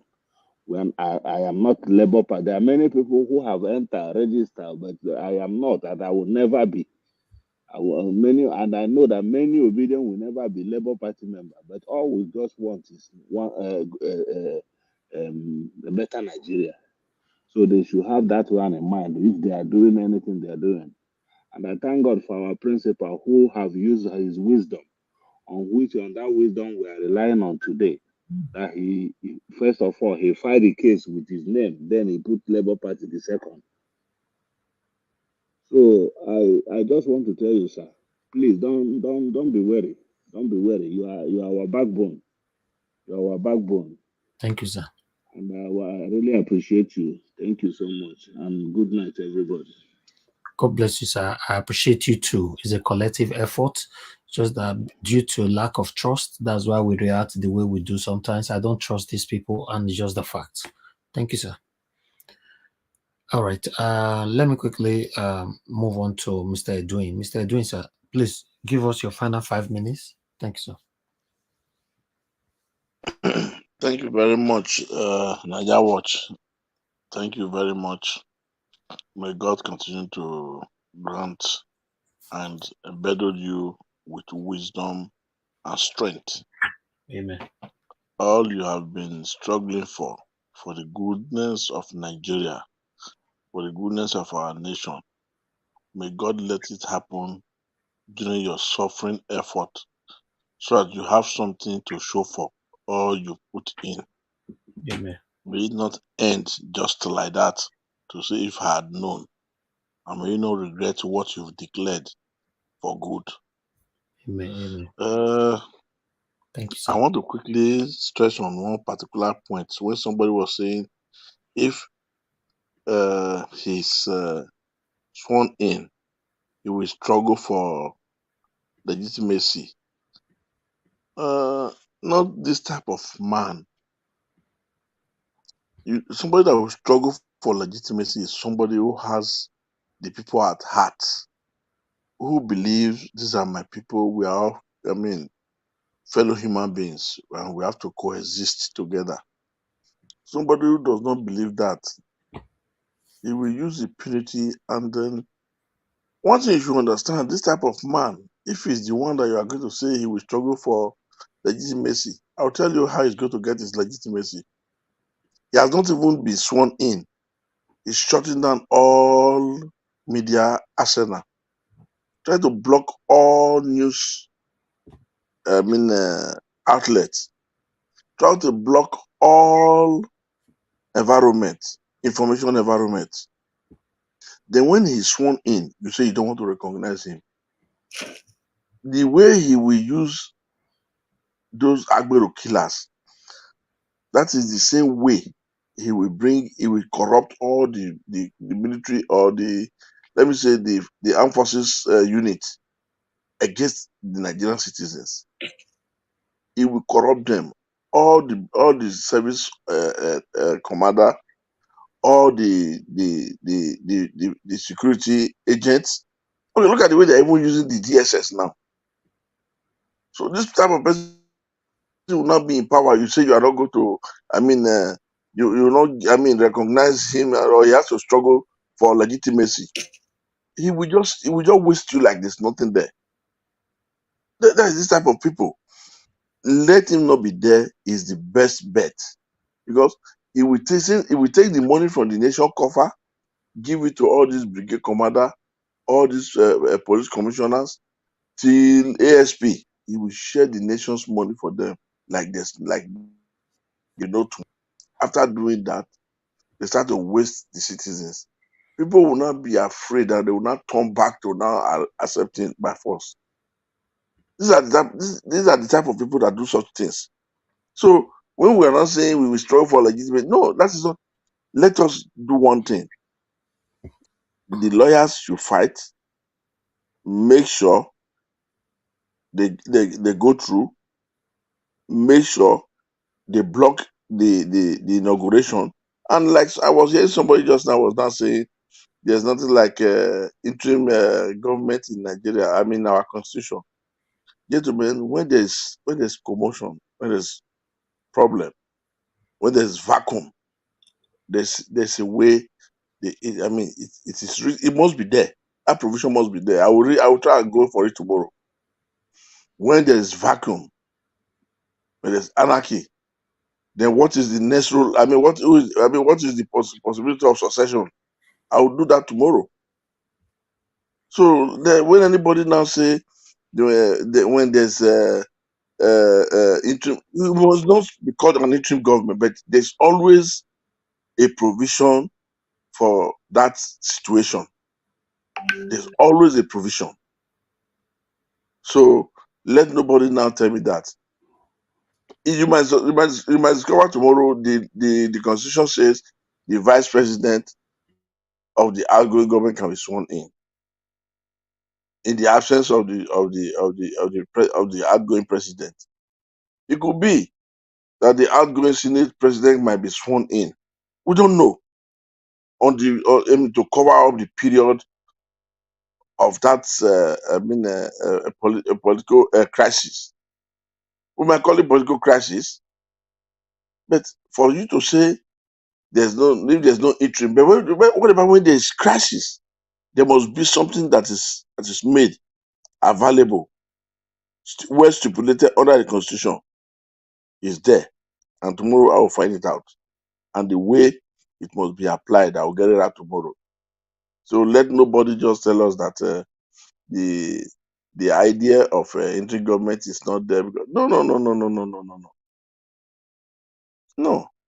There might be problem tomorrow. The president is no more there. The president and vice, anything happens. There are a lot of things that you look when you are writing all this constitution, when people are writing them. Ideas come, People's constitutions are also compared when writing all this constitution. So let nobody see it that way. Tomorrow we'll discuss about that. When in political crisis, during crisis or during political crisis, but when there's a political vacuum, what is the next for Nigeria government when the president is not available? Then we will now know. We'll discuss it from there. We will hear it tomorrow, by God's grace. That's one thing I want to beg anybody. Thank you, sir. And so Thank I beg you. all of you, no man, woman, please, okay. None of you should relent in your prayer, in your Thank thinking. You. The thought of everybody is wonderful, and let it remain like that. I pray everybody with good health, and everybody have a happy night rest. Thank you, sir. And you too have a good night. Thank you very much for your prayers and support. We appreciate you. Thank you, sir. Dr. Aruna Goro in the building. Thank you very much, sir, for your positive comment right there. We must remain positive, optimistic, and visionary in spite of what we are seeing right now. Yes, we need comments like this for us to keep the energy flowing. Thank you very much, sir, for all you're doing, both on air and off air. I appreciate you always, always, always. Thank you very much, everybody, right there on the comment section. God bless you all. Okay, let me quickly go on now to let me go back now to Madam Ellen, because our network failed earlier on. So, Madam Ellen, if you can talk to us again now, please, 5 minutes submission. Thank you. Okay, Mr. Elvis, good evening once again. Thank you. Well done, fellow panelists. Like I was trying to say before that what the AG did was to give an expo. So, and his body language is pointing to the fact that if we want it, we can use it. And if we don't want it, we can let it pass. So let's open our eyes. Mr. Elvis, I've never seen you rattled the way I saw you rattled this evening when you were talking earlier on. The moment that man was done with his summation. Yeah. But I want to say we shouldn't lose focus. These guys are strategists. They are strategizing. They are trying to rattle us. They are trying to make us lose focus and lose faith in the person we are following. Let's just stay calm. If they have it, they won't be begging. They are practically just begging him to go and take that case off, to take the case away from the court. If they have it all figured out, they won't be doing that. Look at this one that just came out and said he's the chairman of Labour Party, and then he's going around, trying to sabotage what is already on ground. We shouldn't be moved. Madam Rita actually had said it, or Omoye and the rest. I mean, they spoke well, and it's let's not lose focus, Mr. Elvis. Like I will always say, when I first joined you, when I first stumbled on this platform, I was very low. I was confused. I was numbed, but somehow you brought me to that 60%. But right now I am 100% sure that we are getting our mandate back. You know, That's maybe same people here. don't know that. People don't know that our voices are being heard. See, most times when I don't join early, you know what I'm doing? If I could press that like button 100 times, I will do so. But because I know I can't press the like button 100 times, I just stay back and I keep sharing to people that have told me, Helen, you send me this again, I will block you. I don't care. I'm still sending them. Let them block me first. You understand? Exactly. You know why I'm doing that? Because I know at some point the groups I'm sending to, one person will hear my voice, one person will hear your voice, one person will hear Omoye's voice, one person will hear Rita speak with authority, Victoria, and all the men. And wow, they'll be like, okay, if we have this kind of people in Nigeria, even though they are in diaspora, if we have these people, then we think we have something, and they want to be part of that something. So we keep pushing. I keep pushing. We keep pushing. So let's keep pushing. We are not scared of we are not afraid of these people. Yes, we are aware that they have some deep state, cover. Some powers are backing them up, because if they don't have that backing them up, they won't be doing what they are doing. But we don't care. We have I know that we have a higher power, and that higher power is just one. But that one plus one is God knows. You know when Gehazi shouted and said, "Oh, my father, see the multitude of armies, they surrounded us," and he said, I will pray to God to open your eyes to see the kind of army that is backing you up, and then you won't talk again. The kind of army that we have that is backing us up and is backing our principal up is beyond them. That's why they are running helter skelter, going to America, going to all the places they are going to, doing the show off. Let them continue. Mr. Elfis, we've got Thank it you. all figured out. They don't. So let's stay focused. Thank you very much.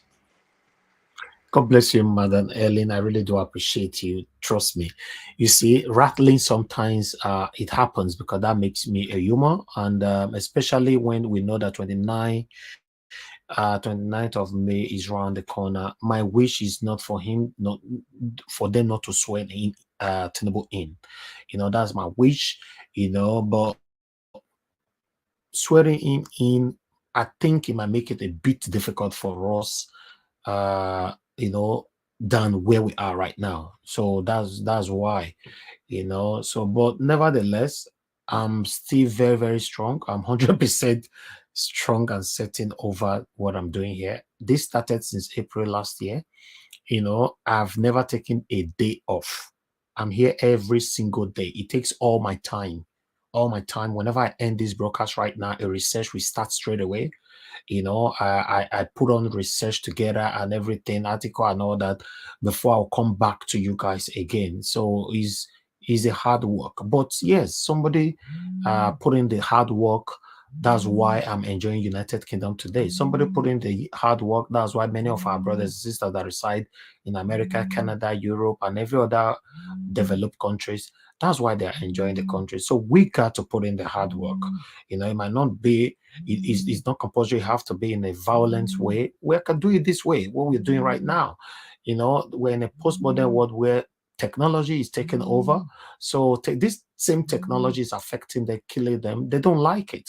If these people, God forbid, they end up in government, the first thing that they're going to turn off is social media, because it's affected them seriously.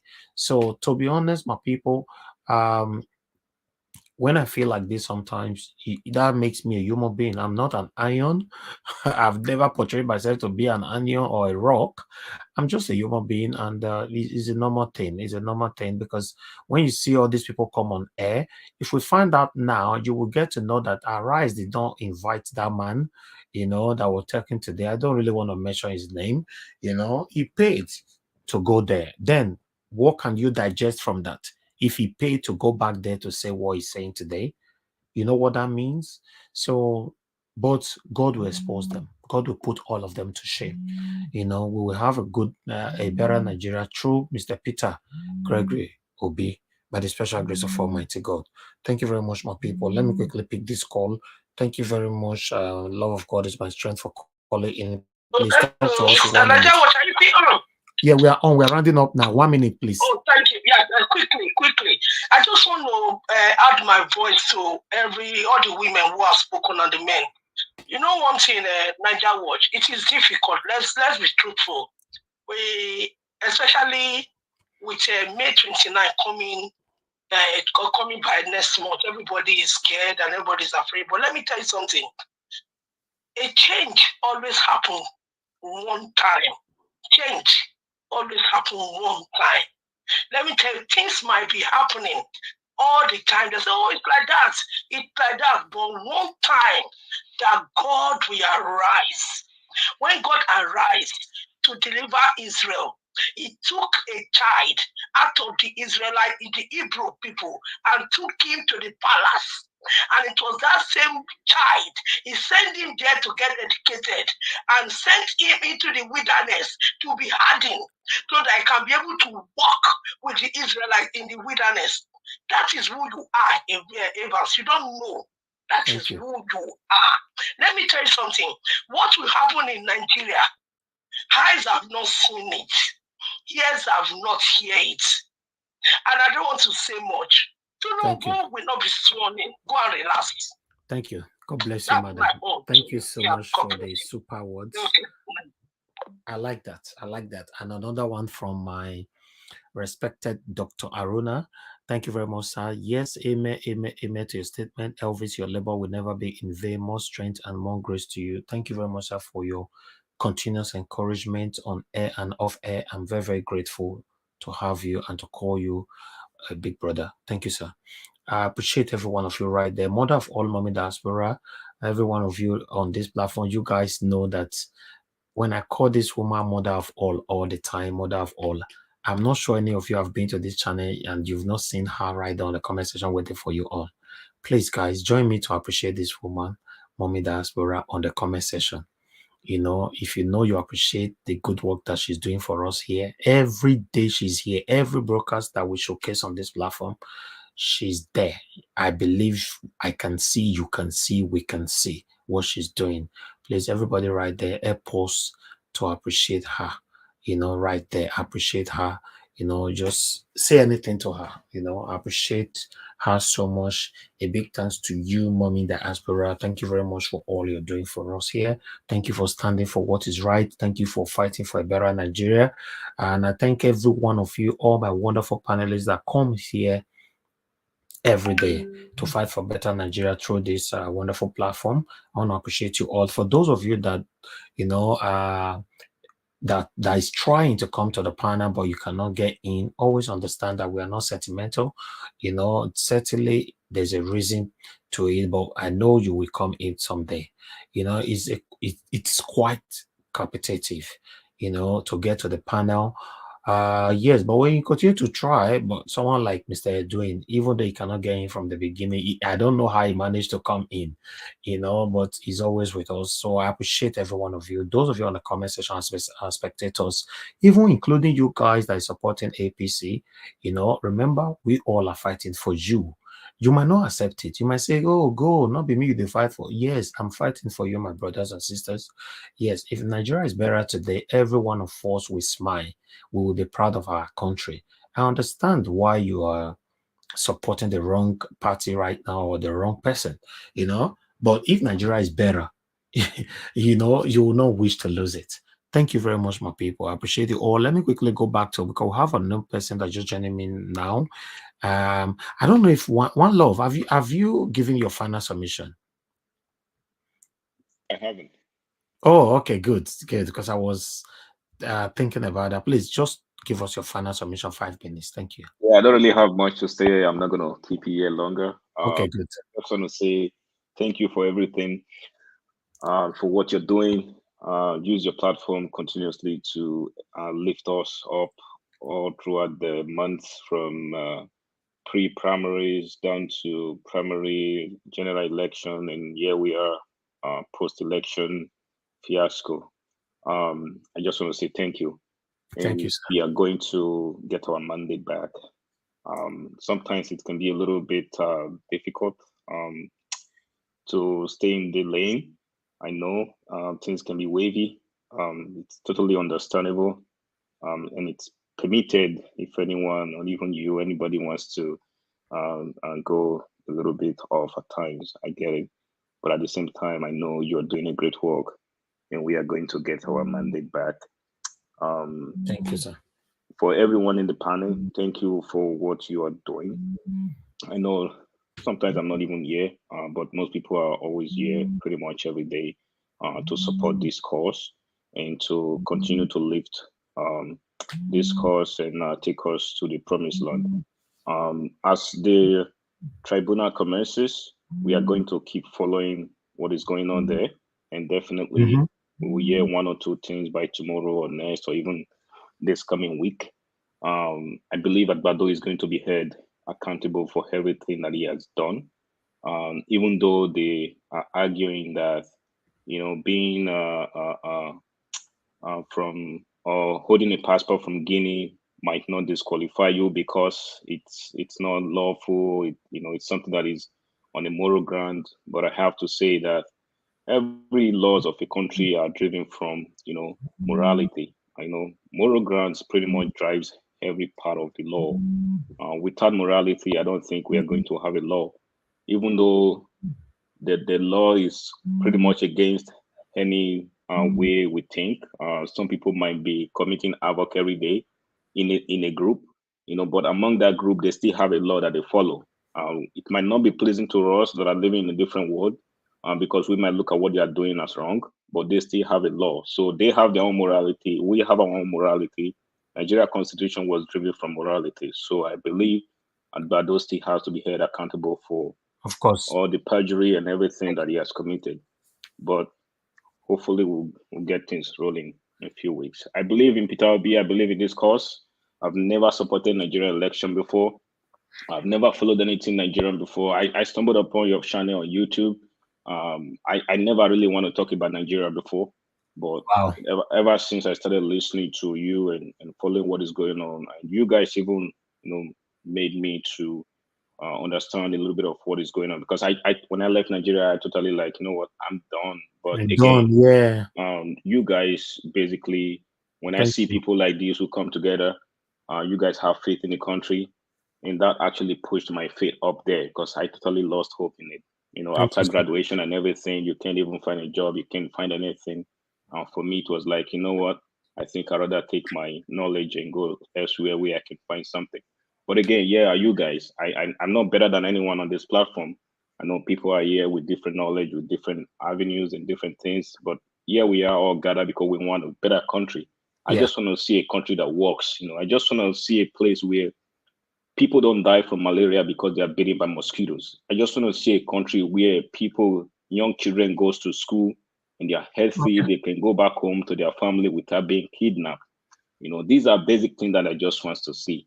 And we're not going to be able to achieve this without having the right person at the top. The person who is going to drive the train has to be with the right mind. And that's why we need a good leader. If we don't have that leader, we're just going to keep going where we are going right now. But I believe Peter Obi is here to change things. And I have so much faith in this man, and I'm going to continue doing so. Thank you, Mr. Elvis, and God bless you. God bless you too, sir. Thank you so much. May God bless you. I'm so happy that we managed to convince you to start believing in Nigeria again. Hopefully, you will not regret this step. Peter Obi will be the next president of the Federal Republic of Nigeria. Thank you, sir. Let me pick this call quickly. Thank you very much, madam, for calling in, Madam Susan. Please talk to us in 1 minute. We are rounding up now. Go ahead. For me, I'm resigned to faith. I don't know what to expect. I was hopeful, but right now, I don't think I'm expecting anything. I kind of resigned to faith already. On the issue of 25%, Adoka did not say that the case, instead it was settled, that the Supreme Court can overturn the ruling it had earlier. That was what he said. A Supreme Court can overturn the ruling they had on 25%, but it could be overturned depending on the circumstance. That was what Andrew said. Okay. Thank you very much. Yeah, that was what he said. I appreciate you, sir. Thank you so much for what you do. Have a blessed day. Thank you. Thank you very much, madam. Good night. Thank you. All right. Okay, let me quickly give an opportunity for these two that just joined us right now. Revelation Miracle, thank you very much for joining us. I'll give you only 2 minutes to talk to us because we're already rounding up. You guys just coming in now. Please talk to us quickly. Unmute yourself. Revelation, you're not speaking. We can't hear you. Okay, I'll move on. Because we don't have time. I don't know what's wrong with the network. Mazi Ogbona, thank you very much for joining us. Please talk to us in 2 minutes. Thank you. Good evening, Niger Watch. Good evening. Good evening, panelists. Sorry, I'm in a noisy place. I'm on the road going to East. All right. Okay. Yeah, talk to us. 2 minutes you have. Thank you. Safe journey, my brother. All right. I just want to greet you once again. Thank you. Good evening to you all. Thanks for the good work you have been doing. And our mandate is getting ready by the grace of God. We are getting ready to the time. Yeah. Yeah. So, and I believe our God is alive. We too, we are not we are not sleeping, we are not slacking. The fire is still burning. That is why I made it mandatory that every day I must join so that we celebrate together. Even if I'm not able to join, others that are there, you are able. The fire is still on. Thank you very much. God bless you. I don't even have much to say. Because like I said, I told you before, I'm on my way to East. I'm at Ijagode now, waiting for Johnny Cap to go to. But why this late? Is it not too risky to travel this late? Yeah?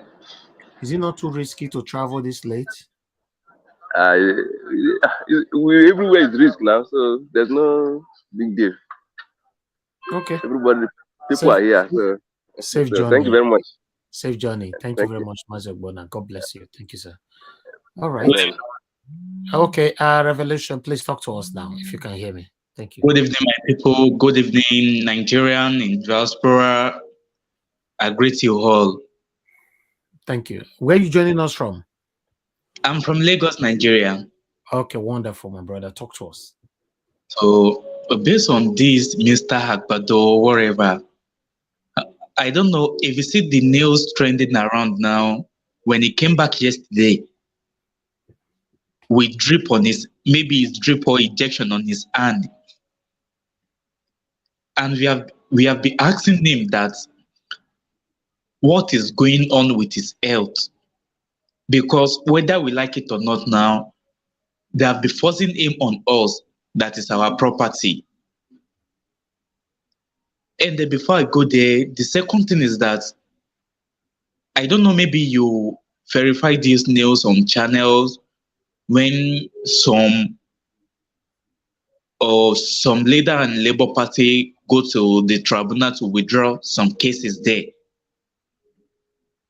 And there are some, the national chairman of the former national chairman of the party asked the tribunal to withdraw Mr. Yes, that is the native doctor. We call him native doctor here. You know, we just talked about it not long. We you know, is the intruder. Call him the intruder. Self-acclaimed national chairman. But that is not done anywhere. Yeah, but you know they have countered that already. Labour Party have already countered that. Okay. Yes. Well, I have believed that May 29 there will be a new revolution in this country. I don't know what God is going to do, because we are all tired of all this. We are all tired. I understand. I feel your pain. You live there. You are in Lagos. You are feeling the pains. You know. So, I know. We are all tired. Okay, now there is a war going on in Sudan. Federal government cannot raise alarm to rescue Nigerian there. Mostly students living there. It's too bad. I've forgotten this man that make the announce that they shouldn't worry that he will release his plane to pick them up. This man did it in 2015. He did it against Iran. Oh, this Russia against Russia and Ukraine. Now again, and Nigerian government have not even raised an alarm to rescue our cities in diaspora. That is too bad. It's too bad, totally bad. Very bad. Because we cannot just be sitting here and being, we are the citizen. They should do for us what we want. It's us that we can select the person we want as a leader, not them forcing a dead man to us. We are tired. Insecurity everywhere. Who can account an innocent soul going daily in Nigeria? Because they are in power. Their snag down is go to court. Whether you like what we are doing or not, then you can go to court. I don't know, maybe you see this yesterday news when they on Arise, when they fight one of them, that what is the purpose that this Mr. Agbado have for Nigeria? That's I so much love Ruvai. The man is intelligent based on everything. I love that man so much. He's doing a great job. He's doing a wonderful job. Yeah. Yes. But please, we will never go back. Of course. Thank you. I'll be doing my investigation every day, and then we must claim our mandate back. Thank you so much. Thank you, Revelation. I know we don't believe in the judiciary, but by God's grace, everything is going to work good for us. Thank you so much, my people. God bless you. God bless you, my brother. I appreciate you coming in. May God protect you over there in Lagos. Thank you for your submission. Thank you. Amen. Thank you. All right. We have someone that just joined us right now. Before that, I'd like to appreciate you, Henry Obiara. Thank you very much for the wonderful prayer. I say a big amen to this prayer. It means a lot to me. May God bless you, sir. Thank you. And I want to thank you as well, Osayunge Omede, for the super chat. May God bless you. Thank you so much. Thank you. All right. Mark Okunsaya, thanks for joining us. We're rounding up now, but I'll give you 1 minute to quickly talk to us before we round up, sir. Yeah, I just left work, so I'm on the way home. I'm just trying to find out if there's any update of what? regarding court case. Yeah, the petition hearing have started today. Okay. Yeah. At least that's better. It's not like 2 weeks waiting, which is what we were thinking before. Yeah, it has started. Okay. Another thing, I used to mention the president elect, as they call him, in the chat. But I don't think I'll mention again because they saw something on the arm, right? Which means he's going through some. Had a very serious. So anyway, I will know how to mention in the chat now because it's not something someone just mentioned anyhow anymore. I think that's very serious. And you know, there's something on the right arm or something. Yeah, there's a picture circulating on social media. Yeah, we saw it. Yeah. Thank you. Thank you, my brother. I appreciate you. Thank you. May God bless you. Thank you for coming in. Unfortunately, we're not going to have enough time for you, but try to join us on time and have a blessed evening, my good brother. Yeah, thank you. Thank you. All right, my people, I appreciate every one of you right there. Everybody have contributed. I want to say thank you, thank you, thank you. May God bless you all. Thank you for your time with us. I appreciate every single person that joined the panel today and every one of you that supported us financially. May God bless every one of you. Those of you that have shared our videos and like our videos, may God bless you all as well. We currently have 674. Can we take that to 700? We can before we leave. Continue to press on the like button so that we can have 700. We currently have 674. If you can if you know you have not pressed on the like button, just do that so that we can hit 700. May God bless you, guys.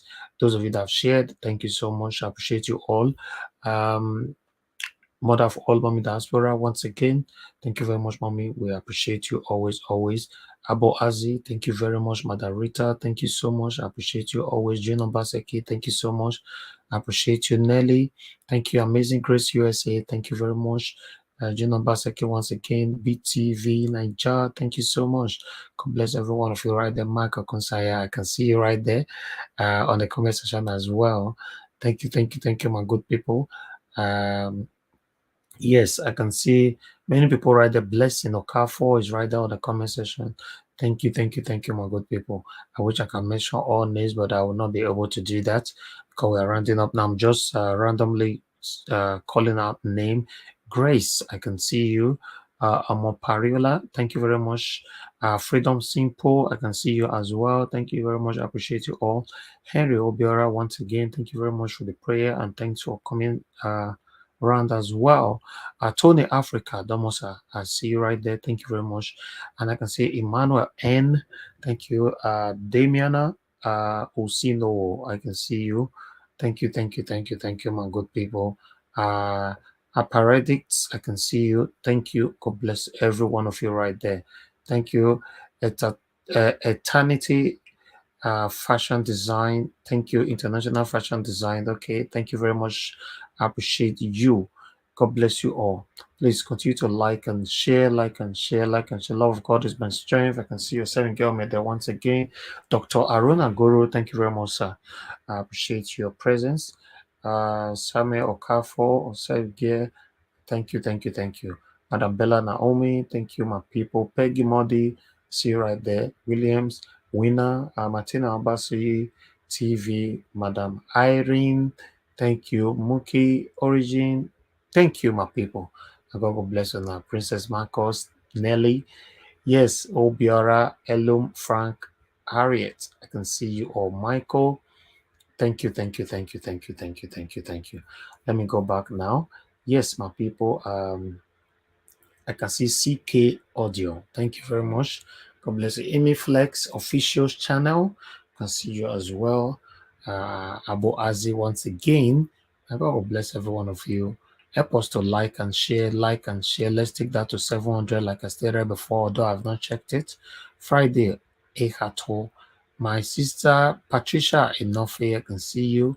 Thank you very much. God bless you all, my people. God bless you all. Continue to like and share, like and share. Let's take this to 700. Is it up to 700 yet? Okay, not yet. We have 692 now. Please just make it 700 so that we can round up. You know, I can't wait for that. We have 8 people just to go, just 8. Press it and let's go, my people. Press it, press it, press it, press it, press it. Take it to 700 so that we can go have some rest. You know, I appreciate every one of you, my good people. And God bless all of you now. I appreciate your support. Certainly, by God's grace, we all will come back to shine and laugh and dance and smile and celebrate together by the special grace of God. We have suffered a lot. Our forefathers have suffered so much. Our fathers have suffered so much. We have also suffered, but we are saying now that we cannot continue with this suffering anymore. By the special grace of Almighty God, the suffering will end in our time. In Jesus' mighty name I've prayed. Amen. Thank you very much, my people. And God will bless you now. Continue to press on the like, press on the like, press on the like. We currently have 699. Just one person, I remember. Just one person. You know, it's not hard again now. Only one person remain. Yes, 700 that day. Okay, be like 699 still they see for you. Okay, yes, that complete. And God will bless you, my people. Thank you so much, my people. Now, now we'll go join the curtain. Please endeavor to join us again tomorrow by 6 p.m. by special grace of Almighty God. No saying that God might get power. By the special grace of Almighty God, we're going to be back here again tomorrow by 6 p.m. So endeavor to join us. We are here every day, 7 days a week. Join us. Subscribe to our channel. Hit on the $sign. Super chat us, encourage us, hit on the super thanks as well, like, share, subscribe, in fact, do your best, to have a better Nigeria. Now God bless you now. Good night, my people. Now I know they do competition with anybody.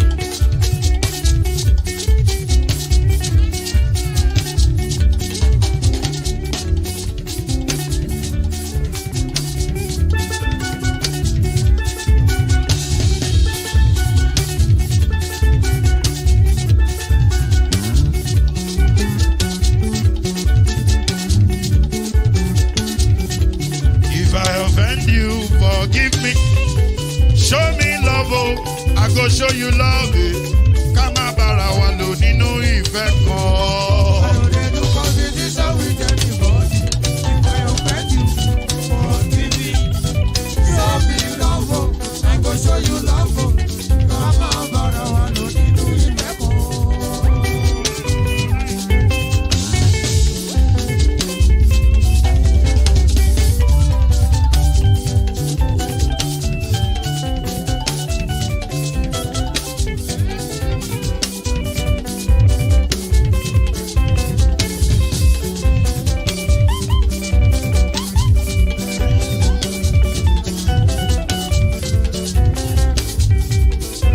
They do competition with anybody. If I offend you, forgive me. Tó bá ti sanwó fún Ṣẹ́gun nàbí o, ẹ fẹ́ jókòó. Alákọ̀bí Ṣẹ́gun nàbí.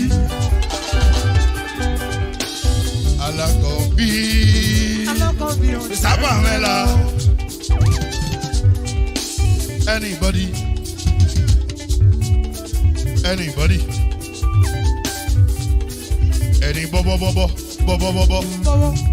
anybody.